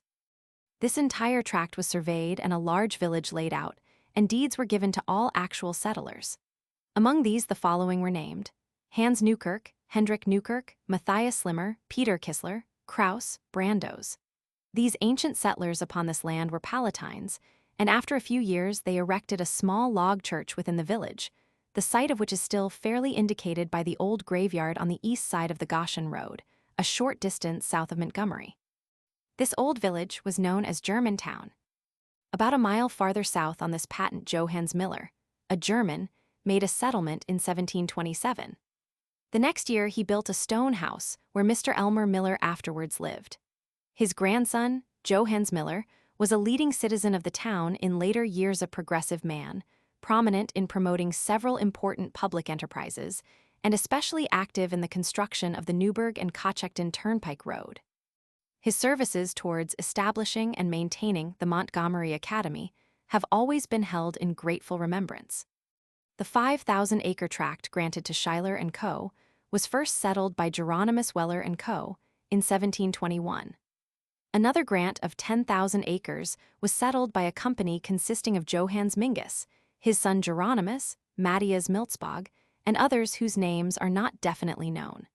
It was agreed by this company that a tract of 100 acres would be granted to each family that would locate permanently upon it. Mingus built a mill, around which the old village of Ward's Bridge soon clustered.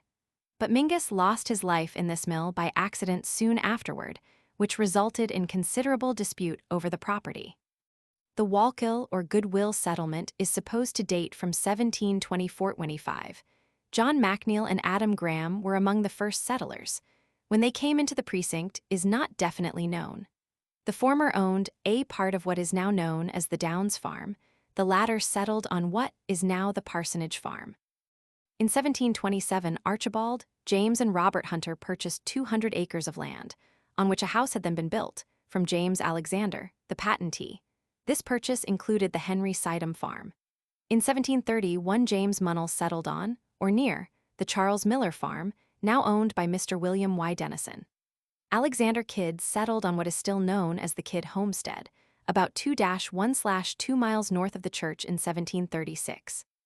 Benjamin Haynes came into the neighborhood in 1739, and the Reverend Joseph Houston was installed pastor of the Goodwill Church in 1740.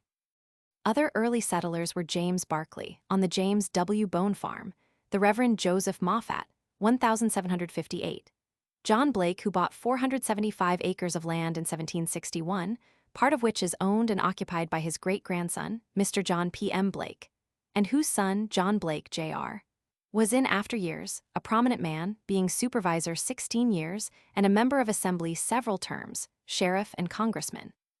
Samuel Miller, who came from Canada previous to 1764, Peter Hill in 1767, Captain Hendricks Van Curen in 1768, Colonel John Nicholson, John Morrison, Gideon Pelton, and Tunis Van Arsdale, whose blacksmith shop is mentioned in the early records of the town. Adjoining the Goodwill settlement on the east, Cadwallader Colden had been granted a patent for 2,000 acres and was settled in 1728, where Mr. George W. Pym now resides. The locality was named Coldenham in his honor. He was one of the most prominent of the early settlers, being Surveyor General of the province, Lieutenant Governor, and several limes acting governor. As a man, he was esteemed for his great learning, benevolence, and strict honesty. As a public officer, he was distinguished for his unblemished integrity. Several buildings were erected in that vicinity by members of the Colden family, some of which are still standing. The Neelytown section adjoins the Goodwill neighborhood on the south, and was so called from a large and influential family which appears to have been active in bringing in the early settlers, but whose name has entirely disappeared from the community. It was settled before 1726. In that year, the names of John Neely and Thomas Neely appear as actual settlers. At that time, Charles Booth, who purchased 1,000 acres of land, had built his first house near, where Mr. William Conning lived in later years. His two sons, Charles and George Booth, were with him. A defective list of freeholders made in 1728 contains the name of Alexander Neely. William and Robert Neely were witnesses to a will in 1731, and the name of John Neely, Jr., is seen in an old record. William, eager with his sons, William and Thomas, came to Neelytown in 1741. He built a log house where the residence of Mr. Samuel W. Eager now stands. His second house was of stone and was situated a short distance south of the first and built before the Revolution. His descendants are very numerous and are widely scattered. Samuel W. Eager, Orange County's first historian, was one of them. Other early settlers in this section were James McCobb, who located at a very early date on the Sherwood Farm, now Nestledown, William Jackson, James Houston, William Young, Captain Alexander Trimble, 1764, Patrick Barber, 1764, Captain James McBride, and Reverend Robert Annan, 1765. A settlement across the Wallkill opposite the present village of Montgomery was made by Henry Christ, Stevenus Christ, Matthias Millspaw, and others. This land was then considered the best in the town. These Germans were a vigorous and hardy people, and they went to work boldly to cultivate the land and establish comfortable homes with a determination to succeed. They soon began to extend their farms to the Comfort Hills slopes and into the section now embraced in the town of Crawford. Their success attracted many representatives of the sturdy Scotch-Irish race, who joined them soon afterward. Among the more progressive pioneer settlers was Henry Christ, from whom descended many active men and women who became leading and influential citizens of the town. Jacob Christ is said to have been drowned in the Hudson River on his return from New Amsterdam with his wedding outfit. Henry Christ, the early immigrant, built near the foot of the hill east of the old Dutch church. His son, Jacob, planted his home on the hill opposite Montgomery Village near the mill. Among other early settlers were David Bookstaver, Jacob Bookstaver, Frederick Sinsabaugh, and Johannes Youngblood, who bought an 800-acre tract. It is recorded of these pioneer German settlers that they were even unable to build so much as a log cabin at first, and were obliged to make excavations in the hillside in which to pass the winter. This they did in the gravelly hill east of the old brick church. In these primitive dugouts, they waited patiently for the snowdrifts to melt away in the springtime, when they might renew their labors and provide more comfortable shelter for their families. Johannes Miller came to America in 1700, lived in Ulster County for a time, and about 1727 settled upon a portion of the Harrison Patent. Frederick Schaeffer, a tanner by trade, was also among these old settlers, and soon established a tannery, which was afterward improved by his son Daniel. Charles Booth purchased 1,000 acres of land in Neelytown, and this tract remained in the Booth family for a long series of years afterward. This family came into the town from Long Island, and George Booth became a leading citizen and was so regarded all through his life. Military notes. In 1738, a company of militia of the Wallkill was organized under Captain John Bayard and formed part of a regiment of which A. Gosbeck Chambers was colonel and Wessel Ten Broke lieutenant colonel, to protect the early settlers against the incursions of the Indians. Among those whose names were enrolled in this company, the following are known to have been residents of what is now the town of Montgomery: John Newkirk, Sergeant; James Gillespie, Thomas Gillespie, Alexander Milligan, Alexander Kidd, Archibald Hunter, James Hunter, John Mingus, Stephanus Christ, James Munnell, John Munnell, George Munnell, John McNeil, Jr., Robert Hunter, Richard Gatehouse, Joseph Sutter, Philip Millspaugh, Chronimus Mingus, Stoffel Mowell, Johannes Kranz, Matthias Meltzbog, Hendricks Newkirk, Hendrik Christ, Benjamin Haynes, John Neely, Jr., Frederick Sanzeba. In 1755, the regiment was divided into two regiments. The first embraced Kingston and the northern part of the county. The second embraced the precincts of Highlands, Wallkill, and Shawangunk, and in this form took part in the French and Indian War.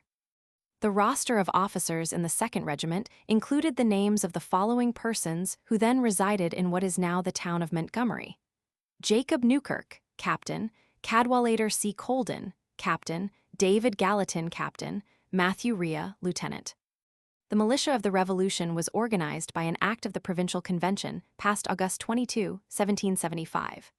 Ulster County was divided into 4 regimental districts.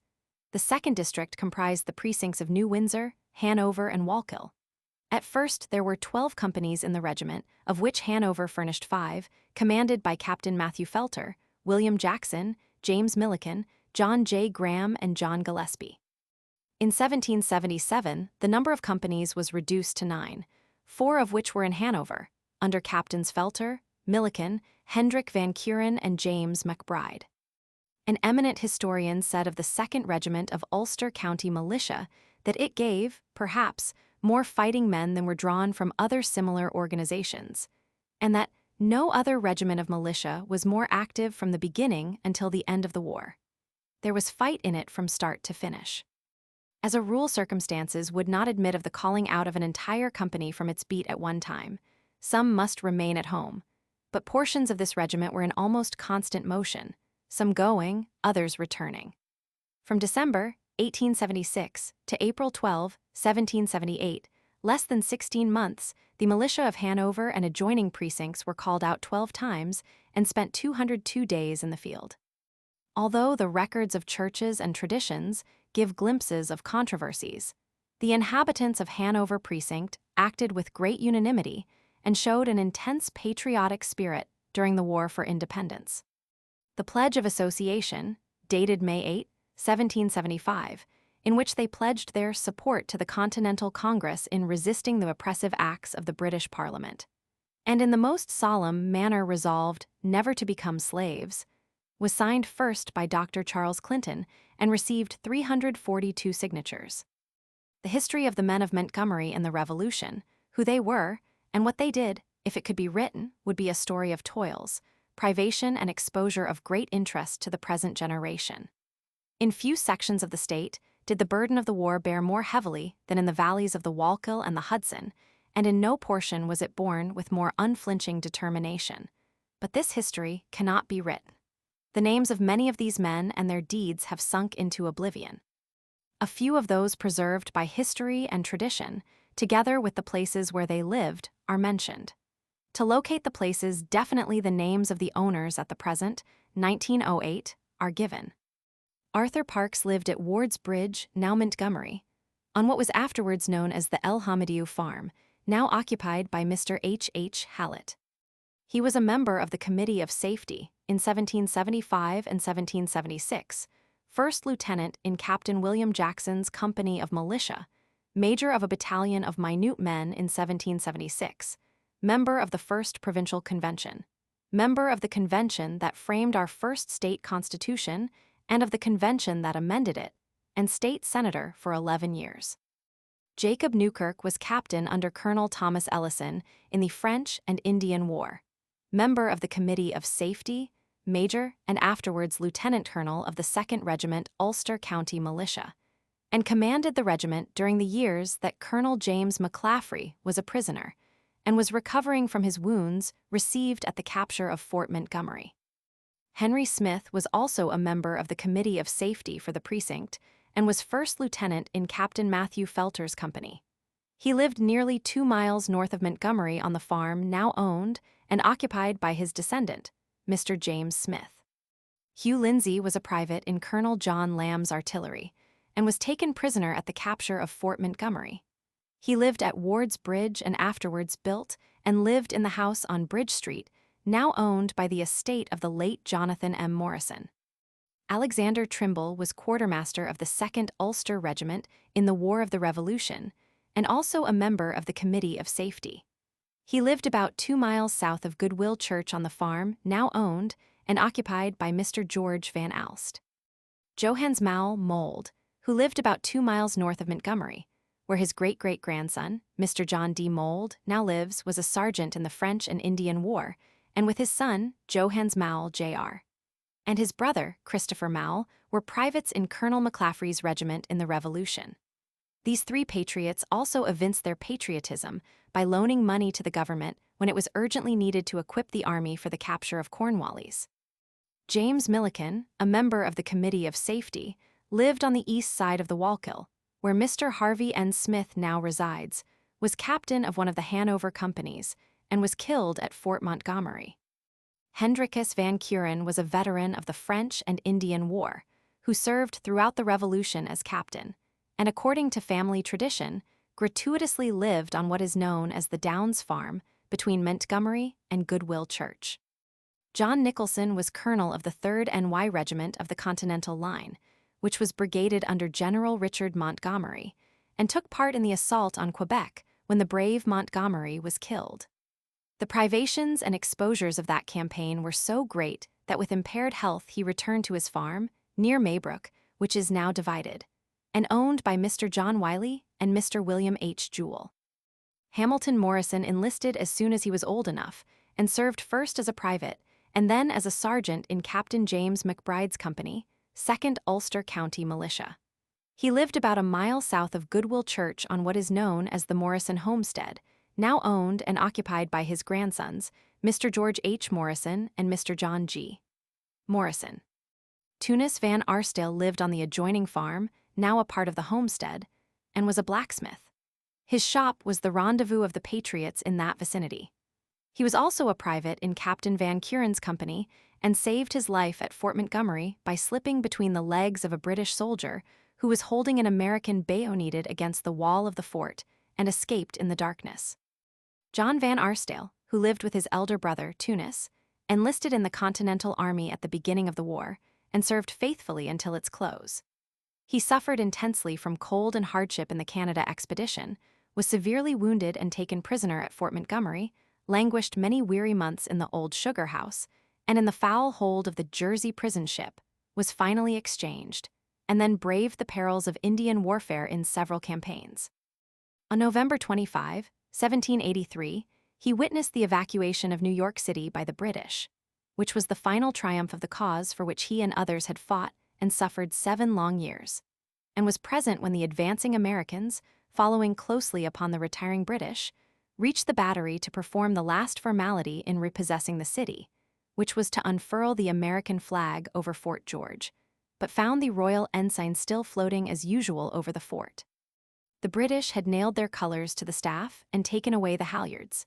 In this dilemma, John Van Arsdale ascended the flagstaff, partly by ladder, but mainly by shinning, tore down the British flag, and rove the new halyards by which the star-spangled banner was quickly run up while the assembled thousands cheered, and the artillery boomed forth a national salute.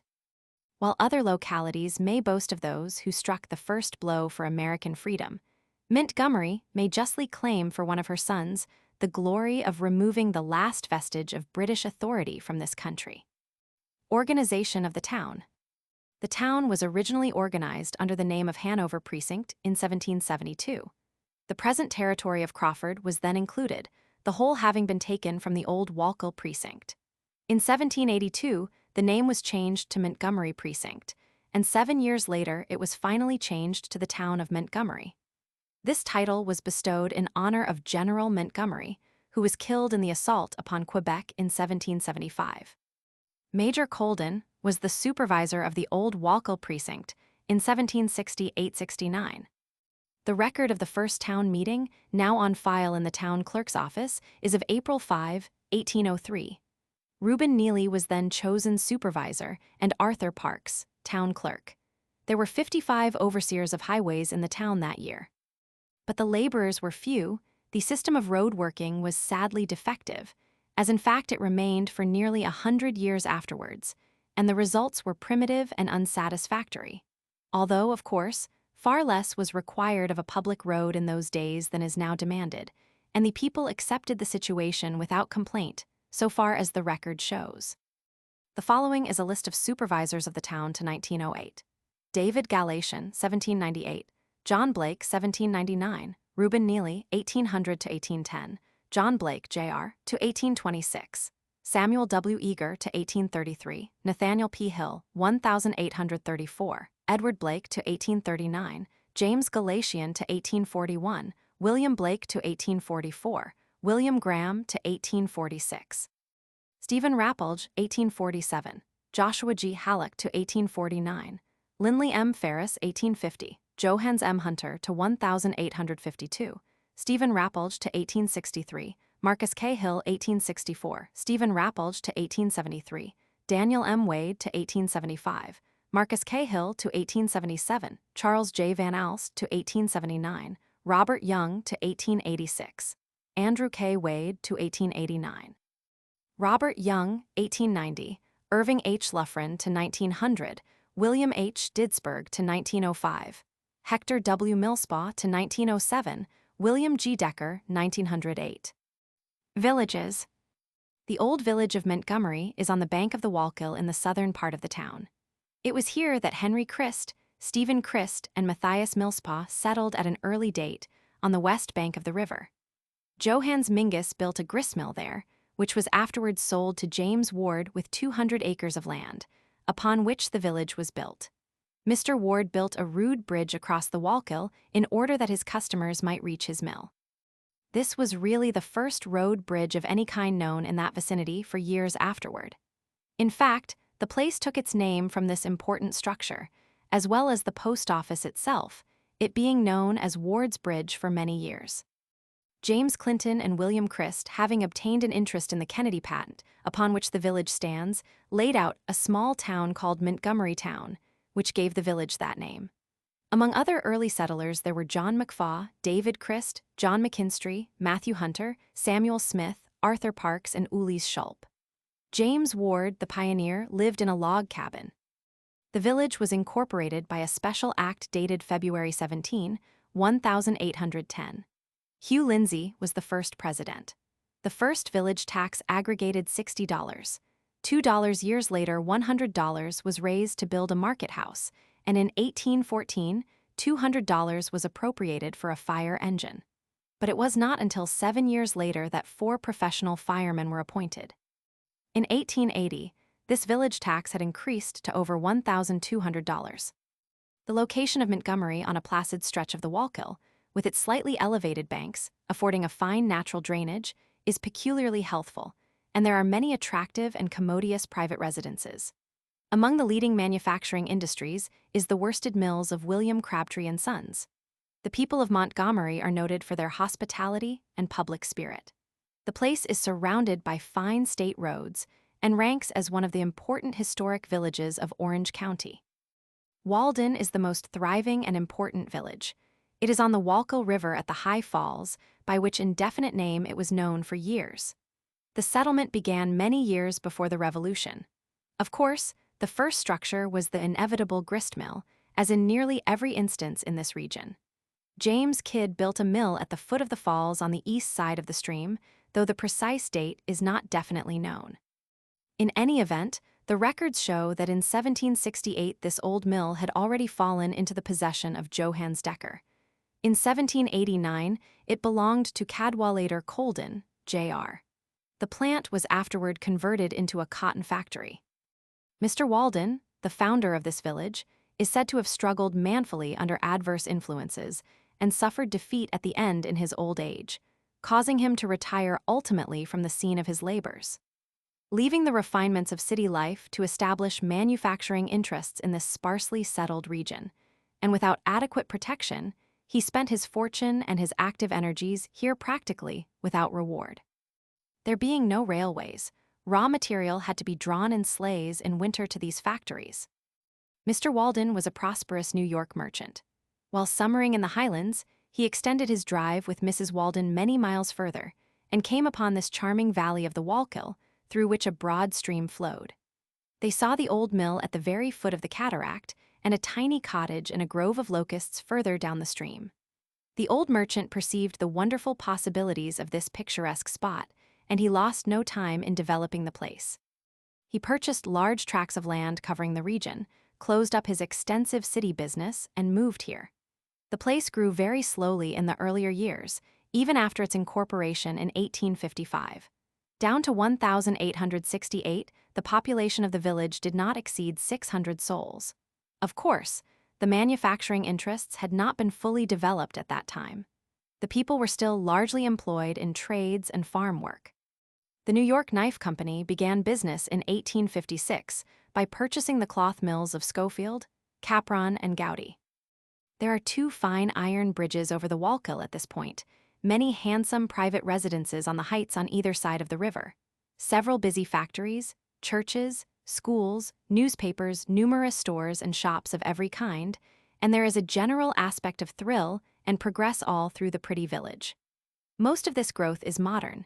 Nearly all the more substantial structures are less than 40 years old.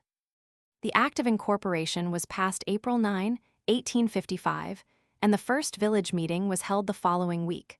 Augustus F. Schofield was the first president and continued 6 years. Previous to the incorporation of the village, the fire company had been in existence some time. This organization was known as the Walden Fire Incorporation, and it constituted the fire department of the village for years afterwards. In 1865, Daniel Torbush was the chief engineer, and in 1880, when the company was known as Enterprise No. 1, the chief engineer was Granville Christ. A newcomer in Walden in 1859 says there were then only 3 prominent business houses, those of Marcus Cahill, Ebenezer Knapp, and Joseph Millspaw. It seemed to him then that about 9/10 of the inhabitants there were named either Millspaw or Kidd. Augustus F. Schofield was then the leading citizen of wealth and influence, having a large shawl factory. The hotels were the Eagle and the St. Nicholas, as they are at present. Schofield Hall was used for public assemblies, and such eminent lecturers as John G. Sachs, Reverend Edward K. Beecher, Park Benjamin, and Fanny Fern appeared there. The much-loved village parson was old Dominie Schoonmaker, who labored there faithfully for many years. The industries of Walden were then confined to the shawl factory, the satinet factory of Giles Andrews, and the knife factory. James Todd was widely known as the model farmer of Orange County. George Weller was a prominent resident greatly devoted to all the village interests, and his home was regarded as a scene of unbounded hospitality and good cheer. The first introduction of gas in Walden many years ago was not a financial success, and the company abandoned the project. A public water system was introduced in 1892. Previous to that time, water for fires had to be taken through long hose from the Wallkill and Tin Brook streams. The electric fire alarm system was installed about 15 years ago. The newspaper known as the Walden Herald was established about 1869, and the Walden Citizen is in its 20th year. Near the line of Newburgh, in the northeastern part of the town, is the old hamlet of St. Andrews, which was left behind in the later development of Walden with its great water power facilities. It was named for the ancient Episcopal church there, which is now located at Walden. Maybrook is an important railway junction in the extreme southeast corner of the town. The population, which numbers about 400, is composed principally of railroad employees. Coldenham is near the New Windsor boundary, but in the southeastern part of the town. The title came from the Colden family, and the hamlet was the home of the lieutenant governor and acting chief magistrate of the New York colony. Allard's Corners on the northwest border, and Scott's Corners, east of Montgomery Village, are other small hamlets of minor importance. Banks. Lefevre and DeGarmo were the first bankers, beginning business in Walden in 1870. They continued but a short time, and in 1873, the Exchange Bank was organized with George W. Stoddard in active charge. This was merged into the Walden National Bank in 1877 and was succeeded in 1897 by the National Bank of Walden, the name of the present institution. The Walden Savings Bank, the oldest and largest financial institution in the town, began business June 1, 1872 with the following officers: Seth M. Capron, President, Thomas W. Bradley, Vice President, and Peter Lefevre, Secretary and Treasurer. The Montgomery National Bank began business November 1, 1905 with the following officers: William H. Sr., President, John A. Crabtree, Vice President, E. I. Emerson, Cashier. Directors: William Eager, John J. Vanderoof, John A. Crabtree, Clunks D. Waite, J. Harvey Harris, Dr. E. Ross Elliott, William F. Lodge, Harvey Tuttle, William H. Sr., Walter R. Comfort, Fred W. Tower. Industries. Nearly all the soil of this town is well adapted to successful agriculture in its varied forms. While much of the land has been devoted to meadows and grass, fine crops of grain were grown, wheat especially, in the earlier years of the settlement. Fruit is also grown to a considerable extent in some localities with profit. Orchards were planted in the town nearly 100 years ago by Robert Griffith, John Miller, Andrew Graham, Hamilton Morrison, and others. The bonding of the town in aid of the Wallkill Valley and other railway construction had a depressing effect upon the people and their property for a time, and there was much opposition to the scheme, among the farmers especially. But the advantages of the railways became apparent in a few years, and probably no one would now care to abolish the present traffic facilities afforded or longer regrets the cost. The opening of the Wallkill Valley Railway to Montgomery in 1866 was a most important event for the town and county. The Walden Woolen Factory was established in 1823 by Jesse Schofield and Dr. Coburn. It was at first known as the Franklin Company.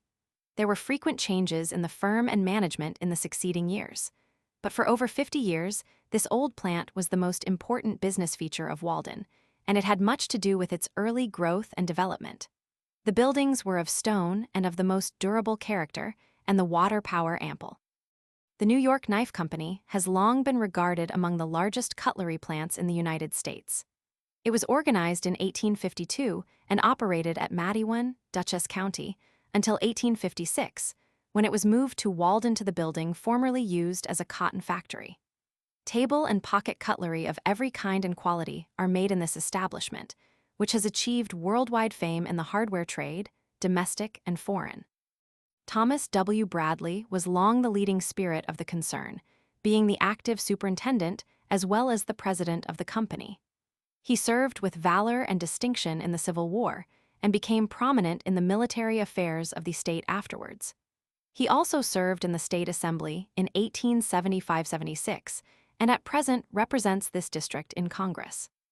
The Walden Condensed Milk Company was organized in 1864 with a proposed capital of $50,000, but it was reorganized 3 years later under the name of the Highland Condensed Milk Company. The enterprise was finally abandoned soon afterward, and the buildings were used by the Walden Soap Works. The Walden Brickyard began operations in 1868 with James Gowdy at its head. The Walden Knife Company was established in 1870 with W. E. Gowdy as president. It is entirely devoted to pocket cutlery. In 1891, Mr. Edward Whitehead became its president, since which time the industry has forged rapidly ahead, with the annual payroll exceeding $250,000. The Schrade Cutlery Company was organized in 1904. It is under the direct management of George Schrade and his brother J. Louis Schrade. The Ryder Erickson Engine Company, manufacturers of hot air pumping engines, is also a very important industry, giving employment to 125 men. The Worcester Manufacturing Company, makers of pants and overalls, conducts an extensive and increasing business. The firm of William Crabtree and Sons, manufacturers of worsted yarns with plants in Montgomery Village and Newburgh, conducts an important industry. This was established in 1880 by William Crabtree and Arthur Patchett, both now deceased. 200 persons are given employment by this progressive firm. The New York Condensed Milk Company established a very extensive branch of its business just north of Walden in 1880 at an initial cost of $200,000, and the buildings and entire plant have been greatly enlarged and improved since that time. It was intended to receive the milk from 5,000 cows at the outset. John G. Borden, who became one of the most prominent and progressive men in that region in after years, was the first president of this important plant. Since his death, the great enterprise, with its model farms, has been carried on most successfully by his daughters, and it is still one of the great show places of this region of the state.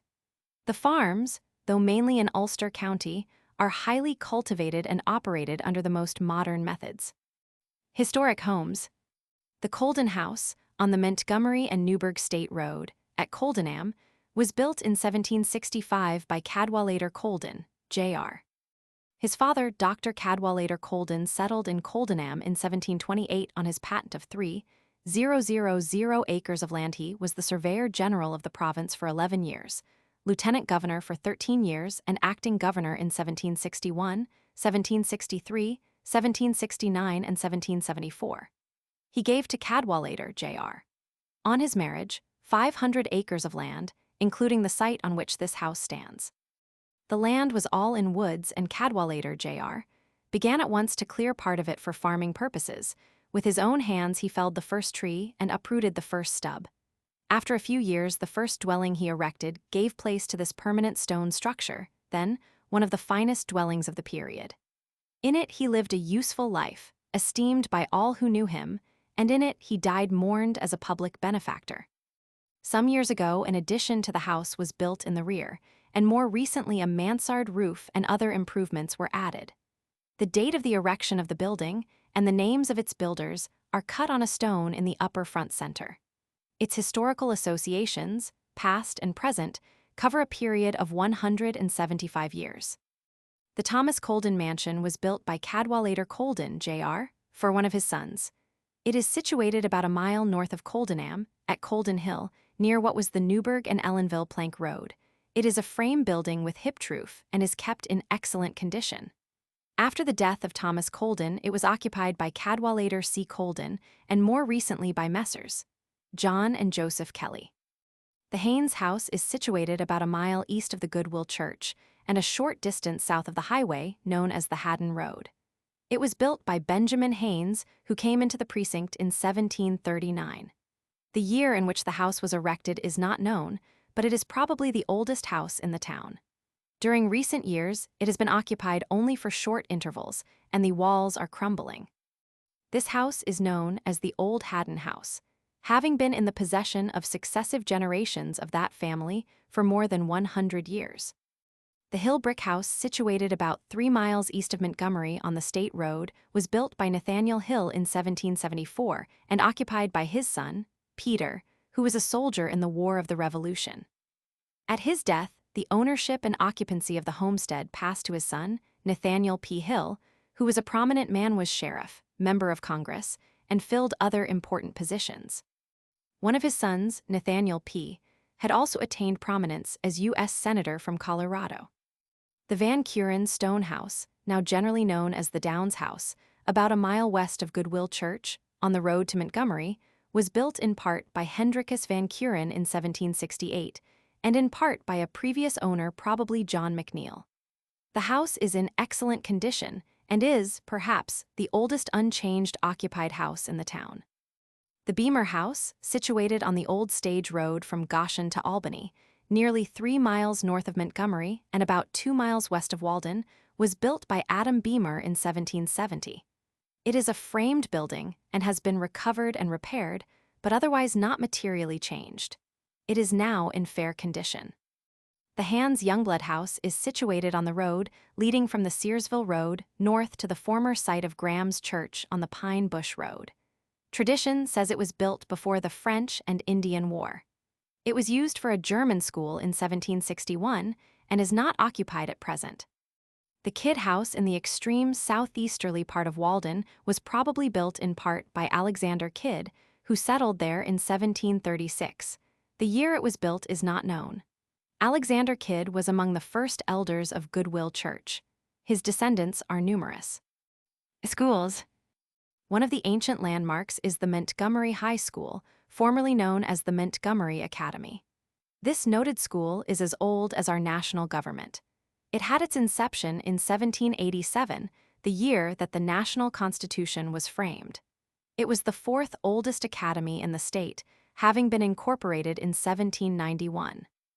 Before 1787, the inhabitants of the village and surrounding country felt the need of a school of a high grade, and during that year erected a school building on lots reserved in part for school purposes, when the village was first surveyed and laid out.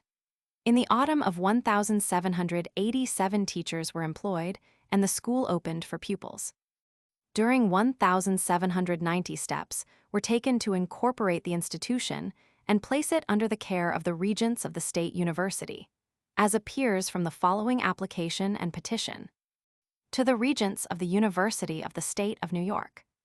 Be it known that a certain tract of land pleasantly situated in the town of Montgomery, in the county of Ulster, in the center of a populous, fertile, and wealthy country, hath lately been purchased, and a large and convenient building of 2 stories high erected and completed thereon, for the use of a public academy for the instruction of youth in the learned languages and other branches of useful knowledge. That the expense of the undertaking hath been defrayed by the free and liberal benefactions of individuals, of whom the subscribers constitute more than 1/2, with respect to the contributions raised and collected to found said academy, and that a gentleman of liberal education, of very competent abilities and irreproachable moral character, has been procured with a tutor to teach in said academy. The subscribers, pursuant to an act of the legislature of the state of New York, entitled an act to institute a university within this state, and for other purposes, passed April 13, 1787, respectfully make the application to the regents of said university, requiring that the said academy may be incorporated agreeably to the said law, and be subject to the visitation of the said regents, and they do hereby nominate Arthur Parks, Matthew Hunter, Benjamin Sears, Henry Van Curen, Solomon Slight, Joseph Barber, James Clinton, Moses Freley, Daniel Bull, James Hunter, Peter Hill, David Galatian, Johannes Miller, Severin T. Brown, Henry Smith, Ebenezer Clark, and William Cross to be the first trustees of the said academy, declaring it to be their desire that the said trustees be called and distinguished by the name of the trustees of the Montgomery Academy in the county of Ulster. Andrew King, John McKinstry, Nathan W. Howell, James Moore L. Slett, William Jackson, Matthew Hunter, Matthew Gillespie, Stephen Goldsmith, David Jagger, John Nicholson, Hugh Milliken, Benjamin Sears, Andrew Graham, James Clinton, Thomas Greggs, Hamilton Morrison, Jacob Meltzberg, Gideon Pelton, Alexander Leeds, Patrick Barber, Robert Kidd, Jacob Newkirk, James Mackay, David Galatian, Thomas Barkley, William Cross, Stephen Ross, Severin T. Brine, Stephen Christ, Johannes Mold, John Wilkin, Christian Rockefeller, A. M. McCord, Jacob Linderman, William Wilkin, Jacob Bookstaver, Robert Sewall, William Booth, David Miller, Alexander P. Anderson, B. Hopkins, John Clark, Samuel Boyd, James W. Wilkin, Adam J. Dahl Johannes Miller, Martimus Christ William Weller, William Johnston Jacob F. Bookstaver, Daniel Cahill Henry J. Smith, John Millspaw Neil Diggy, Solomon Slett Henry Sinsabaugh, John Robinson Henry Van Curen, John C. Milliberg Peter Kranz, Henry Neely, Henry Smith, Benjamin Craddock, James Jackson Jr., Frederick Bookstaver Philip Millspaw, Moses Latta John Linderman, Jacob Smeads William Cross, John A. Newkirk David Smith, James Hunter, William Christ Jacob Pitts, Johannes Yerkes Henry German, Christopher Moule John Barber, George Monell Daniel Bull, Joseph Burroughs James M. Claghan, William Hill John Puff, Thomas McKissick John Poole, Alexander Dorcas John Sears, Charles Young John Barclay, Andrew Hart John Scott, James Kidd, Jeremiah Smith, William Irwin Jane Crage, John Hunter James T. Graham, John P. Haynes John Haynes, Peter Hill Thomas Beeley, Robert Hunter Tunis Van Arsdale, David Christ John Dunlap, James Fitzgerald Caleb Dill, Samuel P. Gale Andrew Blur, William Faulkner Jr., Jason Wilkin, James Sutton William Faulkner, John Barber D. G. Rogers, Jonathan Miller James Preston, David Comfort Cornelius Schoonmaker, Matthew M. Rowe William Miller. The petition was dated January 3, 1791, and the Act of Incorporation was passed the 23rd of April following. The school prospered and greater accommodations became necessary. In 1823, the main part of the present brick building was erected at a cost of about $5,400. Nearly two-thirds of the cost was paid by state monies. The remaining third was raised by subscription through the activity and persistence of Johannes Miller. The academy continued to prosper until the free school system was adopted, when it began to decline. In 1881, it was transferred by the trustees to the Board of Education of the Montgomery Union Free School, of which it is now, 1908, the academical department. The following is a list of principals of the academy since it was incorporated. Reverend Alexander Miller, Nathaniel Howell, Nathan H. White, Reuben Neely, James King, Prof. Stansbury, William H. Weller, Reverend John McJims, Prof. Wilson, Jacob C. Tooker, 20 years, Silas S. Harmon, 7 years, Rev. Samuel B. Bell, D.D. Joseph M. Wilkins, 3 years, Robert Simpson, Daniel K. Bull, Prof. Lasher, Prof. Graham, Prof. Gunnison, Thuron Little, Prof. Stevens, Prof. Beardsley, Prof. Cohn, Benjamin C. Nevins, Prof. Demarest, Prof. Rouse. This famous academy reached the zenith of its prosperity under Professors Tooker and Harmon. The town is divided into 13 school districts and parts of districts. Of these, 12 have schoolhouses in the town. These district schools will compare favorably with those of any other town. It appears from trustees' reports for 1907 that the whole number of children of school age, between 5 and 18, residing in the town that year was 1,337. Of these, 1,299 attended school. The average daily attendance of these children was 850. The number of teachers employed at the same time was 34. The total cost of sustaining these schools was $25,330. Of this sum, $17,892 was raised by district tax. The value of schoolhouses and sites was $42,450. Two of the districts, Montgomery and Walden, are Union Free School Districts. The former was established in 1881 and now, 1908, employs 6 teachers. The first principal was Reuben Fraser. The present Board of Education is Dr. E. Ross Elliott, William Eager, William H. Sr., John A. Crabtree, and William S. Hanlon. The latter was organized in 1859 and now employs 18 teachers. The Board of Education in 1908 is Sanford Abrams, Henry E. Williams, Frank Benedict, Benjamin S. French, Harry Hollingsworth, Dewitt C. Dominic. There is one parochial school in the town. Churches. There are many ancient churches in this town. It was a sturdy Christian people that first settled in this region. After building their grist mills and providing themselves and families with log cabins or other rude shelter from the storm and cold of the severe winters which then prevailed, their next thought was for the church, where they might enjoy religious worship, hear the scripture expounded, and meet together in praise and song. The oldest and best known of these churches in those early days was the Goodwill Presbyterian Church. This was established by the Scotch-Irish settlers who came into the region in 1724. The earliest records of this old church seem to have been lost. but the organization was represented in the Synod of Philadelphia in 1729 by John McNeill as commissioner. This date has, therefore, been taken for the establishment of the church, although it was doubtless in existence there some years earlier. The settlers of the region being long known as the people of Wallkill, this church went under the name of the Wallkill Church, though incorporated under the name first mentioned. The first church structure is believed to have been erected in 1735, although there was some rude building set apart for religious worship some years before this.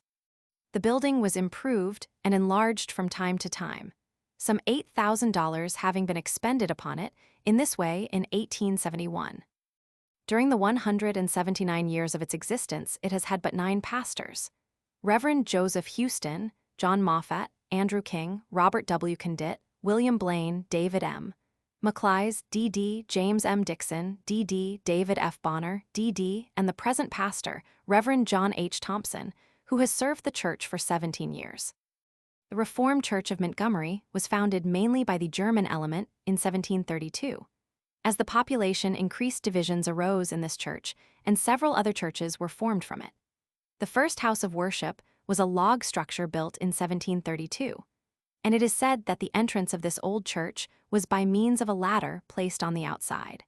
All these early records were kept in the Dutch language, and the services were also conducted in Dutch for the first 50 years. Then for a time each alternate Sunday the English language was used. Reverend John Michael Kern seems to have been the first settled pastor. He came in 1772 and resigned in 1776. Reverend G.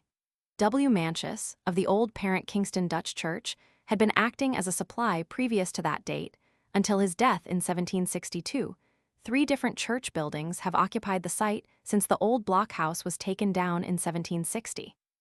The first was a frame structure erected immediately thereafter. The church contained 68 pews, 46 of which were occupied at a rental of 96 L8s. Pews for the elders and deacons were on the right and left of the old-fashioned pulpit. Among the names of the pew holders are found those of Rockefeller, Youngblood, Mould, Decker, Weller, Robinson, etc., ancestors of many well-known families. The modern name of the church for years has been the Brick Church of Montgomery. The present pastor is Peter Crispell. Illustration: diagram of pews of the old Dutch church at Montgomery, erected in 1760. The St. Andrew's Church at Walden, before alluded to, is another ancient religious society. This people passed through a troublous, sick existence during the Revolution, and the parish was left vacant for some years until 1790. Finally, after emerging from a heavy debt, a new church was erected in the village of Walden in 1827. Then, after many changes in rectors, another new church was decided upon in 1870. This with the parsonage cost $18,000, and in 1880 the church was finally consecrated free from debt. The Reformed Presbyterian Church of Coldenham was organized in 1795, and a house of worship built 4 years later. This was replaced by a new structure in 1838. Dr. Alexander MacLeod was the pastor from 1800 to 1812. The present pastor, Reverend Thomas Patton, was installed in 1893. The Reformed Dutch Church of Berea, which came as a secession from the Goodwill Church, got its first pastor in 1823, Reverend James Ten Eyck, the congregation having been incorporated 2 years before. When the first little church was built, it was surrounded by a forest, the timber for the building being cut from the site itself. The first Reformed Church of Walden was incorporated in 1870, although the society was formed 40 years before, and the church building was completed in 1838 at a cost of $12,000. Some $5,000 more was afterwards spent upon the parsonage. Reverend M. V. Schoonmaker was the minister from 1849 to 1888. The present minister, Reverend W. W. Scomp, was installed in 1897. The First Presbyterian Church of Montgomery was incorporated in 1832, and Reverend James O. Stokes was the first pastor. There were many changes in this pastorate in the succeeding years, and the debt piled up gradually until it reached $2,300 in 1848, a parsonage having been built meanwhile. This debt was, however, fully met that year under the pastorate of Reverend E. R. Fairchild, whose health soon failed, however. Reverend J. C. Forsyth was installed in 1875, and he continued in that field for many years. The Methodist Church of Montgomery was organized in 1829 with Reverend B. Howe and J. W. Lefevre as priests. The table expenses of Mr. Howe were $100 and those of Lefevre $50, which was in addition to the disciplinary allowance. A small church was built that year and a parsonage 4 years later. In 1906, an Episcopal mission was established in Montgomery. The Walden Methodist Church was incorporated in 1850. Previous to that, the classes there were under the pastoral care of the Montgomery preachers. In fact, it was not until 1866 that the Walden Church became an independent charge. Then a parsonage was built, and the church building was enlarged and improved in 1870 at a cost of $6,000. In 1893, it was removed to the east side of the church lot and remodeled. The Church of the Holy Name in the village of Montgomery was incorporated in 1870. Reverend Hugh S. O'Hare was the pastor. The inception of the Church of the Most Precious Blood in Walden was in 1887. Services were held in Lustigs and later in Condon's Hall. The church was dedicated by Bishop Farley July 5, 1896. The officiating priests have been Reverend C. A. Meredith, Reverend P. Morris, and Reverend F. C. Lenz. Among the recent church organizations of the town is the People's Baptist Church at Maybrook, erected in 1906. No settled pastor. Several of the old cities of the dead date back to 1725. The Walkell Valley Cemetery Association was organized in 1865, and the first burial made May 1, 1867. This cemetery commands general admiration in the beauty and grandeur of its location. It comprises 41 acres, and the interments exceed 2,000. In 1905, Colonel Thomas Bradley erected here a bronze statue, the Volunteer, Memorial to Company H, 124th Regiment. Other burial places are Goodwill, St. Mary's, Riverside, Berea, Brick Church, and Coldenham. Chapter 23. Town of Mount Hope by Wickham T. Shaw. Location, area, etc. This is one of the smaller towns of Orange County, and it is located in the acute angle of the western boundary line of the county, formed by the indentation of Sullivan County. The territory of the town is diamond-shaped. The Shawangunk Stream, which flows through the town lengthwise toward the northeast, leaves it in the apex of the angle, and then forms the boundary line separating Orange from Sullivan, as well as the northwestern bounds of the towns of Walkell and Crawford. It is bounded on the north by Sullivan County and a very small part of the town of Walkell, east by that town, south by the towns of Woweyanda and Greenville, and west by the town of Deer Park. The area of the town is now placed at 16,104 acres. The assessed valuation of all the real and personal property, as reported by the assessors in 1906, was $632,075, upon which the tax levy for that year was $3,903.36. In 1880, this land was valued at $673,470, and the annual tax was $5,157.79. But it would be manifestly unfair to assume that the land is less valuable now than it was 25 years ago. The average town assessor in the state of New York, under the prevailing political conditions and customs, is largely a creature of circumstance, with strange vagaries in judgment, if indeed he is called upon to exercise any judgment at all under the official limitations of his position. Then, too, standards of value have greatly changed during that time. This Mount Hope territory lies wholly north of the old county line, which originally divided Orange from Ulster County. Natural features. The Shawangunk mountain range in the western border of the town is the most important topographical feature. This northern spur of the Alleghenies is known as the Blue Mountains in New Jersey and the Kittatinny Mountains in the state of Pennsylvania. Beginning in the central part of Ulster County, the general trend of the range is toward the southwest for some 250 miles. There are few isolated peaks, and the greatest altitude reached is about 1,800 feet above tide. The more notable elevations of this range are Sam's Point, near Ellenville, Sky Top, and Eagles Cliff at Lake Mohonk, all of which are in Ulster County.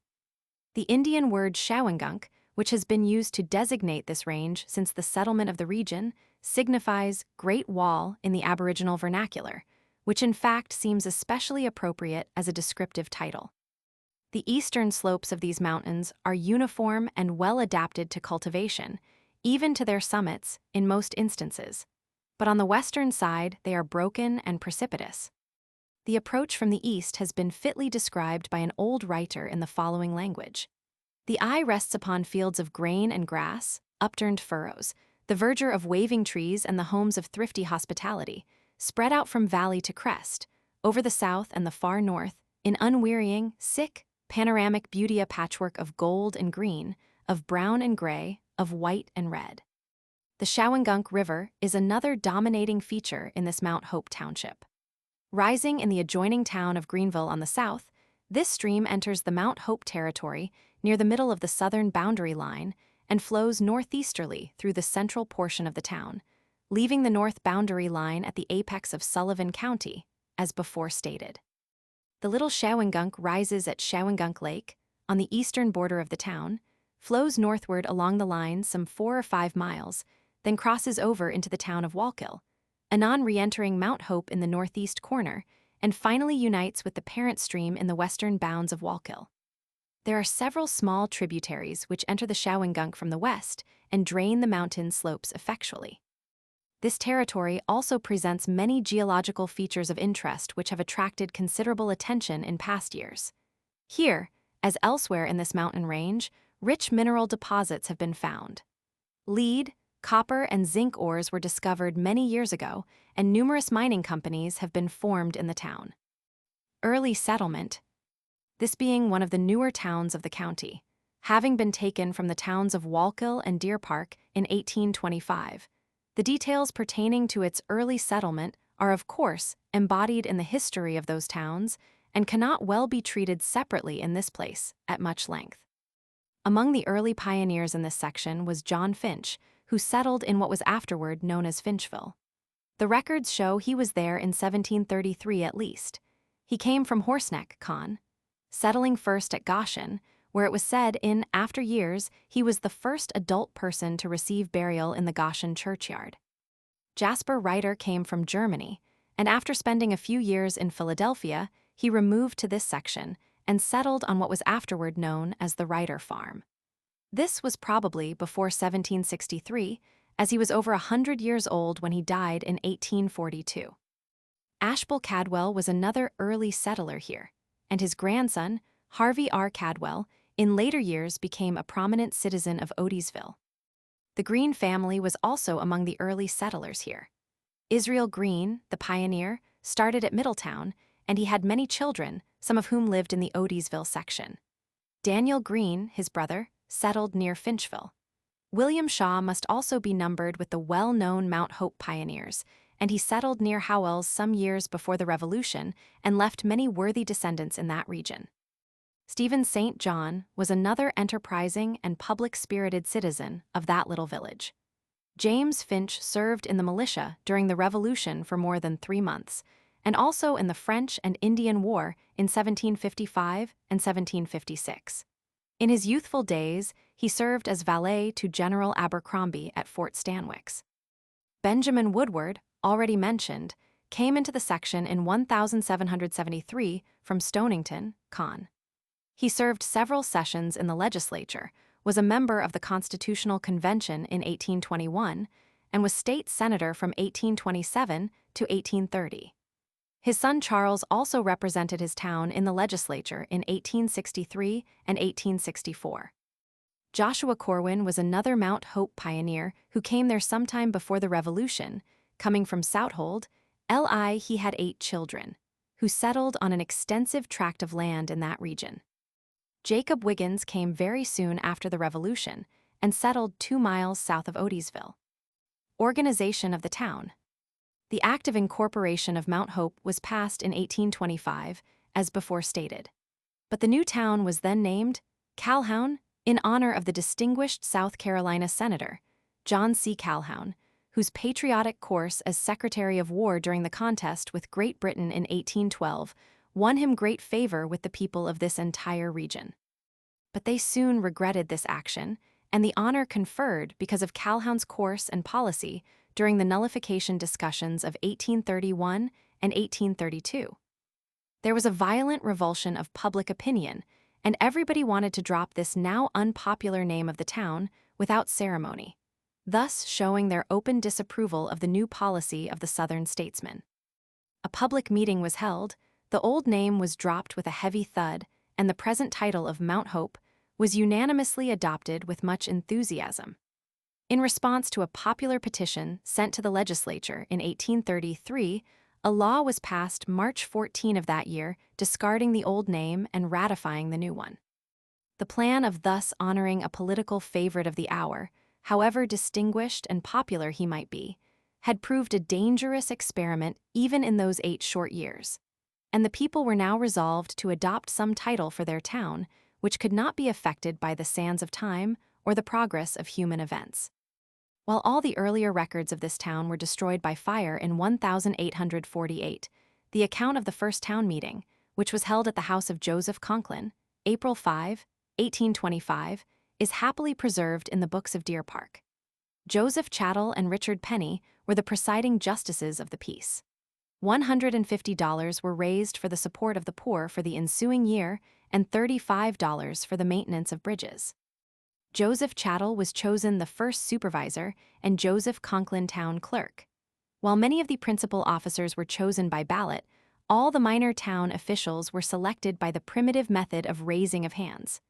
4 constables were chosen, 6 fire masters, 4 fence viewers, and 41 highway masters.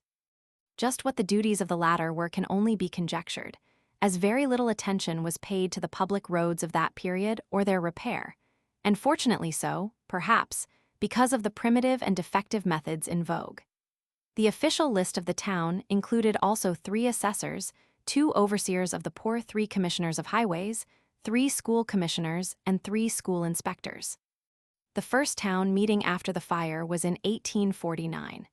At that time, the rather extravagant civil list of the town had been somewhat reduced in number.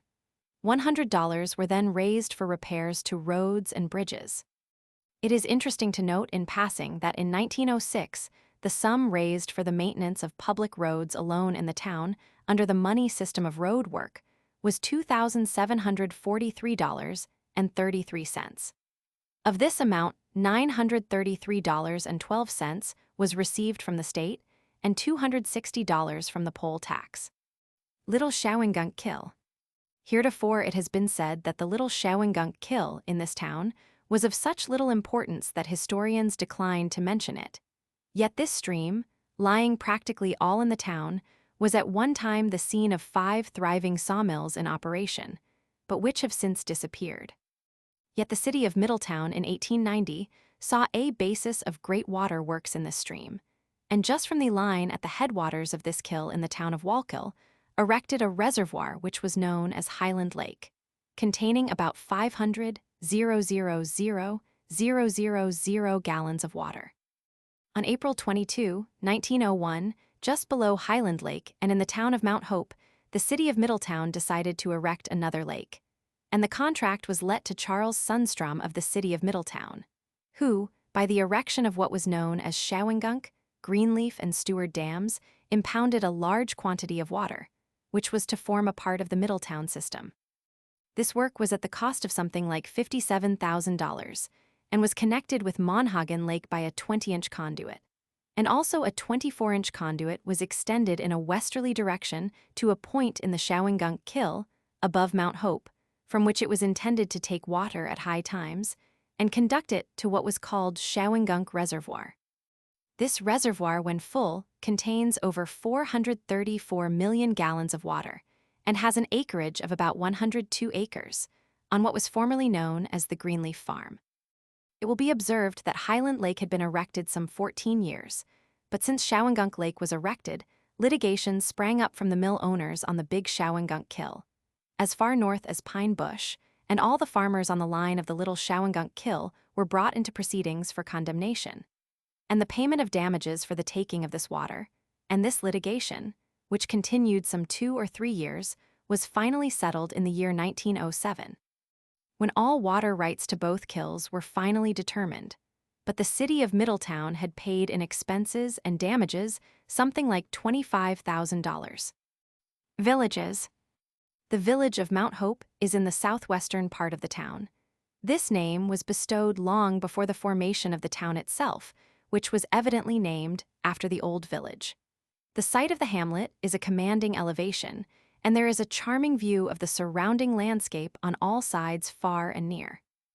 Benjamin Woodward and Dr. Benjamin Newkirk are credited with the establishment of the place in May, 1807.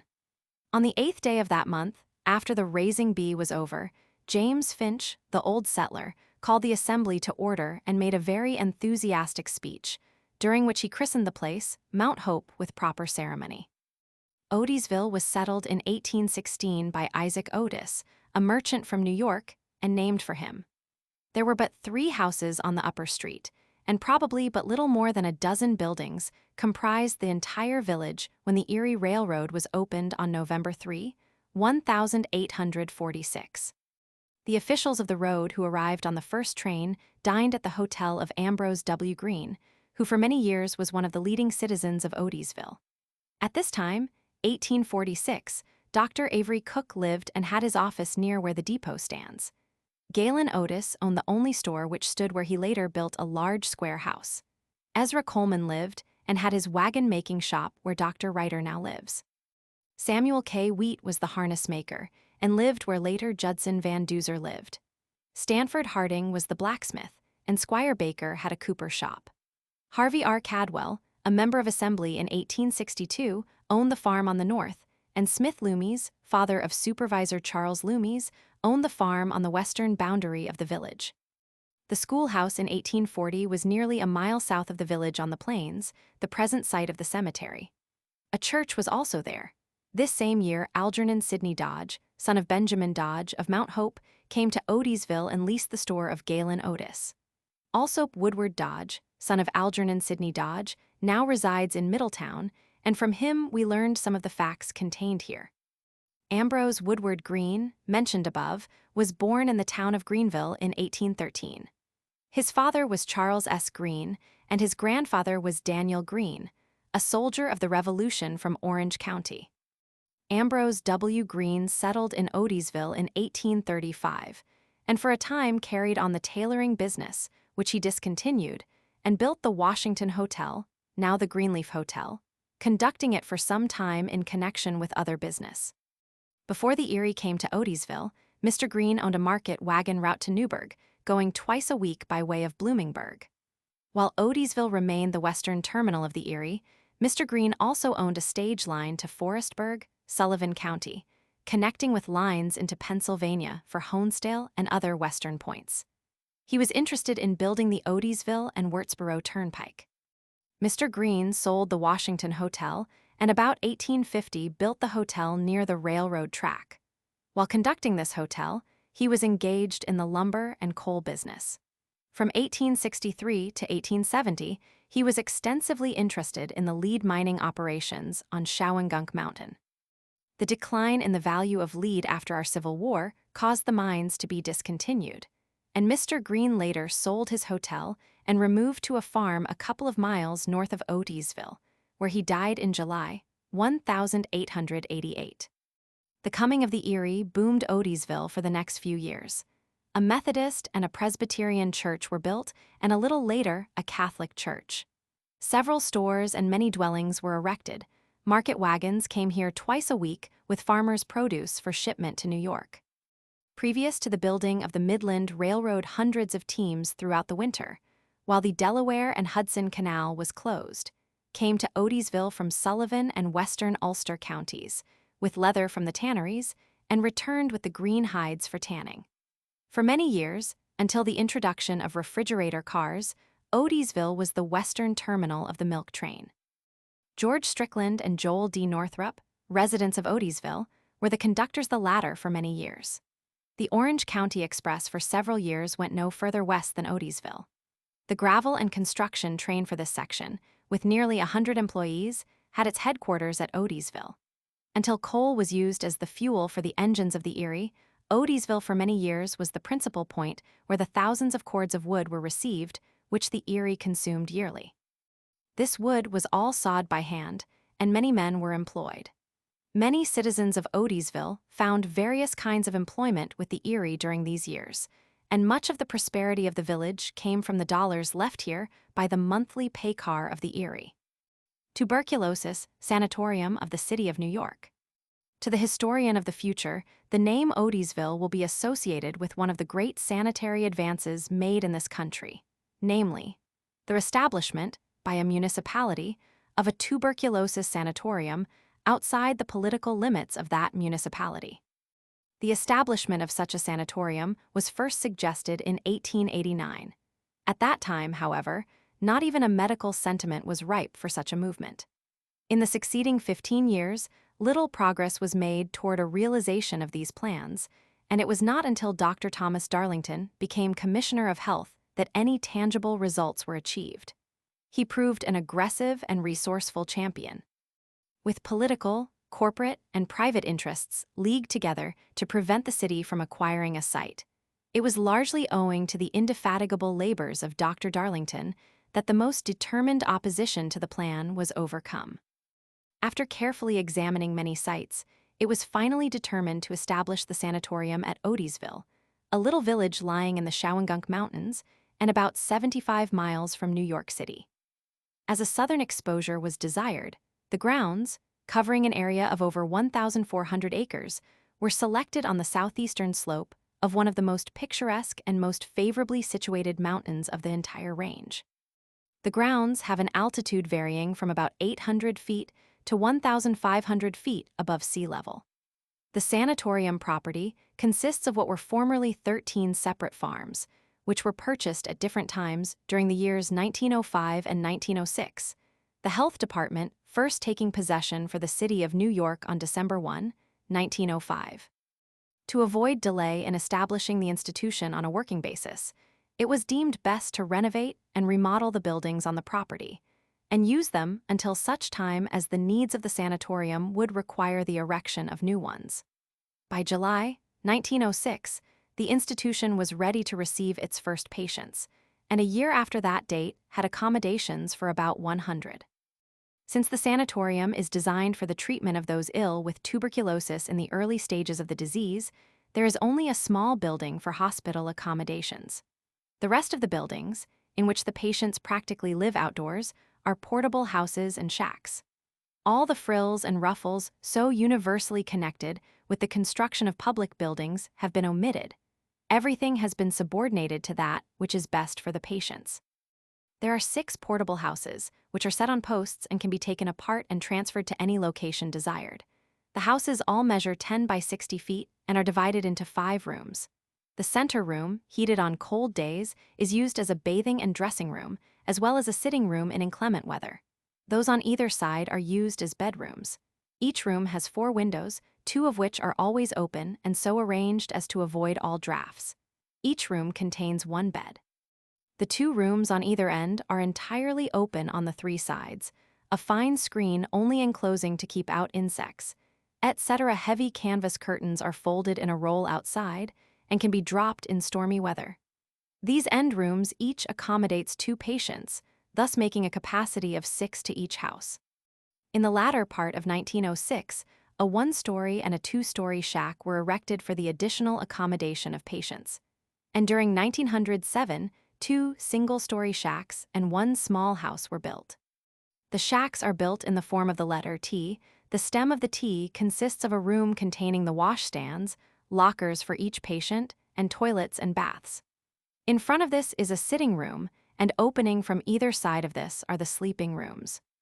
The latter are practically only verandas, being open in front and on the side, while for protection against storms and severe winds there is a similar provision to that used on the portable houses.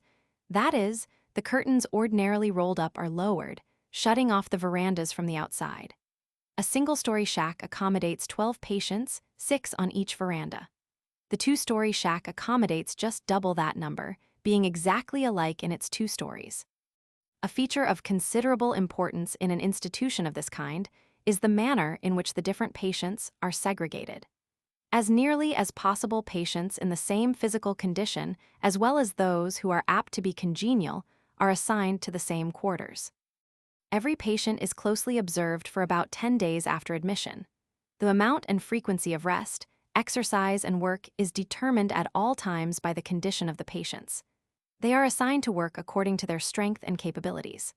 All dining room duties, such as waiting on the table, washing dishes, and preparing vegetables, are performed by selected patients who show but slight lesions, negative sputum, and have no cough.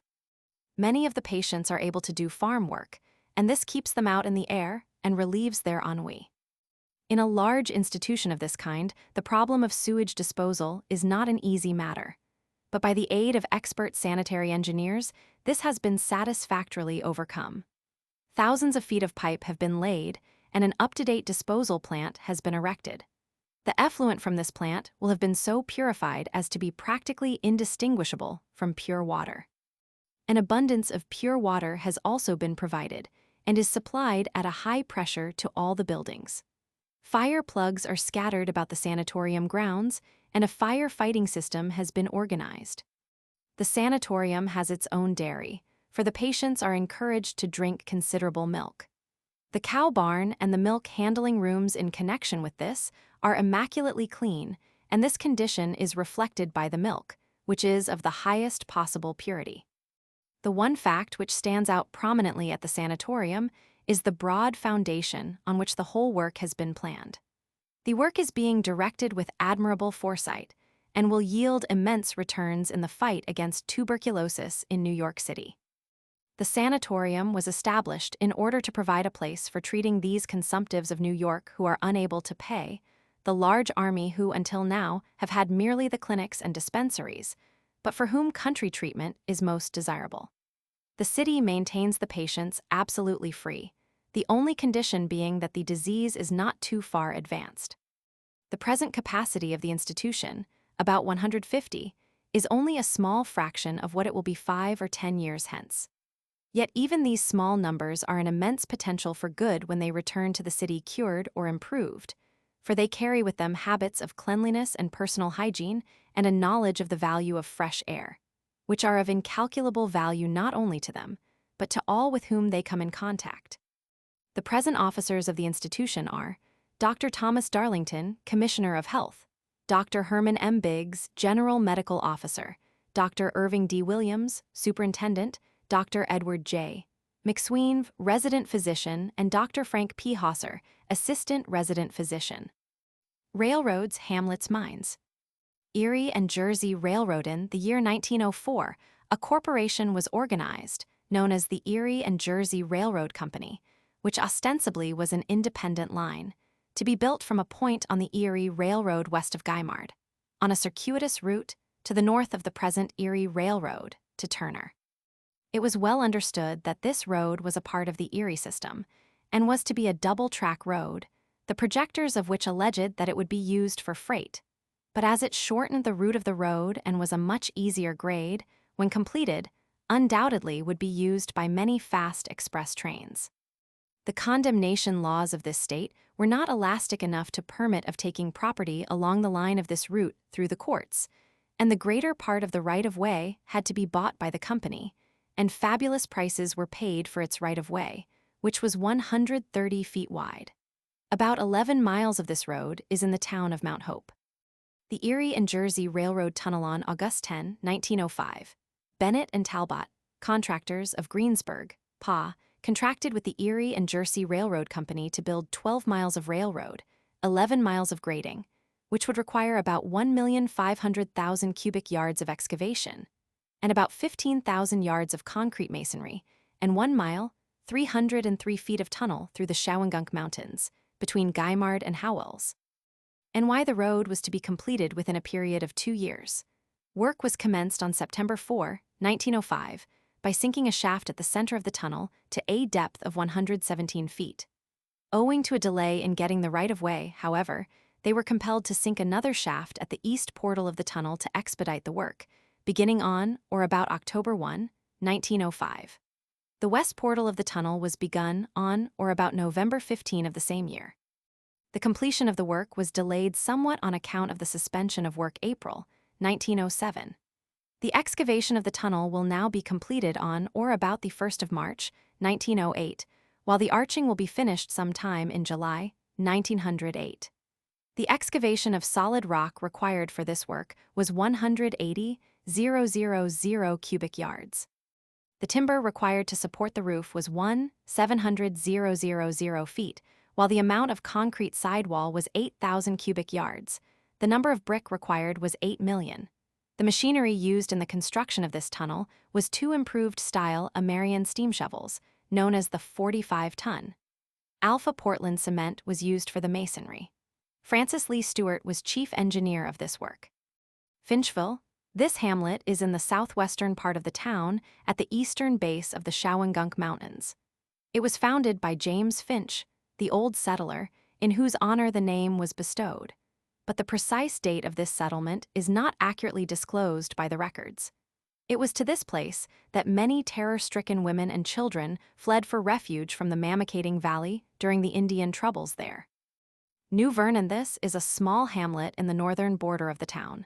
In fact, part of it is in Sullivan County. It was named thus to distinguish it from Vernon in New Jersey. It had one church and some 20 dwellings in 1860 and has shown no very material increase in recent years. Guymard, in the western part of the town of Mount Hope, was the culmination of the plan of the Gumer brothers to have a railroad station nearer Gumers, which was on the Delaware and Hudson Canal. After the strenuous times of 1857, labor could be obtained at 65 cents per day, and the Gumer brothers decided to build a road from the canal to the Erie Railroad, and then the station was named Guymard. About 1862, they concluded to extend the new road to the old turnpike on top of the mountain. While constructing that part of the road, lead was discovered. As a result of this discovery, many mines were prospected on the Shawangunk Mountain and were operated more or less from 1863 to 1870. Among these was the mine of the Guymard Lead and Zinc Co., from which several carloads of lead were shipped weekly. After the close of the Civil War, the price of lead declined, and considering the crude mining methods and the cost involved, eventually the mines were abandoned. Of the Gumer brothers, Peter and Jackson are now living at Guymard. Chauncey Gumer, son of Peter, having had nearly 25 years mining experience in Colorado and the West, has returned and is now working the old mine at Guymard. With the improved methods of mining, he believes his new venture will prove successful. An incident of considerable local historical interest occurred here in the spring of 1863. The mine at Guymard was being worked by its owners when one day one George H. Servas, an Englishman, arrived and claimed that he owned the mine and all the mineral rights in this section through a grant by Queen Anne of England.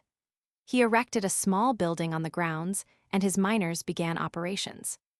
The rightful owners were wild with excitement, and the news was soon communicated to others interested in mining in this section at that time.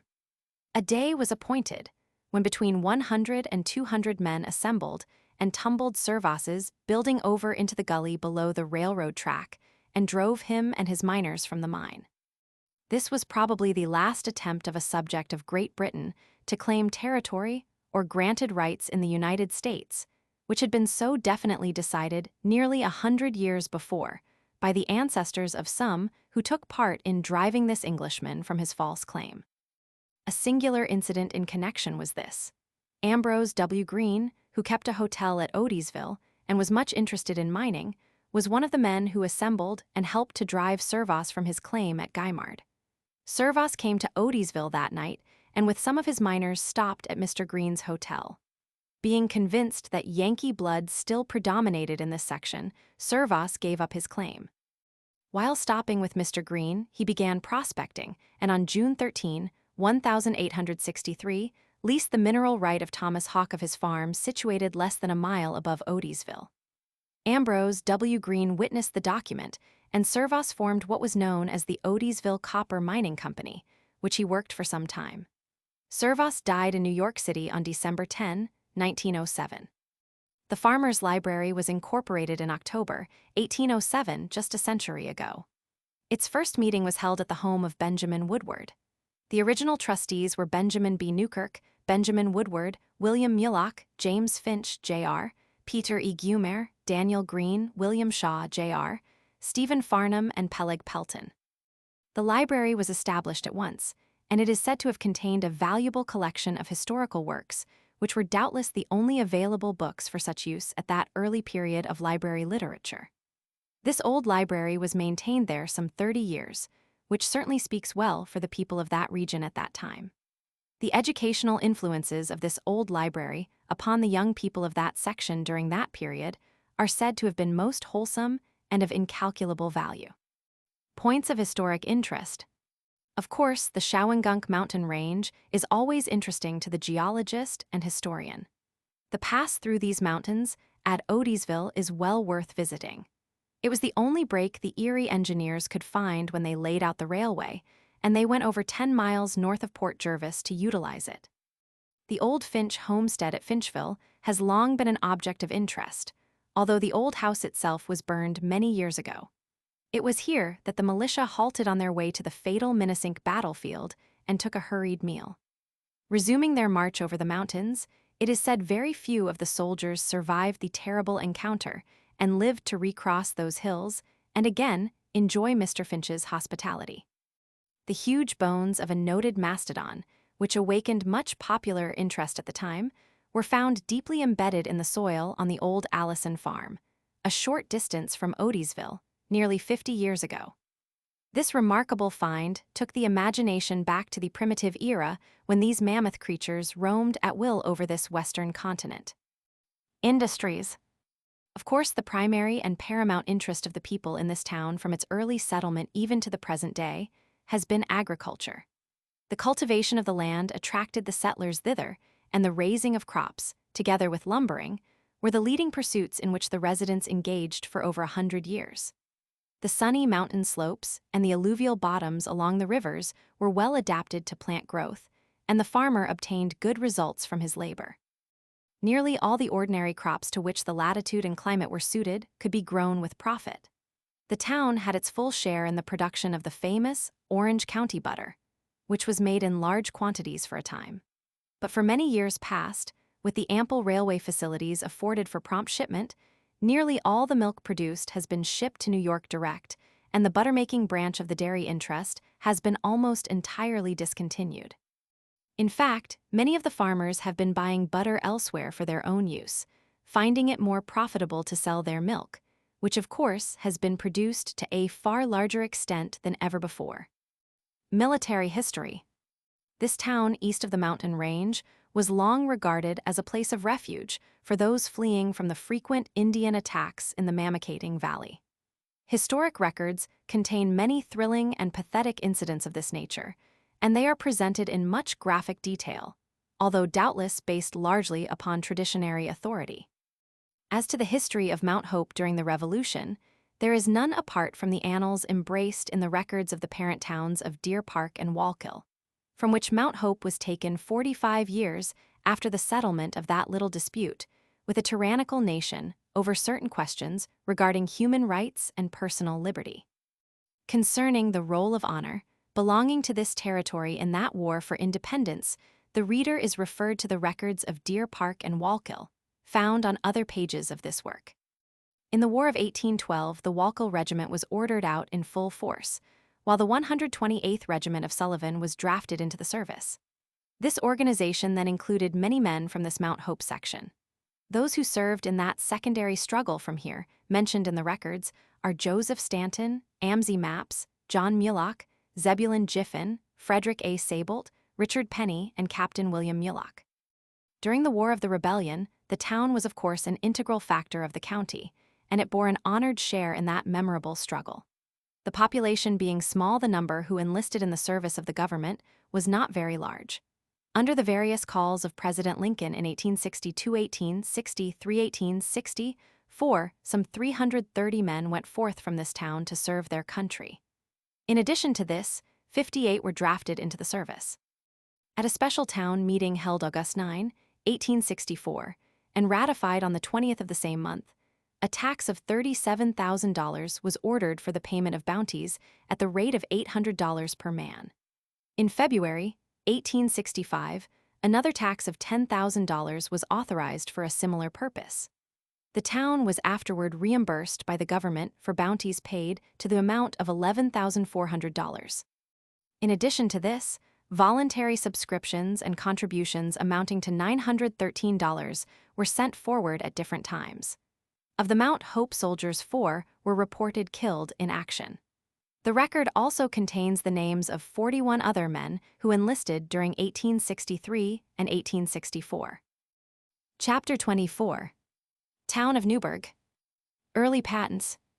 While Newburgh is the most important and impressive place in Orange County, Newburgh Town, outside of the city, has its facts and points of interest. After the annulment, in 1669, of the patent purchased of the Indians by Governor Dongan, and conveyed by him to Captain John Evans in 1684, in which patent was included the territory of the Newburgh precinct. The entire district was conveyed, between 1703 and 1705, in small patents, 10 of which were in the Newburgh precinct, and a list of which is given in the chapter on Newburgh City. All patents were conditioned upon a payment of quitrent, sometimes in money, sometimes in wheat or other commodity. The Palatine settlement, including a portion of the present city of Newburgh and a portion of the town, is elsewhere considered. So are the changes and troubles that followed the coming of the new Dutch and English settlers, resulting in a decision of the council which practically terminated the Palatine parish by quassake. Ruttenber says that, when this decision was rendered, the original members of the parish had long previously removed from it or been laid away in the quiet churchyard, and adds, "As a people they were earnest, good men and women. Wherever their neighbors of subsequent migrations are met, their record compares favorably with that of immigrants from any other country. No citizens of more substantial worth are found under the flag of this, their native land, than their descendants. No braver men were in the armies of the Revolution than Herkimer and Muhlenberg. Had they done nothing in the parish but made clearings in its forests and planted fields, they would be entitled to grateful remembrance. They did more. They gave to it its first church and its first government, and in all subsequent history, their descendants have had a part." As to the other patents, the Baird patent included the settlement of Belknap's Ridge, later classed at Coldenham. It was issued to Alexander Baird, Abraham Van Vleck, and Hermans Johnson, and was sold to Governor William Burnett. The Kipp patent included the district east, north, and west of Orange Lake, and adjoined the Baird patent on the south. It was issued to Jacobus Kipp, John Conger, Philip Cortlandt, David Prevost, Oliver Schuyler, and John Schuyler. It was divided into 6 parts, and these were subdivided into farms. About 1791, a company of friends from Westchester County settled on the patent. They were Daniel, Zephaniah and Bazek Birdsall, John Sutton, and John Thorne. The first purchasers on the Bradley patent are supposed to have been Johann Snyder and John Crowell.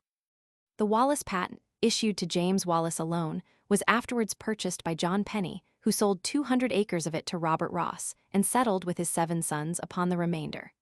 The Bradley patent was to Sarah, Catherine, George, Elizabeth, and Mary Bradley, and was taken in their name by their father, Richard Bradley, who thus secured 6 tracts, of which that in Newburgh was one. The Harrison patent was to Francis Harrison, Mary Fatham, Thomas Brazier, James Graham, and John Haskell. It included the present district of Middle Hope, and its settlers were influential in the control of the town during its early history. The Spratt patent was in 2 parcels, 1,000 acres in Newburgh and 2,000 acres in Ulster. It was issued to Andrew Marshock and John Spratt, the latter taking the Newburgh tract. This was purchased in 1760 by Joseph Gidney and took the name of Gidney Town. The Gulch patent was to Mellicher Gulch and his wife and children of the original company of Palatines. The Johnson or Jansen patent adjoined the Gulch patent and was the first occupied land in the northwestern part of the town. The settlement of these patents resulted in dividing the old precinct of the Highlands in 1762 into the precincts of Newburgh and New Windsor, the former embracing the towns of Marlborough and Plattekill in Ulster County with the present town and city of Newburgh, and the latter covering substantially the same territory as now. Government beginnings. The next April 1763, Newburgh's first town meeting was held at the house of Jonathan Hasbrouck, now known as Washington's headquarters, and these officers were chosen. Jonathan Hasbrouck, Supervisor Samuel Sands, Clerk, Richard Harper, John Winfield and Samuel Wyatt, Assessors. Daniel Jedney and Benjamin Woolsey, Poor Masters, Jonathan McCrary, John Wandle, Beres Holmes, Isaac Fowler, Muffrey Merritt and Thomas Woolsey, Path Masters. Nathan Purdy and Isaac Fowler, Fence Viewers and Appraisers. 10 years later, Marlborough and Plattekill settlements were set off as New Marlborough, and left Newburgh with almost the same territory as that of the present town and city. The first supervisor of this reduced town was John Flewelling, and the first clerk was Samuel Sands. The territory of the present town embraces 26,882 acres in the extreme northeast portion of the county. The soil along the riverfront for a distance of 5 miles is warm, productive, and well cultivated. The rock formations are largely slate and lime. In 1875, its population was 3,538, and the census of 1905 places it at 4,885 persons. Subsequent to the incorporation of the city of Newburgh, April 25, 1865, the town of Newburgh was invested with the government of its own officers. The following supervisors have been elected: Nathaniel Barnes, 1866. C. Gilbert Fowler, 1867. Nathaniel Barnes, 1868 to 1870. W. A. Pressler, 1871. John W. Bushfield, 1872 to 1877. Henry P. Clausen, 1878 to 1880. W. A. Pressler, 1881 to 1885. Oliver Lozier, 1886. John W. Bushfield, 1887. Oliver Lozier, 1888 to 1801. William H. Post, 1892 to 1899. Henry P. Clausen, 1900 to 1906. Fred S. McDowell, 1907 and 1908. Early patriotism. But little need be added to what has elsewhere been sketched regarding Newburgh's part in the War for Independence. Its people were prompt in patriotic response to the non-importation resolutions of the Continental Congress. It was one of the 5 precincts to publicly burn the pamphlet assailing those resolutions, entitled Free Thoughts on the Resolves of Congress, and on June 27, 1775, at a public meeting appointed a committee of safety. Wolvert Acker, Jonathan Hasbrouck, Thomas Palmer, John Belknap, Joseph Coleman, Moses Higbee, Samuel Sands, Stephen Case, Isaac Belknap, Benjamin Birdsall, John Robinson, and others. When the pledge to support the acts of the Continental and Provincial Congress was ready, 174 names were voluntarily signed to it, and 21 of the 54 men who refused to sign afterward made affidavit that they also would abide by the measures of Congress and pay their quota of all expenses. Some of the 33 Tories who stood out were imprisoned, and some were executed. The Newburgh Patriots as promptly reorganized the militia of the precinct. They furnished 2 companies for a new regiment in September, and in December helped to constitute a regiment of Minutemen, and provided its colonel in the person of Thomas Palmer. They also, in 1776, organized as rangers or scouts to prevent attacks from hostile Indians. Throughout the war, the citizens of Newburgh were conspicuous as volunteers in the regular army and as local militiamen in the cause of the Revolution, and were subjected to much inconvenience and many privations in consequence of the presence of other troops, as elsewhere stated. Many of them were killed, and many more taken prisoners in the defense of the Highland forts, after which the poor taxes were increased from 50L to 800L, and special donations were collected for those who had been deprived of their husbands or parents. The history of Washington's doings and sayings in and near Newburgh is so familiar that they need not be repeated here. Early organizations. The Benevolent Society of the County of Orange was formed in January 1805 with the following officers: Hugh Walsh, President; Jen John Skay Eustace, Vice President; John Macaulay, Treasurer; William Gardner, Secretary. In the sketch of Newburgh Village and City mention has been made of the charter provision for a glebe fair. This fair is believed to have been held occasionally as late as 1805, as there has been found in an old newspaper notice of one to be held in October of that year, with an offer of $125 as a premium to the jockey riding the best horse on the course of Benjamin Case, $50 to another jockey riding the best horse on the following day, and $25 to the jockey riding the best filly on the third day. The Newburgh Bible Society was organized September 9, 1818, at a meeting held in the Presbyterian Church of Newburgh Village, after a discourse by Reverend James R. Wilson. The first article of the Constitution declared that its sole object shall be to encourage a wider circulation of the Scriptures, without note or comment.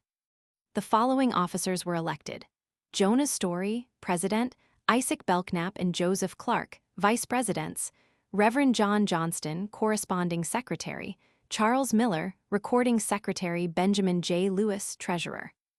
In 1823, the Newburgh Society for Aiding Missions was formed. The report said, "Its design is to be auxiliary to the cause of missions in general. Its funds, at the disposal of a board of managers, are to be appropriated from time to such societies or other missionary objects as may seem to have the most pressing claim to assistance." The Newburgh Sabbath School Society was organized in 1816, and the following officers are found recorded as chosen in 1823, 16 years afterward. Superintendents: Mrs. Agnes Van Vliek, Mrs. Mary G. Belknap, Mrs. Harriet M. Bate, Miss Joanna Schultz; Secretary, Miss Louisa Lewis; Treasurer, Miss Jane Carpenter. The Secretary, in her report, stated that the school then consisted of more than 300 scholars, the average attendance being 200, and that there were 32 classes instructed by 46 teachers and assistants. She stated that the number of verses committed to memory during the year was 21,440, and of divine songs 8,684. Eager reports a meeting of the Orange County Medical Society in Newburgh in October 1823, which invited the members of the Newburgh Lyceum to attend. Medical and scientific essays were read by doctors: John M. Gough, Francis L. Beatty and Arnell; other essays by George W. Benedict and Reverend James R. Wilson, and the merits of each underwent an able discussion.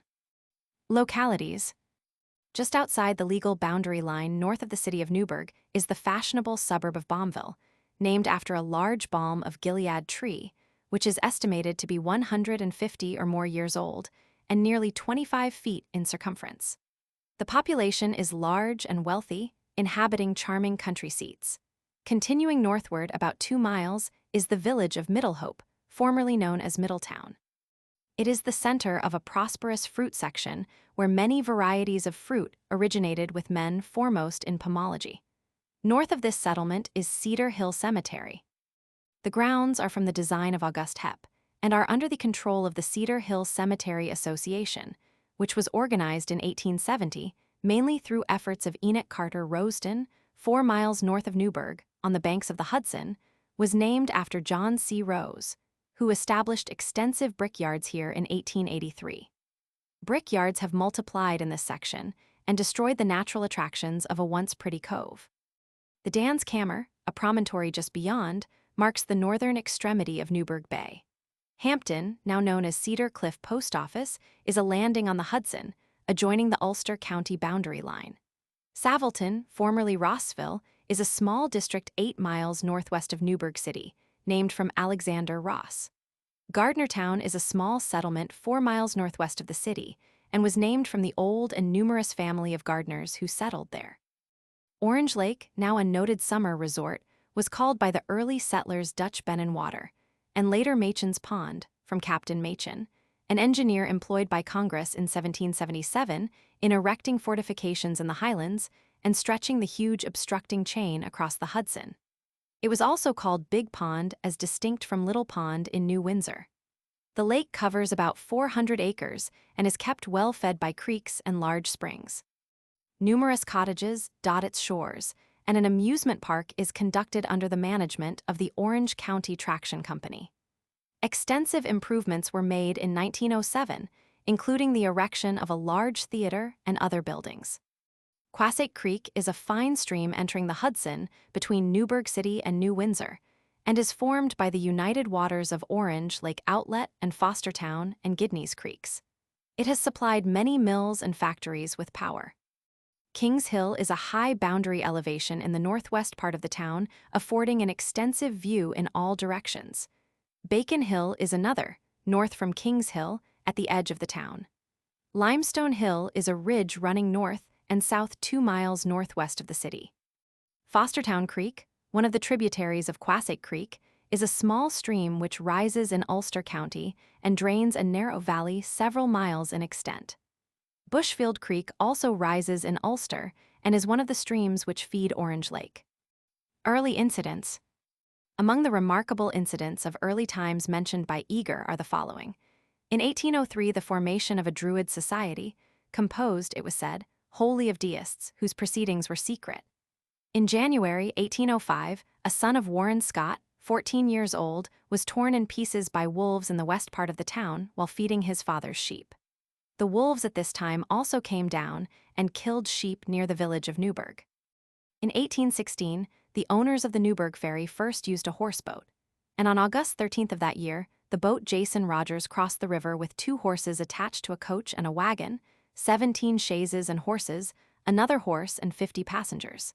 In 1817, government officers inspected 90 tons of cannon made by Mr. Townsend on Chambers Creek, and all proved good. They were the first manufactured in the state, and were of sterling ore from the town of Monroe. November 24, 1824, the schooner Neptune, on the way from New York to Newburgh, was upset and sunk, and the most of her 50 or more passengers were drowned. She had 40 or 50 tons of plaster on board, and the heavy wind shifted it, which caused the accident. Chapter 25, City of Newburgh. Newburgh, the chief city of Orange County, with a population of nearly 27,000, is also the largest commercial city on the Hudson between New York and Albany. It is located on the side hill of a bay, 57 miles from the river's mouth, has a deep and spacious harbor, with good docks, and its scenic views and contiguous territory are peculiarly attractive. The inviting bay and river are in front, and the mountains southward and westward have been characterized as nature's arm thrown lovingly about us. In the landward distance, mountains are visible in several directions from the upper town, and adjacent are fruit and dairy farms on undulating fields, with a 10-mile plain known as Highland Terrace. A recent local pamphlet says of the city of Newburgh, "As a home city, there is little to be desired. It is metropolitan and suburban. It has broad thoroughfares, good streets, and provision is now perfected for having 100,000 expended annually in new pavements. There are numerous breathing spots. One of the most magnificent views obtainable anywhere in the Hudson Valley is from Downing Park, where from the observatory the city appears to be almost beneath your feet. The Hudson River presents an unobstructed view for miles, and a half-dozen ranges of mountains appear to view. The Catskills at the north, Fishkill and the Beacons on the east, Storm King and Crow Nest on the south, Shunnamunk at the southwest, and the Shawangunk range far to the west.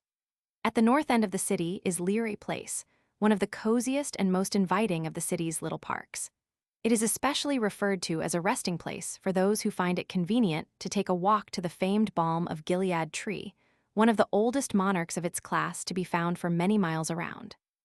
The near suburban villages tributary to the city have a population of nearly 50,000, as follows. Fishkill and Maddiewan, 1 mile, 13,016 Cornwall, 1 mile, 4,258. Marlborough, 6 miles, 3,478.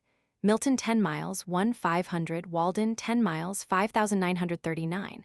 Highland Falls, 10 miles, 4,519. Cold Spring, 8 miles, 2,067. New Hamburg, 10 miles, 500. Washingtonville, 10 miles, 1,118. New Windsor, 3 miles, 2,392. Newburgh Town, 3 miles, 4,246. The little hamlets in the vicinity probably have a population of 3,000 more. The earliest days. The territory embraced in the town and city was a part of the lands purchased from the Indians by Governor Dongan in 1864 and conveyed by him to Captain John Evans in 1694. The conveying patent was annulled in 1699, and the district was afterward conveyed in small tracts at different periods, of which 10 were included in the precinct of Newburgh as it was constituted in 1762. These were: No. 1. German Pat, 2,190 acres, issued December 18, 1719. Number 2, Alexander Baird & Co., 6,000 acres, February 28, 1719. Number 3, Jacobus Kipp & Co., 7,000 acres, October 17, 1720. Number 4, Rickard Bradley and William Jameson, 1,800 acres, May 17, 1729. Number 5, James Wallace, 2,000 acres, January 25, 1732. Number 6, Bradley Children, 817 acres, March 26, 1739. Number 7, Francis Harrison & Co., 600 acres, July 10, 1714. Number 8, John Spratt & Co., 1,000 acres, April 12, 1728. Number 9, Melchior Gulch, 300 acres, October 8, 1719. No. 10, Peter Johnson, 300 acres, October 8, 1719. The original settlement was in 1709 by a party of Germans from the Palatinate strip of German territory along the Middle Rhine. In 1708, Louis Roman XIV gave warning to the people of the Palatinate that it was to be devastated in order to cripple the enemies of France, and this caused a company of 12 families and 2 bachelors 53 persons in all to flee to London. Here Queen Anne interested herself in their welfare and sent them to New York with a guarantee of 9 pence each for 12 months and of a grant of land on which to settle. From New York they were moved in the spring to Quassache Creek and Thowhammer. Of the heads of families there were 7 husbandmen, a minister, a stocking maker, a smith, a carpenter, and a cloth weaver.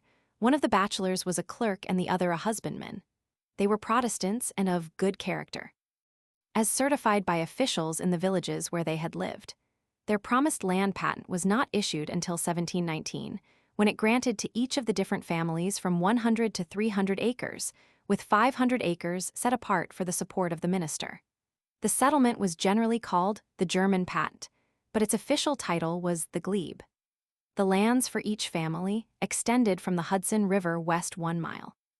Number 1 was bounded on the south by Quassache Creek and covered the present site of Newburgh. The immigrants erected a church, cultivated portions of their lands, and maintained their settlement several years. Then sales were made to newcomers, and there were changes in ownership and population. After 20 or 30 years, the later Dutch and English comers were largely in the majority, and in 1747, elected trustees of the glebe closed the church to the Lutheran minister, and in 1752, obtained from the governor and council a new charter whereby the revenues might be applied to the support of a minister of the Church of England, with the title of Palatine Parish of Quassache, changed to the Parish of Newburgh. At this time, there were 43 real estate leaseholders in the settlement. Ruttenberg characterizes as prominent among them the following: Alexander Colden, son of Lieutenant Governor Colden, Duncan Alexander, brother of William Alexander, the Lord Stirling of the Revolution, James Denton, son of Daniel Denton, the first historian of New York, Jonathan Hasbrouck, from the Huguenot settlement of New Paltz. Colden, Denton, and Hasbrouck erected grist mills, and in 1743 Colden obtained a charter for the Newburgh ferry. The names of Hasbrouck and Colden have never been absent from the list of inhabitants since 1750, says Ruttenberg. The trustees elected in 1747 were Alexander Colden and Richard Albertson. When the first service was held after the Church of England was substituted, the Lutheran minister and his flock made public protest at the door, and afterward went away and had service in a private house. Tradition says that the Lutherans attempted a forcible entry, and there was a fight in which the church door was torn from its hinges and 1 Lutheran was killed. This was after the election of trustees in 1847 and previous to the receipt of the new charter. The new trustees, Colden and Albertson, established a public landing, started agricultural fairs, took temporal charge of the church, erected a parsonage, a residence and schoolhouse combined for the schoolmaster, and did much other work which contributed to the growth of the settlement. In 1762, Newburgh was set off from the precinct of the Highlands and made a precinct by itself. In 1767, a petition was granted for licenses for more taverns, as being necessary to accommodate the country people, travelers, and passengers. In 1769, a petition asking for a charter of lands for the Newburgh mission, signed by missionary, vestrymen, and wardens, was granted. In 1770, another petition to the governor for a royal charter of incorporation of St. George's Church was granted. The old patent of the Highlands, after serving its purpose 50 years, had given way in 1762 to the precincts of Newburgh and New Windsor, the latter being constituted nearly as now, and the former embracing the towns of Marlborough and Plattekill in Ulster County, as well as the present town and city of Newburgh. In 1776, the glebe hamlet comprised about a score of houses, and 3 boats owned in town made trips between it and New York. Trouble and Revolution. Passing to the events just preceding the War of the Revolution, when the bold and significant non-importation agreement was adopted by the Continental Congress, and a pledge of association in its support was opened in every town and precinct, supervised by committees, Wolvert Acker was chairman of the committee for the precinct of Newburgh. When the signing was finished, he made return of 195 signatures and names of 39 who had refused to sign. The names of the signers follow. Non-importation pledge signers of 1776. Richard Albertson, Caleb Chase, Stephen Albertson, Daniel Denton, William Albertson, Daniel Denton, Jr. Joseph Albertson, Nehemiah Denton, Daniel Aldridge, Samuel Denton, Isaac Brown, M.D. Nathaniel Denton, Isaac Brown, Jr. Peter Donnelly, Joseph Brown, Benj. Darby Abel Belknap, John Donaghy, Isaac Belknap, Isaac DeMott, Isaac Belknap, Jr. Hugh Ferguson, W.M. Bowdish, W.M. Ferguson, John Beckett, Elnathan Foster, Solomon Buckingham, Morris Flewelling, Richard Buckingham, James Flewelling, Benjamin Birdsall, Jonathan Hasbrouck, Daniel Birdsall, Cornelius Hasbrouck, James Burns, Moses Higby, M.D. Benj. Coffin, James Harris, Caleb Coffin, John Nathan Hutchins, W.M. Collard, George Harding, Nathaniel Coleman, Thomas Ireland, Henry Cropsey, George Jackson, W.M. Karskaden, W.M. Lawrence Benjamin, Lawrence Thomas Smith, Aaron Lynn, Thaddeus Smith, Solomon Lane, Samuel Sands, George Leonard, Hugh Stevenson, Silas, Leonard Stephen Stephenson, Robert Morrison. M.D. William Thurston, John Moralberger, Wygand, Thomas Palmer, Martin Wygand, Thomas Patterson, Monson, Ward Harmonius, Reichman, Richard Ward, Thomas Rhodes, William Ward, Albertson Smith, Timothy Wood, Benjamin Smith, Jeremiah Wool, Henry Smith, Charles Willett, Leonard Smith, John Wandle, Leonard Smith, Jr. The lists of those who signed and those refusing to sign embraced all males over 16 years old. The Old Town was at this time a forlorn-looking place, and the side hill was mostly covered by orchards. A tavern built in this year of 1776 by Adolphe de Grove, on the southwest corner of Water and 3rd Streets, became Lafayette's headquarters. When the war became a certainty, the control of Hudson River navigation became important, and to this end Forts Montgomery, Clinton, and Constitution were built. 2 out of every 5 of the male population became militiamen, were almost constantly in service, and levees en masse were frequent. In 1779, Washington established his headquarters at New Windsor in the William Ellison House, and here they remained until the movement which resulted in the Siege of Yorktown in 1781. After its surrender, his army returned to the Highlands, and Washington then made the Hasbrouck House in Newburgh his headquarters, retaining them as such until August 1783. Before the beginning of hostilities in the Revolution, 2 companies were organized in Newburgh for a regiment formed in the southern district of Ulster County, of which Jonathan Hasbrouck, of Newburgh, was colonel, and Arthur Smith and Samuel Clark captains of the companies. In the next December, a regiment of Minutemen was organized, of which Thomas Palmer of Newburgh was the colonel. In the summer of 1776, a convention directed the General Committee to organize 3 companies, 201 men, of Rangers to guard against and fight Indians. Of one of these, Isaac Belknap, of Newburgh, was captain. At this time, the aged and those who ordinarily would be regarded as exempts were pressed into the service. In 1778, the people were asked to form companies to repel invasions and suppress insurrections, and a company of this kind was formed, with Samuel Edmonds as captain. Figures show that the militia of Newburgh was not sleeping during the Revolution, for in 1776 they were called out on alarms 27 days, and between that time and April 1788, 305 days. Newburgh was made a general rendezvous for troops, and frequently the soldiers were billeted on the inhabitants. Although the precinct escaped direct devastation, many of the men were killed or taken prisoners in defense of the Highland forts. When the British sailed up the river in 1777 and burnt Kingston, after capturing the Highland forts, the Newburgh women hid their valuables in the woods, nearly all the men having gone to the defense of the forts. While Washington's headquarters were at New Windsor, his main army was in and near the Hudson River forts, and in 1782, after the surrender of Yorktown, was again encamped along the Hudson, numbering about 8,000 men.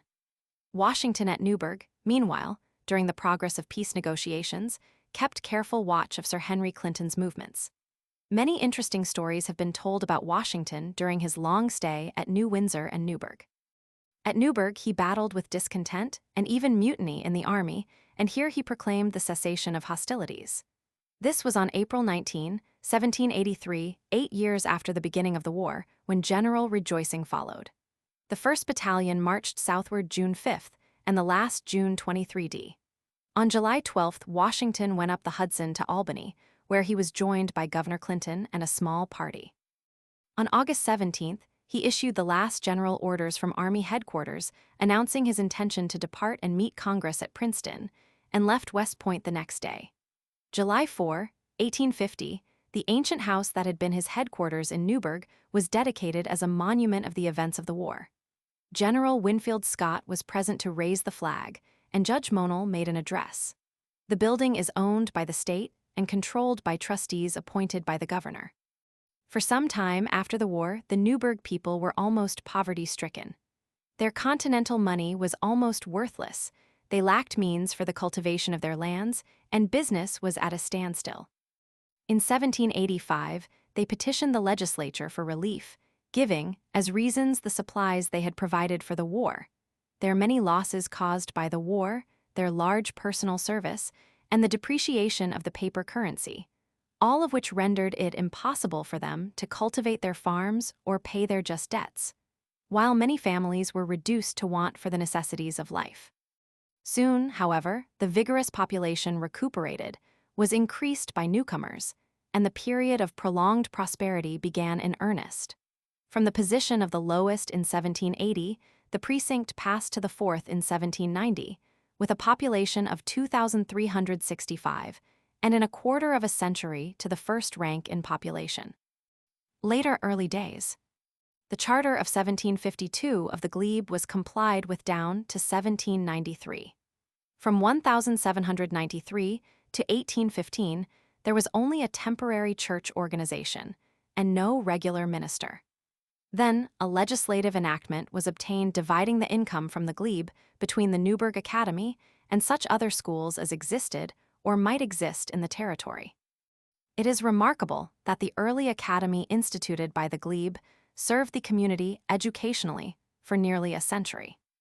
The old town, situated on a plot opened by Cadwallader Colden before 1730, was located between present Front Street and Broadway, and named Newburgh. This was extended by Benjamin Smith in 1782, who laid out streets and lots from a part of his farm lying east of Montgomery Street and between First and South Streets.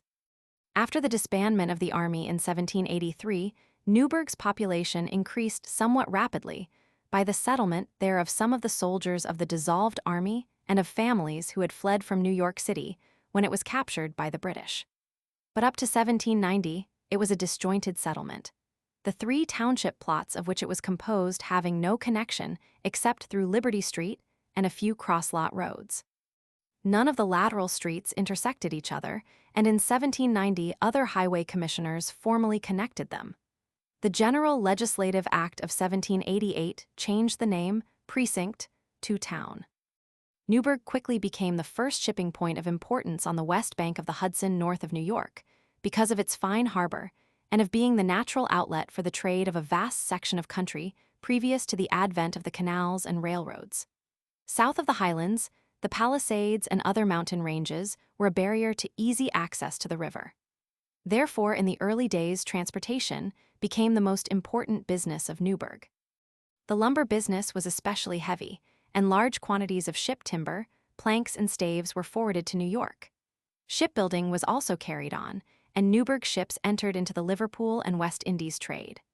Ruttenber mentions many mills that were erected in Newburgh and vicinity after the war, and says, "Besides mills and hamlets, there were many well-cultivated farms and substantial dwellings which had supplanted rude log cabins.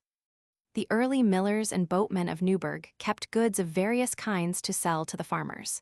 The first regular store was opened by Benjamin and David Birdsall, and the second, immediately after the Revolution, by John Macaulay. Hugh Walsh opened a store about the same time. The other principal merchants up to 1801 were W.M.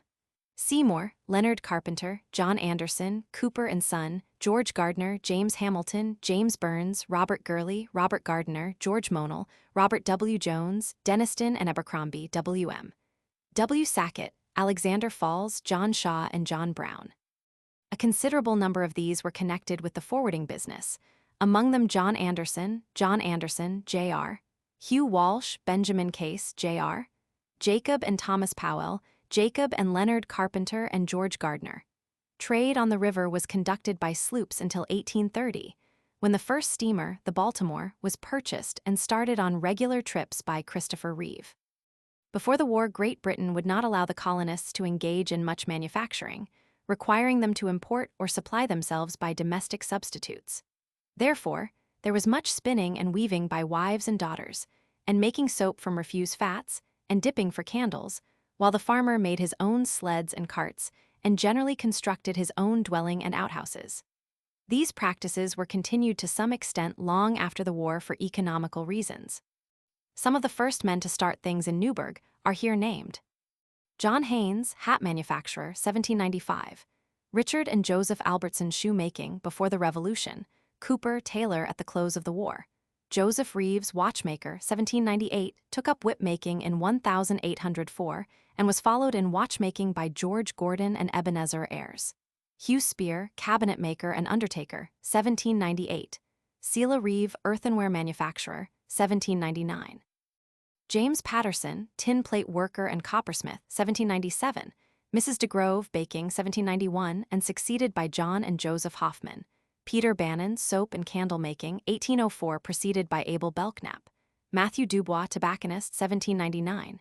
James Renwick, distiller, 1790. John Cooper, father of the famous Peter Cooper, ale brewer, 1794. Benjamin Rowe, saddle and harness maker, before 1800. Phineas Howell, tanner, before 1800. Sylvester Rowe, painting and glazing, 1804. Henry B. Carpenter, iron and brass foundry, 1821. Richard B. Phillips, brush manufacturer, 1831, preceded by Daniel Berrien.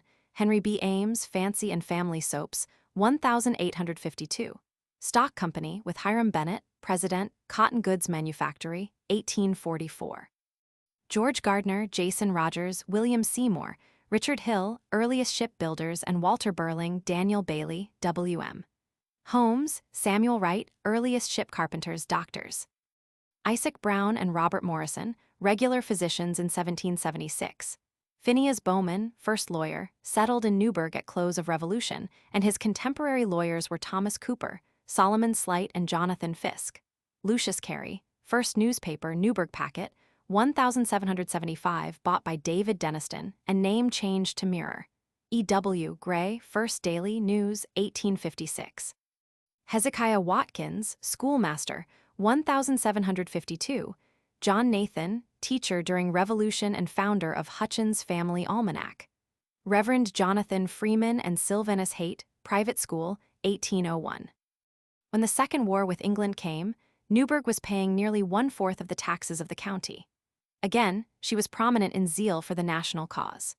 A convention was held in which it was resolved to resist the attacks of domestic enemies and the insolent aggressions of foreign powers. Local military companies were ordered on duty at Staten Island, and later Newburgh was made temporarily the rendezvous for grenadiers, light infantry, and riflemen of the 34th Brigade. Its citizens celebrated Perry's victory on Lake Erie with enthusiasm. The Embargo Act detained Newburgh vessels, among others, in foreign ports, and Newburgh merchantmen were captured and confined in Dartmoor prison. Colden's first dock was built in 1730. Isaac Belknap sailed a sloop from Newburgh before the Revolution, which made trips to the West Indies. William Harding, Richard Buckingham, and Lewis Clark also sailed sloops before the war, and later conveyed troops on them for the revolutionists. As early as 1798, there were 4 lines of sloops from Newburgh. In the 30s, Newburgh's river and land trade was very large. The streets were frequently blocked for hours with farmers' loaded wagons. The completion of the Erie Canal diverted the most of this trade, and later the Delaware and Hudson Canal cut off another source of wealth. Then the construction of the Erie Railroad from Goshen to Piermont, and its subsequent extension in other directions, finished the old transportation business of Newburgh, and it has taken many years to bring about the present prosperity, with railroads extending from many directions, large and varied manufactures, superior public institutions, and other conditions to correspond. After incorporation, the village of Newburgh was incorporated March 25, 1800, by an act of the legislature, and in May 7 trustees, 3 assessors, 3 fire wardens, a collector, and a treasurer were elected. John Anderson was chosen president of the Board of Trustees. In 1801, the Newburgh and Colchester Turnpike was incorporated, with a capital of $125,000. Both measures, says Ruttenber, were largely instrumental in influencing the prosperity of the village. The latter, by opening a new route of travel westward, brought a trade which in the main had previously reached the Hudson by way of New Windsor, as up to that time nearly all the wagon roads led to this place. The turnpike so reversed conditions, by giving to the western part of Orange County and Sullivan County a better and shorter route of travel, that Newburgh came up and New Windsor went down, and the merchants of the latter place moved their stocks of goods to Newburgh. Other turnpikes followed, and the village grew rapidly. From the close of the Revolutionary War to 1825, its population increased 1,100 in each decade, and its commerce was proportionately extended. Connecting turnpikes stretched to Canandaigua Lake and were traversed by lines of stages, and a steamer on Cayuga Lake facilitated travel. Subsequently, connections with Buffalo permitted a trip of 65 hours between that place and New York, and this was advertised as the shortest and most expeditious route from the Hudson River to the western country. Interesting public events. The city of Newburgh was incorporated in 1865. Of its patriotic celebrations, 2 were of surpassing enthusiasm and interest. These were the centennial celebration of 1876 and the centennial celebrating the close of the Revolutionary War of October 18, 1883. In the former, there was a great nocturnal parade, and the noise and commotion were unprecedented in Newburgh from cannon firing, engine whistling, fireworks, band playing, songs, and shouts. At Washington's headquarters, the procession paused a while and sang, "My country, 'tis of thee." The celebration of 1883 was less noisy, but more imposing. The Memorial Monument, or Tower of Victory, at Washington's headquarters, had been completed at a cost of $67,000, and the event was of national and state as well as local significance. Congress had appropriated $25,000, the state legislature $15,000, the Common Council of Newburgh $7,500, and the citizens of Newburgh had subscribed $5,000. Many thousands of people came from far and near on railroads, steamboats, and wagons. The river front was lined with steamers. The procession of the military, firemen, and societies was 3 miles long and included quite 40 brass bands and a score of drum corps. It was headed by a company of New York City police, and within it rode Peter Ward, mayor of Newburgh, Joel T. Headley, president of the Washington Headquarters Commission, Thomas Bayard, president of the day, William M. Evarts, orator, and William Bruce, poet. The inscription on the monument gives the sufficient reason for the parade and accompanying ceremonies. This monument was erected under the authority of the Congress of the United States and the State of New York, in commemoration of the disbandment under proclamation of the Continental Congress of October 18, 1783, of the armies by whose patriotic and military virtue our national independence and sovereignty were established. Another noteworthy celebration was the unveiling of the statue of General George Clinton, October 6, 1896. The exercises consisted of a military and civic parade. The presentation address was delivered by Reverend William K. Hall, D.D. and Mayor Odell, in behalf of the city, made the address of acceptance. The statue stands in Clinton Gore, at the junction of Water and Colden Streets. It shows General Clinton resting on his sword, which he holds in his right hand. It was modeled by the late eminent sculptor, Henry K. Brown, and his nephew, Mr. Bush Brown, had the statue cast and the pedestal carved. The cost to the people of Newburgh was only $3,000, raised by subscriptions undertaken by the local historical society and finished by Mayor Odell. Upon the granite pedestal is this inscription: George Clinton, Member of Continental Congress, 1770–1777. Brigadier General, Continental Army, 1777. Governor of the State of New York, 1777–1795, 1801–1804. Vice President of the United States, 1804–1812. Cara Patria Cario Libertas. The Newburgh Municipal Centennial was fittingly observed May 1900. The parade, in which about 2,800 persons took part, marched through the city's principal thoroughfares, after which the people assembled at Washington's headquarters, and Mayor Wilson called the gathering to order. The Reverend W. K. Hall, D.D., eloquently reviewed the events of a century in this village and city. Benediction was pronounced by Reverend Father Sally. Another event of unusual interest was the visit of Lafayette, in 1824, to Newburgh, the place of his headquarters in the Revolution. He was given a great reception. Francis Crawford, president of the village, presented him to the corporation in a brief address, and he was afterwards received with Masonic honors by Hiram Lodge, F. and A.M., where he replied eloquently to an address by Reverend Dr. John Brown. He was banqueted at the Crawford Hotel, with about 100 citizens at the table. Newburgh's growth has been steady and healthy in recent years, in consequence of civic enterprise and better knowledge of the advantages and attractions of her location. Her compact buildings, mostly of brick, her charming suburbs, with fine country seats, the good and delightful roads extending into the country for carriage drives and automobiles, her excellent harbor and easy access to the metropolis by rail and steamer, her good schools and churches, and her busy manufactories are enticements which are drawing many new residents. Apart from its population, it is the center of trade for many thousands of people. Manufactures. The following is a partial list of leading industries. Newburgh Bleachery, bleachers and finishers of fine cotton fabrics, Sweet, Orr & Co., overalls and workingmen's garments. Coldwell Lawn Mower Co., Coldwell Wilcox Co., iron founders and machinists. T.S. Marvel & Co., iron shipbuilding and engineering works. Newburgh Steam Boiler Works, Fabricoid Company, imitation leathers. Newburgh Ice Machine and Engine Co., Newburgh Lumber Co., Newburgh Planing Mill Co.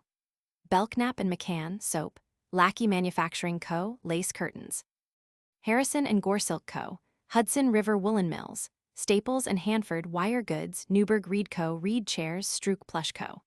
Strook Felt Co., Little Falls Paper Co., Granite City Soap Co., Newburgh Steam Mills, Cotton Goods, John Turrell Sons, Iron Works Cleveland and Whitehill Overalls, Ferry Weber & Co., hats, Abendroth and Root, Spiral Pipe, etc., automobiles, Machado's Lake Ice Co., Higginson Manufacturing Co., cement, Newburgh Light, Heat and Power Co.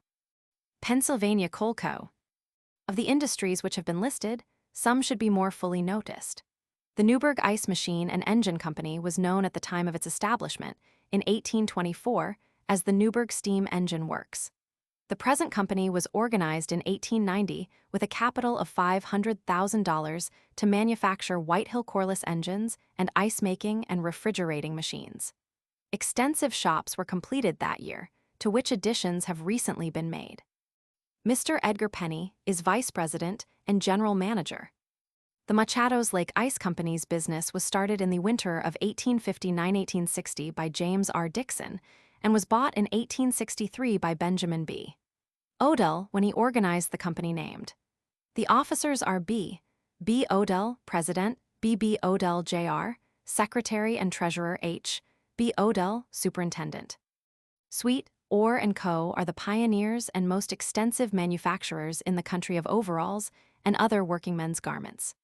In 1876, their weekly product was about 1,000 dozen pairs at their Wappingers Falls factory, where they kept 250 employees busy. Seeking increased quarters, they started another factory in Newburgh in 1880. The factory has a frontage of 150 feet on Broadway and 275 feet on Concord Street. In 1882, they opened a factory in Chicago, and in 1900, another at Joliet, Ill. 60 traveling salesmen cover the entire United States with their product. Mr. Clayton E. Sweet, head of this concern, resides in Newburgh. To Captain Thomas S. Marvel is due the success of the immense shipyard of the T.S. Marvel Shipbuilding Company. Soon after the failure of Ward, Stanton and Co., Captain Marvel, who had been their superintendent, began business on his own account. The shipyard has been enlarged from time to time, and building after building erected for their business. Over 200 men are employed in the building and repairing of iron and wooden steamboats and other watercraft. Among their notable products are the steamers Homer Ramsdell, Hendrick Hudson, numerous ferryboats, and fireboats for the New York Fire Department. The Higginson Manufacturing Company have a very extensive plant for the production of plaster, gypsum, etc., with steamers and barges to transport it to New York and other points. The business was begun by William R. Brown in 1868. Mr. Henry C. Higginson has been proprietor of the plant for many years. The Newburgh Bleachery is owned and managed by Joseph Chadwick and Sons. It is one of the largest and best equipped manufactories of its kind.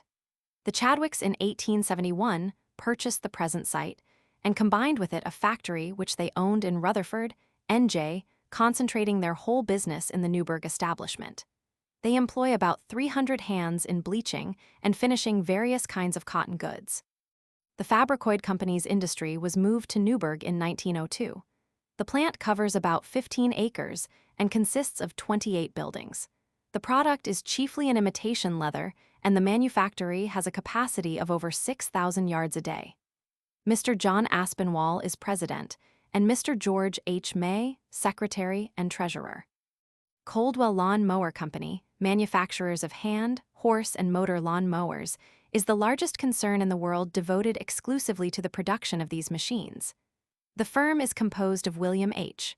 Coldwell, president and general manager, E.C. Ross, treasurer H.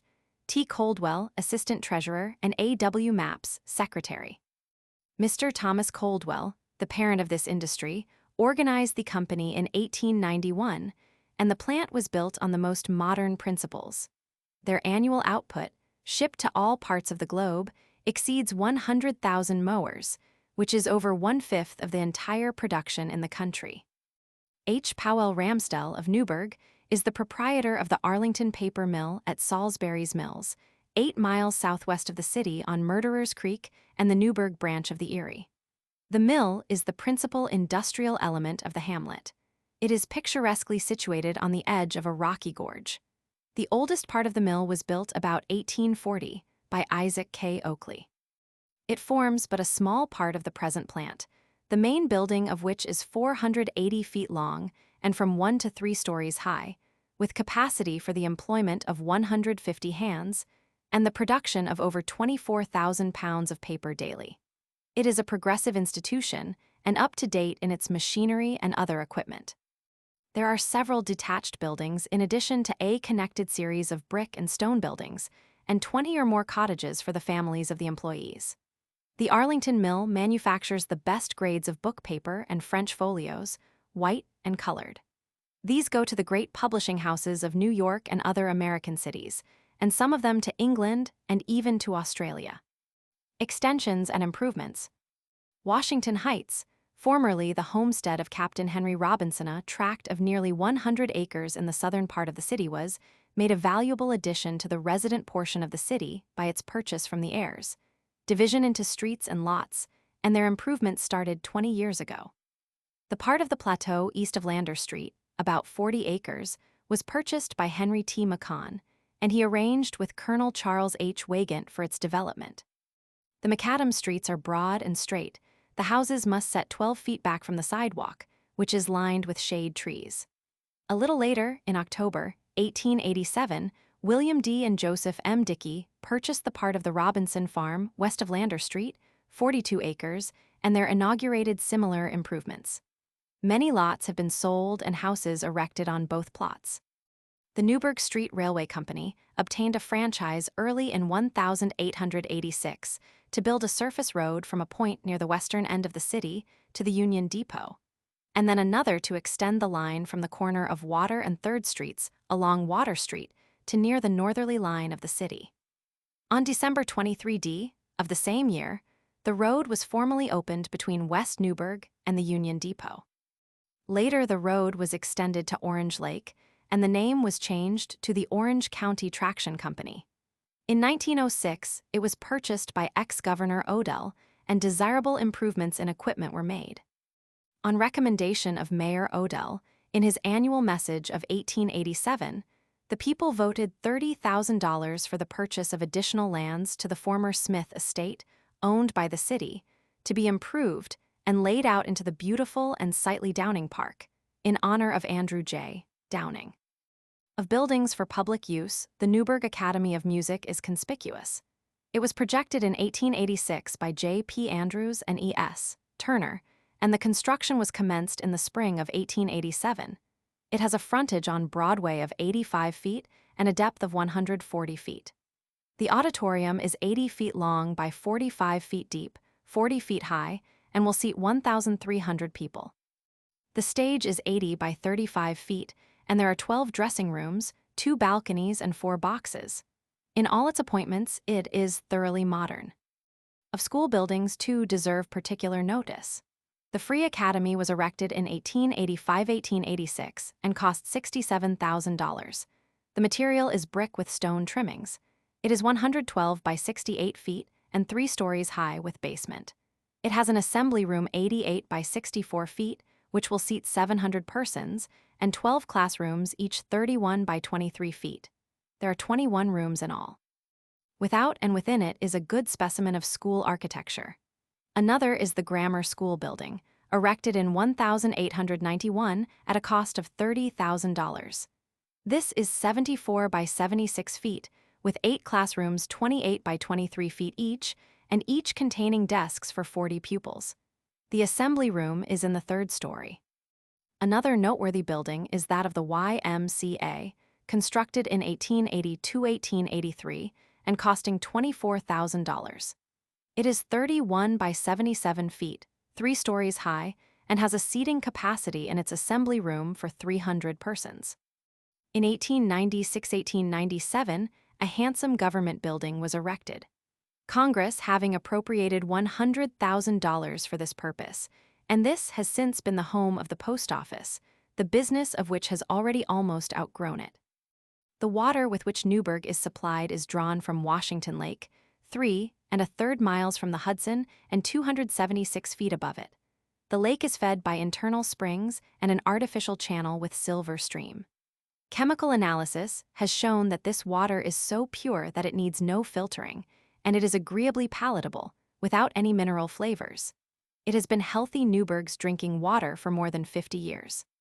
The lake's area is about 140 acres, and it has a storage capacity of 300 million gallons. Newburgh is now so thoroughly piped that the water is universally accessible to its citizens, and is an invaluable protection against fire as well as promoter of cleanliness, health, and happiness. Protection and education. Newburgh has been remarkably free from crime, which is in part due to the character of its citizens and in part to its uniformly excellent police force, which now consists of 1 marshal, 2 sergeants, 2 roundsmen, and 15 patrolmen. The Volunteer Fire Department of Newburgh is one of the oldest in the state, and also one of the most efficient. Therefore, there have been few very damaging fires, and the insurance rates are low. From its organization, over 100 years ago, until now, it has had on its records of membership some of the leading business and professional men in the community, and they have promptly responded to the call for service when their service was required. The department was started, by authority of an act of legislature, in the spring of 1797. This was 3 years before the village was incorporated, and the 5 trustees which the act required to be elected annually for controlling managers were the first form of government in the village. Their power was transferred to the village trustees by the Incorporating Act. There were at first a suction engine and a bucket brigade to keep it supplied with water. In 1805, a company of bagmen was formed, whose duty it was to take charge of goods. The first engine house was erected about the same time, and a record of the 2 engine companies of 1806 furnishes the following names. Number 1, William I. Smith, Enoch E. Tilton, Walter Burling, Henry Tudor, Ward M. Gasley, Gilbert N. Clement, Maynard Harris, John Carskedden, Caleb Sutton, George E. Hulse, John Coleman, John Hoagland, William Addy, Andrew Preston, Nicholas Wright, John Forsyth, Walter Case. Number 2, John Harris, Jonathan Fisk, John Anderson, Jr. Leonard Carpenter, Celia Reeve, James Hamilton, Samuel I. Gregory, William Gardiner, Nathaniel Burling, Solomon Slight, Jonathan Carter, Hiram Weller, Samuel Wright, Hugh Spear, Thomas Powell, Cornelius DeWitt, Joseph Hoffman.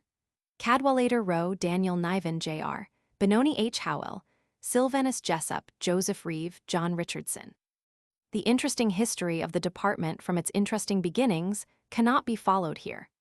Coming down to the present time, its heads consist of a chief engineer and 2 assistant engineers, the foreman and assistant foreman of the various companies, and the trustees of the Fire Department Fund.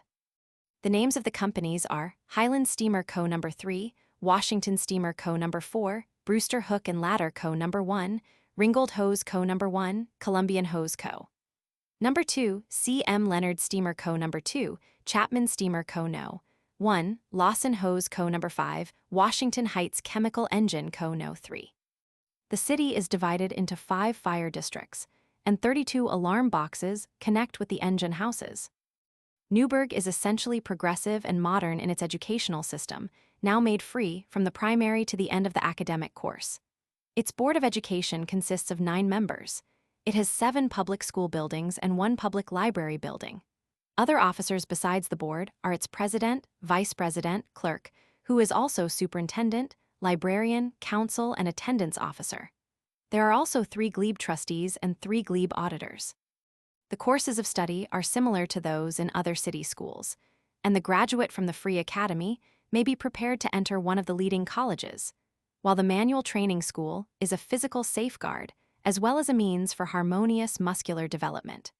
For reading helps apart from textbooks, the good library of nearly 35,000 volumes is an opening into general literature. The reason for the glebe trustees and auditors referred to dates back to ancient conditions which have been mentioned. The act to amend the charter of the glebe passed by the legislature in 1803 directed that $200 should be paid annually to the trustees of the academy, and that the remainder of the money from the glebe income should be paid to the other schools on the glebe lands, as the inhabitants should direct. It was applied to the juvenile school, which was established in the old Lutheran church in 1803, the last teacher of which was John L. Lyon, who taught from 1843 to 1845, when the school was removed to the academy.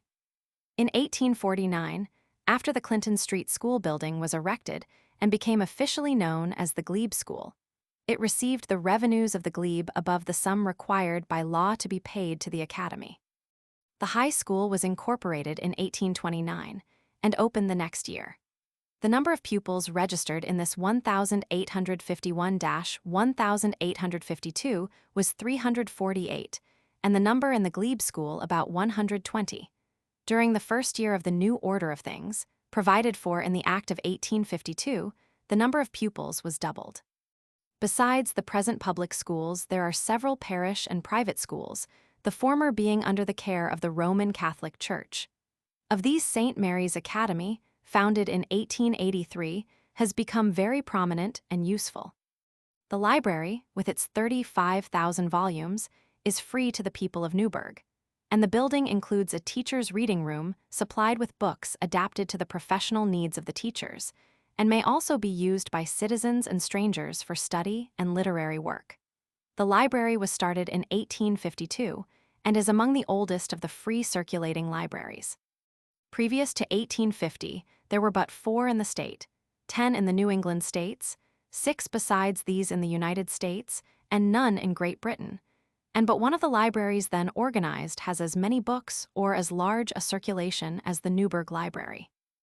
In September 1852, the Board of Education resolved that all the school libraries in the village should be consolidated and placed together in the Academy Room, then ready to receive them, and William N. Reed, first principal of the Academy under the new system, was appointed librarian.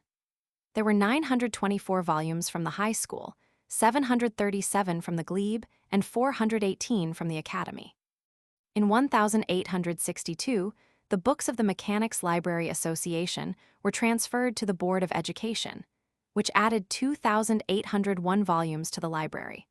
Other donations and the purchases have brought the library to its present valuable condition in the number and quality of its books. The fine building which now contains them was completed in 1877. Churches. Of Newburgh's churches, the oldest is the First Presbyterian, whose legal existence began a few months after the close of the Revolutionary War, although its informal existence had started a score of years before and been kept up in an irregular and feeble way. The formal organization as a Presbyterian society under the laws of the slate took place July 12, 1884, with these trustees: Adolph de Grove, Daniel Hudson, Thomas Palmer, Joseph Coleman, Isaac Belknap. The first stated supply was Reverend John Close, who served from 1785 to 1796. His successor was Reverend Isaac Lewis, who continued until 1800 and was followed by Reverend John Freeman, and Mr. Freeman by Reverend Eliezer Burnett. Then came the long and very successful pastorate of Reverend John Johnston, which lasted from July 5, 1807, until his death, August 23, 1855. Nearly 1,000 members were added to the church roll during his ministry. The congregation of the First Associate Reformed Church was formed in 1798, and the society was legally incorporated February 7, 1803. The first pastor, Reverend Robert Kerr, was installed April 6, 1799. The first trustees were Derrick Ammerman, Hugh Walsh, Daniel Niven, Robert Gurley, Robert Boyd, John Brown, Isaac Belknap, Jr., John Coulter, and Robert W. Jones. The ruling elders were John Curry, Samuel Belknap, Hugh Spare, and John Shaw. The first Reformed Presbyterian Church was planted in Newburgh by several families of the Covenanter faith in 1793, who held services in their homes on Sundays, and with others, organized a Covenanter society in 1802. This became a branch of the Coldenham congregation, and the connection was continued until 1824, when it separated, and James Clark, Samuel Wright, and John Lawson were chosen elders and John Crawford, deacon. Trinity Methodist Episcopal Church was organized in 1808, when Reverend Samuel Fowler became the first pastor. St. George's Episcopal Church has been elsewhere referred to in the early history of Newburgh. The parish was reincorporated, after a long period of adversity, in 1805, and the minister who more than anyone else built it up afterward in the early years of the 19th century was Reverend John Brown. He became its regular rector in the fall of 1815. The African M.E. Church was organized in 1827 by Reverend George Matthews.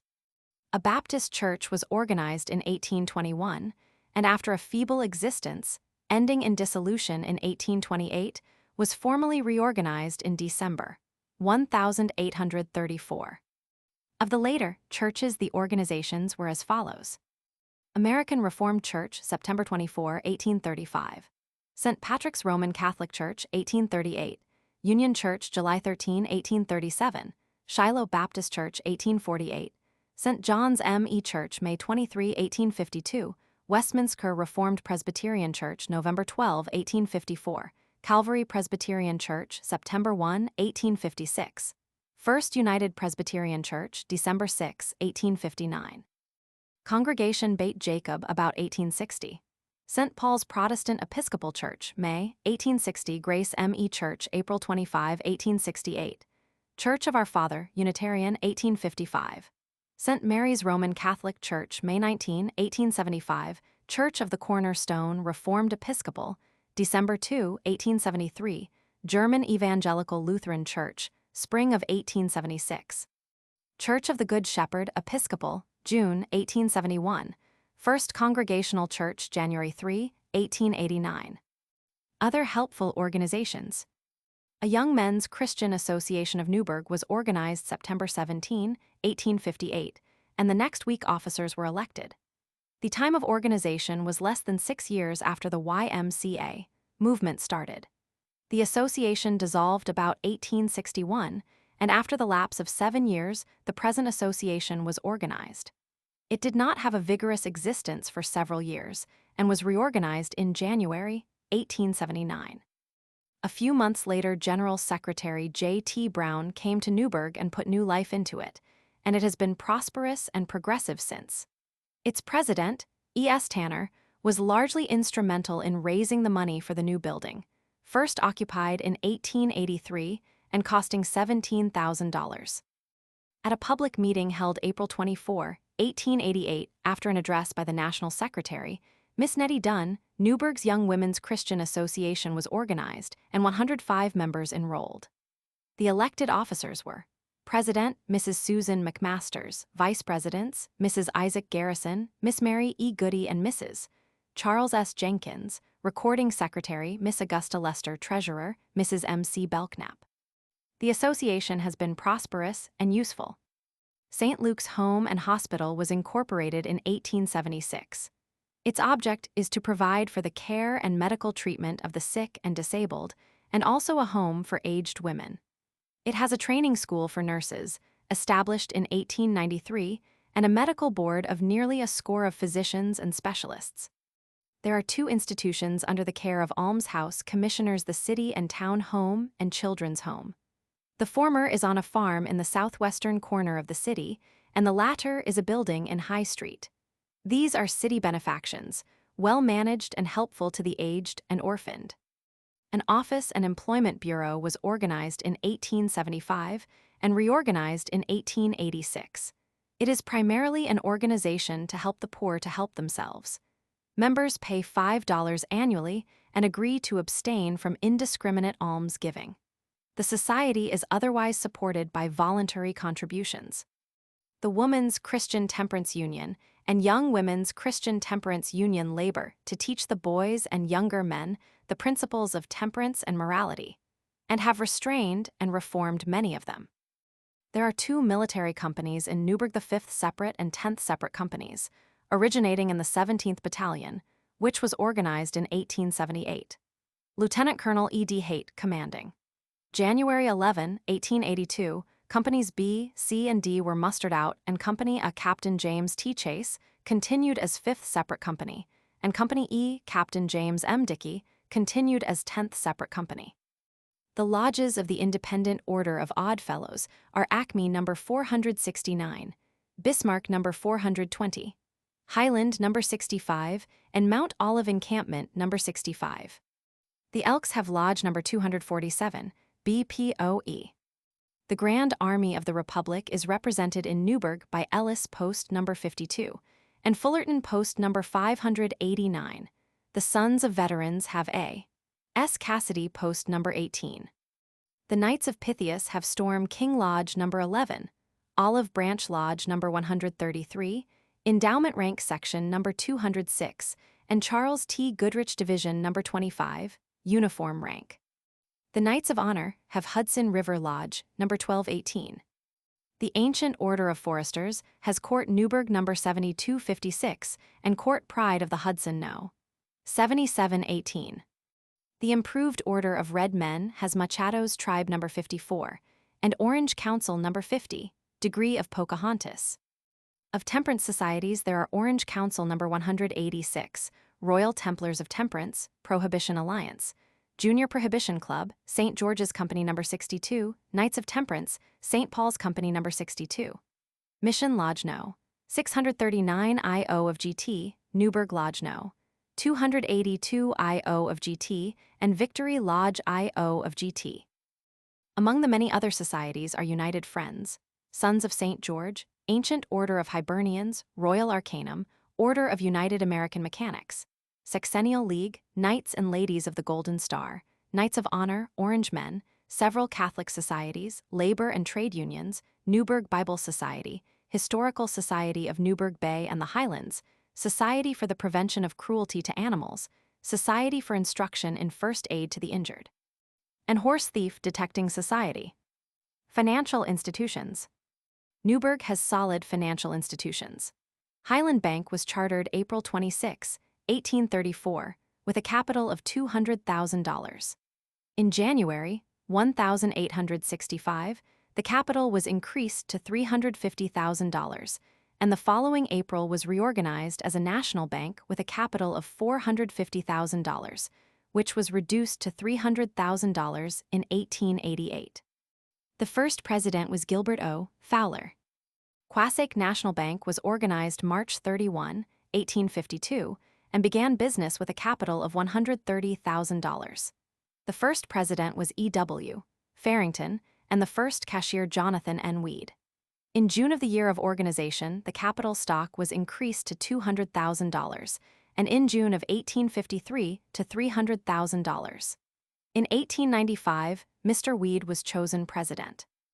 The National Bank of Newburgh is the successor of the Bank of Newburgh, incorporated March 22, 1811. The capital of the first bank was $120,000.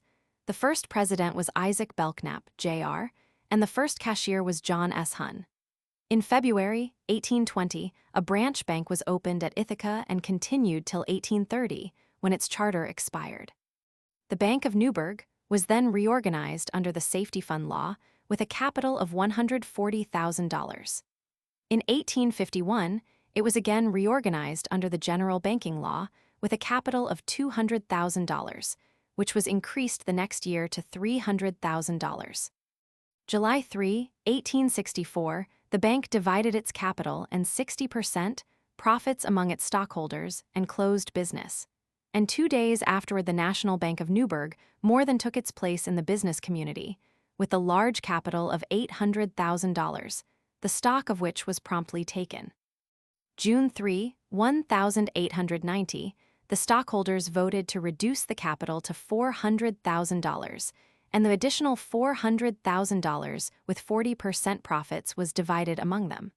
The bank has continued to prosper.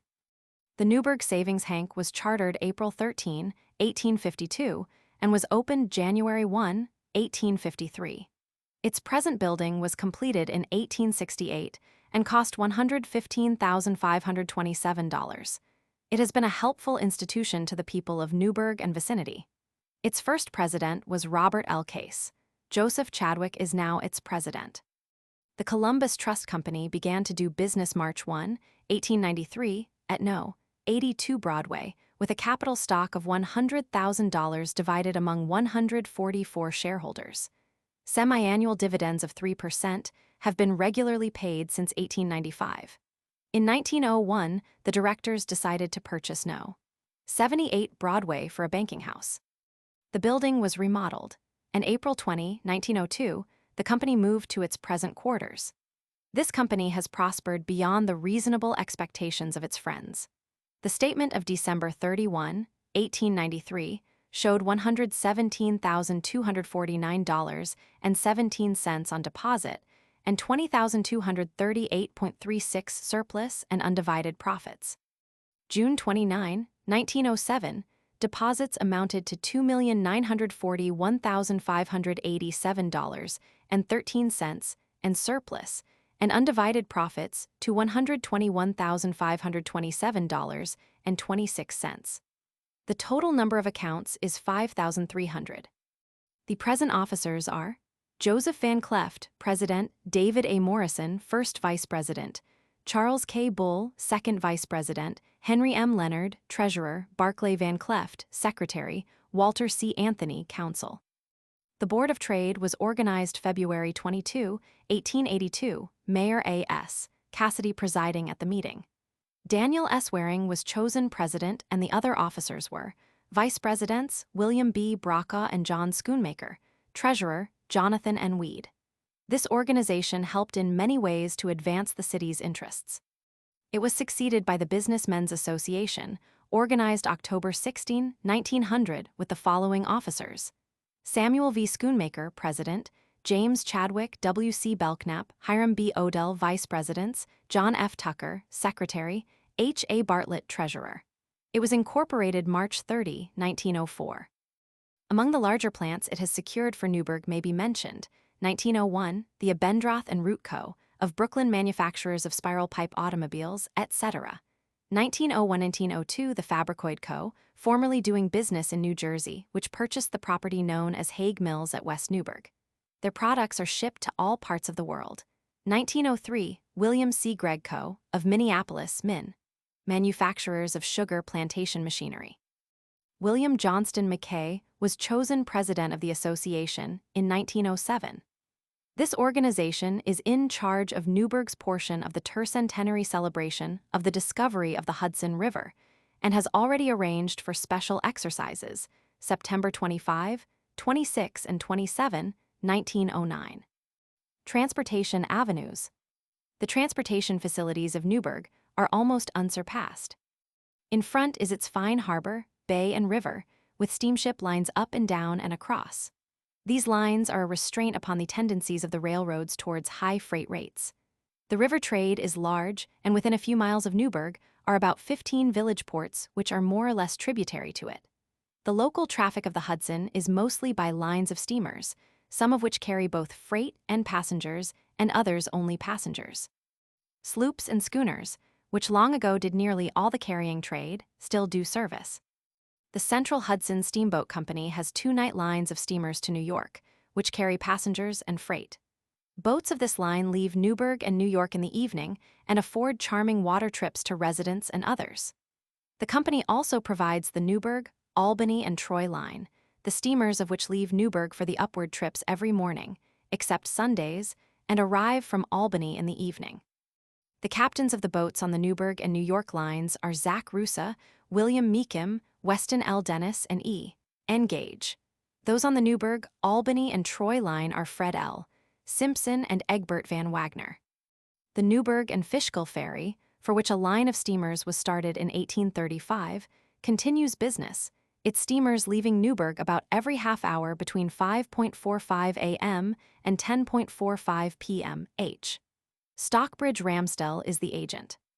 Newburgh and Haverstraw Steamboat Company has the steamer Emmeline, Captain D.C. Woolsey, which starts for Haverstraw and intermediate landings each mid-afternoon and Haverstraw for Newburgh in the evening. Newburgh and Poughkeepsie lines steamer Hudson Taylor, Captain George Walker, leaves Newburgh for Poughkeepsie every morning. Wappingers Falls and Newburgh lines steamer Messenger leaves Newburgh forenoons and early evenings. The West Shore Railroad, which extends north and west to Albany and Buffalo and south to New York, connects at Newburgh with the Line and the New York and the New England systems, and at Buffalo with the Grand Trunk and the Lake Shore Railroads. Over 30 trains a day arrive and depart on this road. It has facilities for transporting cars across the river. One Erie Railroad branch extends to a junction with the main line at Greycourt, 18 miles distant, and affords a direct route to the Pennsylvania coalfields and across the southern tier of New York counties to the west. Another Erie branch connects with the main line at Newburgh Junction, 15 miles distant, and passes through a number of Orange County villages. About 20 passenger trains a day arrive and depart over these branches. The New York Central's Hudson River line of railroad across the river from Newburgh is reached by the ferry, the boats of which make close connection with all through passenger trains. The Lehigh and Hudson River Railway extends from a junction with the Newburgh branch and the Erie's main line at Greycourt to Belvedere. The Newburgh branch is operated as a part of the system controlled by the Central Railroad of New Jersey. There is also the line of the Orange County Traction Company, extending to Walden. Newburgh is the principal gateway for the coal traffic between Pennsylvania fields and the New England states, which consumes 6 million tons of coal annually. The loaded cars on reaching the river front are quickly ferried across to Fishkill on the transfer boat, and the roads coming to Fishkill distribute them. Much coal is also shipped from Newburgh by water to all parts of the northern country, and to the ports of Long Island and the New England coast. Cemeteries. Newburgh has 6 cemeteries: the Newburgh, or Old Town, St. George's, St. Patrick's, the Hebrew, and in the suburbs, Woodlawn and Cedar Hill. The Newburgh has many old headstones, and is in the block where stood the church of the old Palatine settlers. St. George's is under the care of St. George's Protestant Episcopal Church. St. Patrick's is for the remains of the Roman Catholic dead, and the Hebrew for the Jewish dead. Woodlawn Cemetery is controlled by the Newburgh Woodlawn Cemetery Association, which was incorporated October 22, 1870. It is in the town of New Windsor, a mile from the city, and is reached by a delightful avenue. It is an ideal location for a cemetery with extended river and mountain views. Quasack Avenue, leading from the city to Woodlawn, is lined with elegant country residences in the midst of spacious grounds, studded with fine trees and beautified in the warm season with wide lawns and varieties of beautiful flowers. The cemetery grounds contain 50 acres, laid out with excellent artistic taste and skill, and carefully looked after and kept in order by the superintendent, McLeod Rogers, who has occupied the position from the beginning. Some of its features are a row of fine cedars along the northern boundary, a dense grove on the western side, scattered ancient oaks, also maples, pines, elms, and other kinds of trees, varieties of shrubs and flowers, and a natural stream. There are several imposing monuments and many fine designs in sculptured marble and granite. Cedar Hill Cemetery is about 5 miles north of the center of the city and contains 100 acres in the midst of a picturesque landscape. It has about 3 miles of driveways through its park-like grounds. There is a stream of spring water, which supplies a little lake of 2½ acres, and there are many handsome monuments. The Cedar Hill Cemetery Association was organized in 1870. The Civil War. Regarding enlistments from Newburgh and the money raised for the Civil War, the recapitulation in Ruttenbur and Clark's history is here quoted. 1 Company B 3D Regiment recruited in March and April 1861. 2. Company B 36th Regiment recruited in May and June 1861. 3 Company I 71st Regiment Militia recruited principally from Company I 19th Regiment. 4 companies A and B and parts of C, D, and G 56th Regiment recruited between July and October 1861. 5 7th Independent Battery in part recruited with 56th Regiment. 6. Companies D, E, F, I, and L 19th Regiment Militia, miscellaneous enlistments prior to July 1862 111. Under the calls of July and August 1862, 470 men were required from the town, and 501 furnished, 217 of whom were enrolled in the 124th and 106 in the 168th Regiments. The call of July 1863 required 443 men, of whom 90 were furnished, but it was merged in the calls of October 1863 and of February, March, and July 1864, requiring 756. Number furnished 827, of whom 71 were not credited. The total of enlistments including re-enlistments was 2,250. The total of men required 1,226. The public subscriptions and loans of the town, including at that time the village, for the promotion of enlistments and for bounties were 1861, by individual subscriptions, $7,385. Bonds of the village, $5,000. $1,862, individual subscriptions, $17,512. $1,864, town bonds, $175,100. Total, $204,997. In addition to this, sum the town expended for special relief $1,863-$1,864 $1,075. 50. Expended by Aid Society, and in contributions to the Christian Commission, $12,387.31.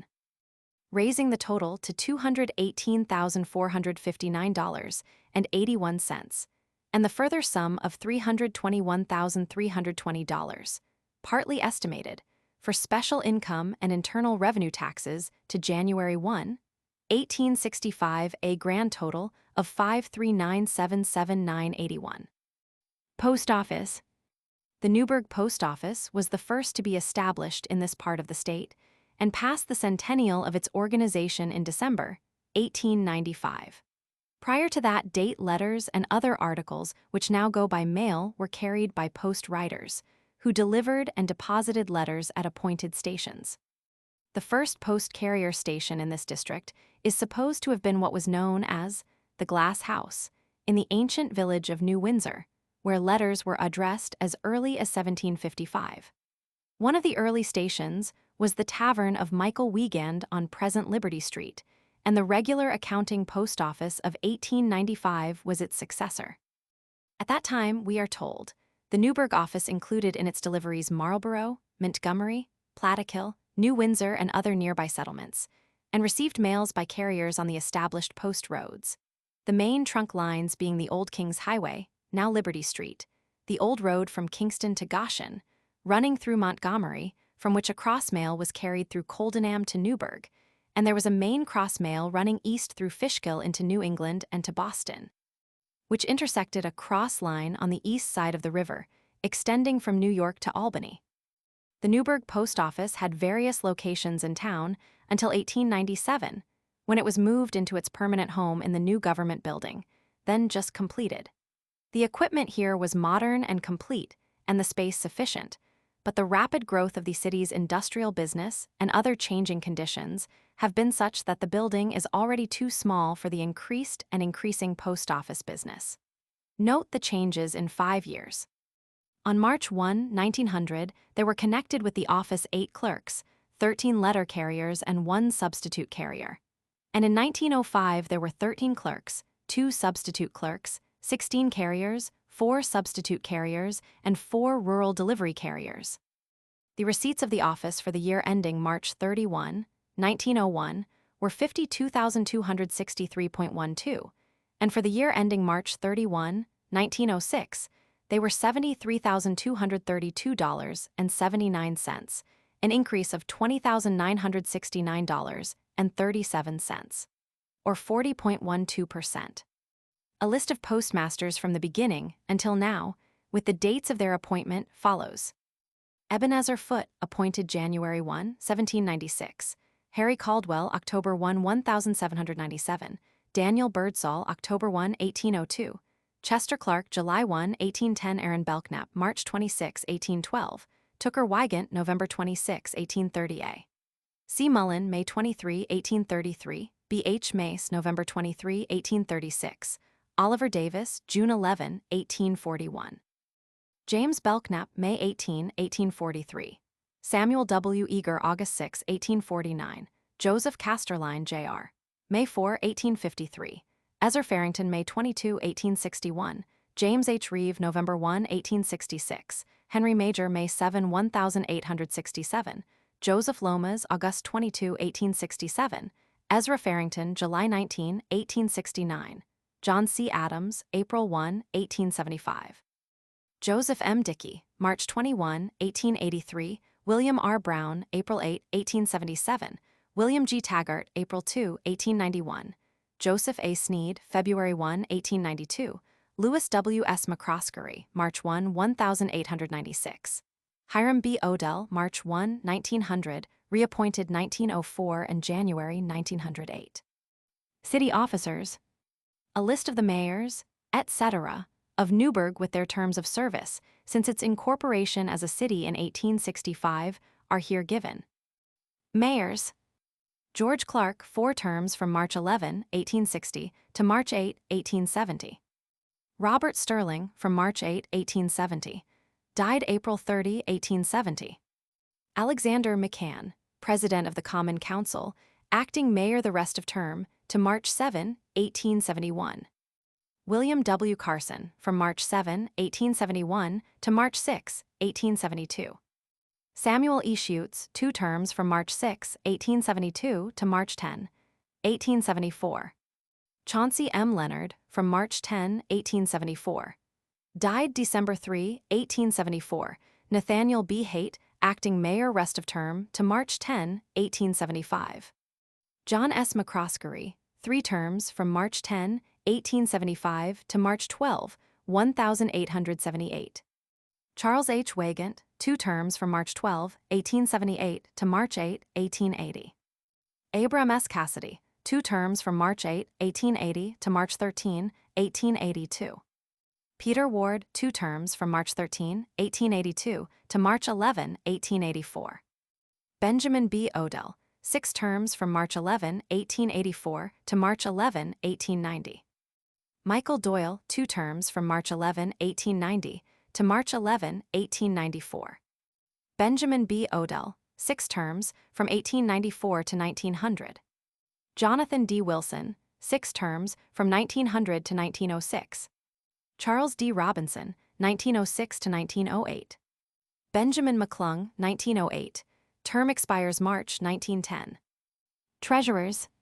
Francis Scott, 1866-1868, 1870, 1873-1875. Lewis M. Smith, 1869-1870. James N. Dickey, 1872, 1879, 1891. Ring A. Smith, 1876, 1878. Jonathan N. Weed, 1891, 1894. J. N. Dickey, 1894, 1906. H. M. Leonard, 1906. Term expires March 1909. Recorders: Joseph D. Schaefer, 1866, 1870. Charles B. Titus, 1871, 1874. John B. Kerr, 1875, 1878. Cornelius L. Waring, 1879, 1890. L. W. Y. McCroskey, 1891, 1895. W. H. Hinman, 1895. Term expires December 31, 1910. Corporation Counsel: James W. Taylor, 1865, 1869. John H. Fenton, 1870, 1871. William D. Dickey, 1872, 1878, 1880. J. G. Graham, 1873, 1874, 1885, 1890. Abram S. Cassidy, 1875, 1876. George H. Clark, 1880, 1881. Russel Headley, 1881, 1884. Eugene A. Brewster, 1890, 1892. C. L. Waring, 1892, resigned 1907. W. F. Cassidy, 1907, 1908. City Surveyor: Charles Caldwell, 1866, 1902. Everett Garrison, 1902, 1906. William J. Blake, Jr., 1907 to present time. Supervisors: Supervisors from 1763 to inauguration of first city officers, March 12, 1866. Jonathan Hasbrouck, 1763, Louis Du Bois, 1764, John Wandel, 1765, Benjamin Carpenter, 1766, Louis Du Bois, 1767, Edward Halleck, 1768, Lot-Haying Carpenter, 1769-1771.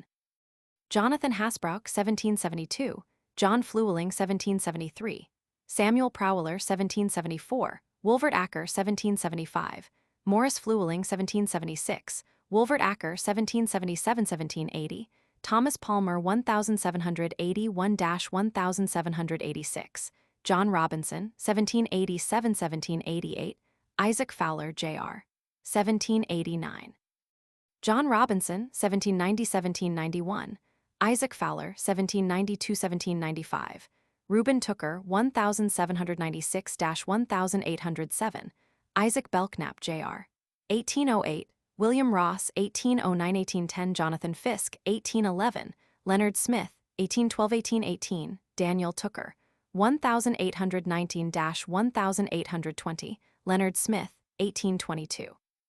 William Ware, Jr., 1823, William Walsh, 1824-1831, Robert Lawson, 1832-1833, William Walsh, 1834, James G. Clinton, 1835-1836, Daniel Tooker, 1837, David W. Bate, 1838, Jackson Oakley, 1839, David W. Bate, 1840-1844, John W. Brown, 1842. David W. Bate, 1843-1846, Odell S. Hathaway, 1847-1849, Enoch Carter, 1850, Odell S. Hathaway, 1851, Enoch Carter, 1852, Samuel J. Farnham, 1853, Henry Walsh, 1854, Stephen W. Fullerton, 1855, Odell S. Hathaway, 1856, Albert No, 1857, Enoch Carter, 1838. Albert No, 1850-1860, Odell S. Hathaway, 1861-1863, William H. Bede, 1864, George W. Underhill, 1865, C. Gilbert Fowler, 1866. A few briefs. August 3, 1809, 2 acres were added to the grounds of Washington's headquarters. November 20, 1870, unparalleled rainstorm and destructive hurricane. In 1870 population, 17,094. November 4, 1871, Newburgh's contribution to Chicago's relief fund over $5,500. January 1, 1872, Newburgh's first steam fire engine tested. May 11, 1873, Board of Trustees created for Washington's headquarters. February 13, 1878, new public library opened. May 30, 1878, first exhibition of the phonograph in Newburgh. September 25, 1878, Newburgh's contribution for relief of yellow fever sufferers in the South, $2,613. July 5, 1879, mastodon unearthed at Little Britain. July 28, 1879, movement to erect poles for first Newburgh telephone. June 25, 1880, armory opened. In 1880 population, 18,049. May 30, 1881, Soldiers and Sailors Monument at Woodlawn Cemetery unveiled. June 4, 1883, first train on West Shore Railroad from Newburgh to New York. October 1, 1884, beginning of free mail delivery. October 31, 1885, Moody and Sankey evangelistic meetings. November 24, 1885, West Shore Railroad sold at Newburgh Courthouse for $22 million.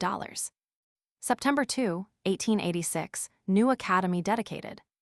December 23, 1886, street railroad opened. March 12, 1888, unprecedented snowstorm and blizzard. September 17, 1888, Academy of Music opened. March 19, 1889, electric fire alarm system adopted. July 1, 1889, Newburgh's contribution for relief of Johnstown flood sufferers, $5,164. September 27, 1889, display of national flag over the school buildings began. In 1890 population, 23,087. October 6, 1896, unveiling of General George Clinton statue. May 9, 1900, centennial celebration of Newburgh Municipality.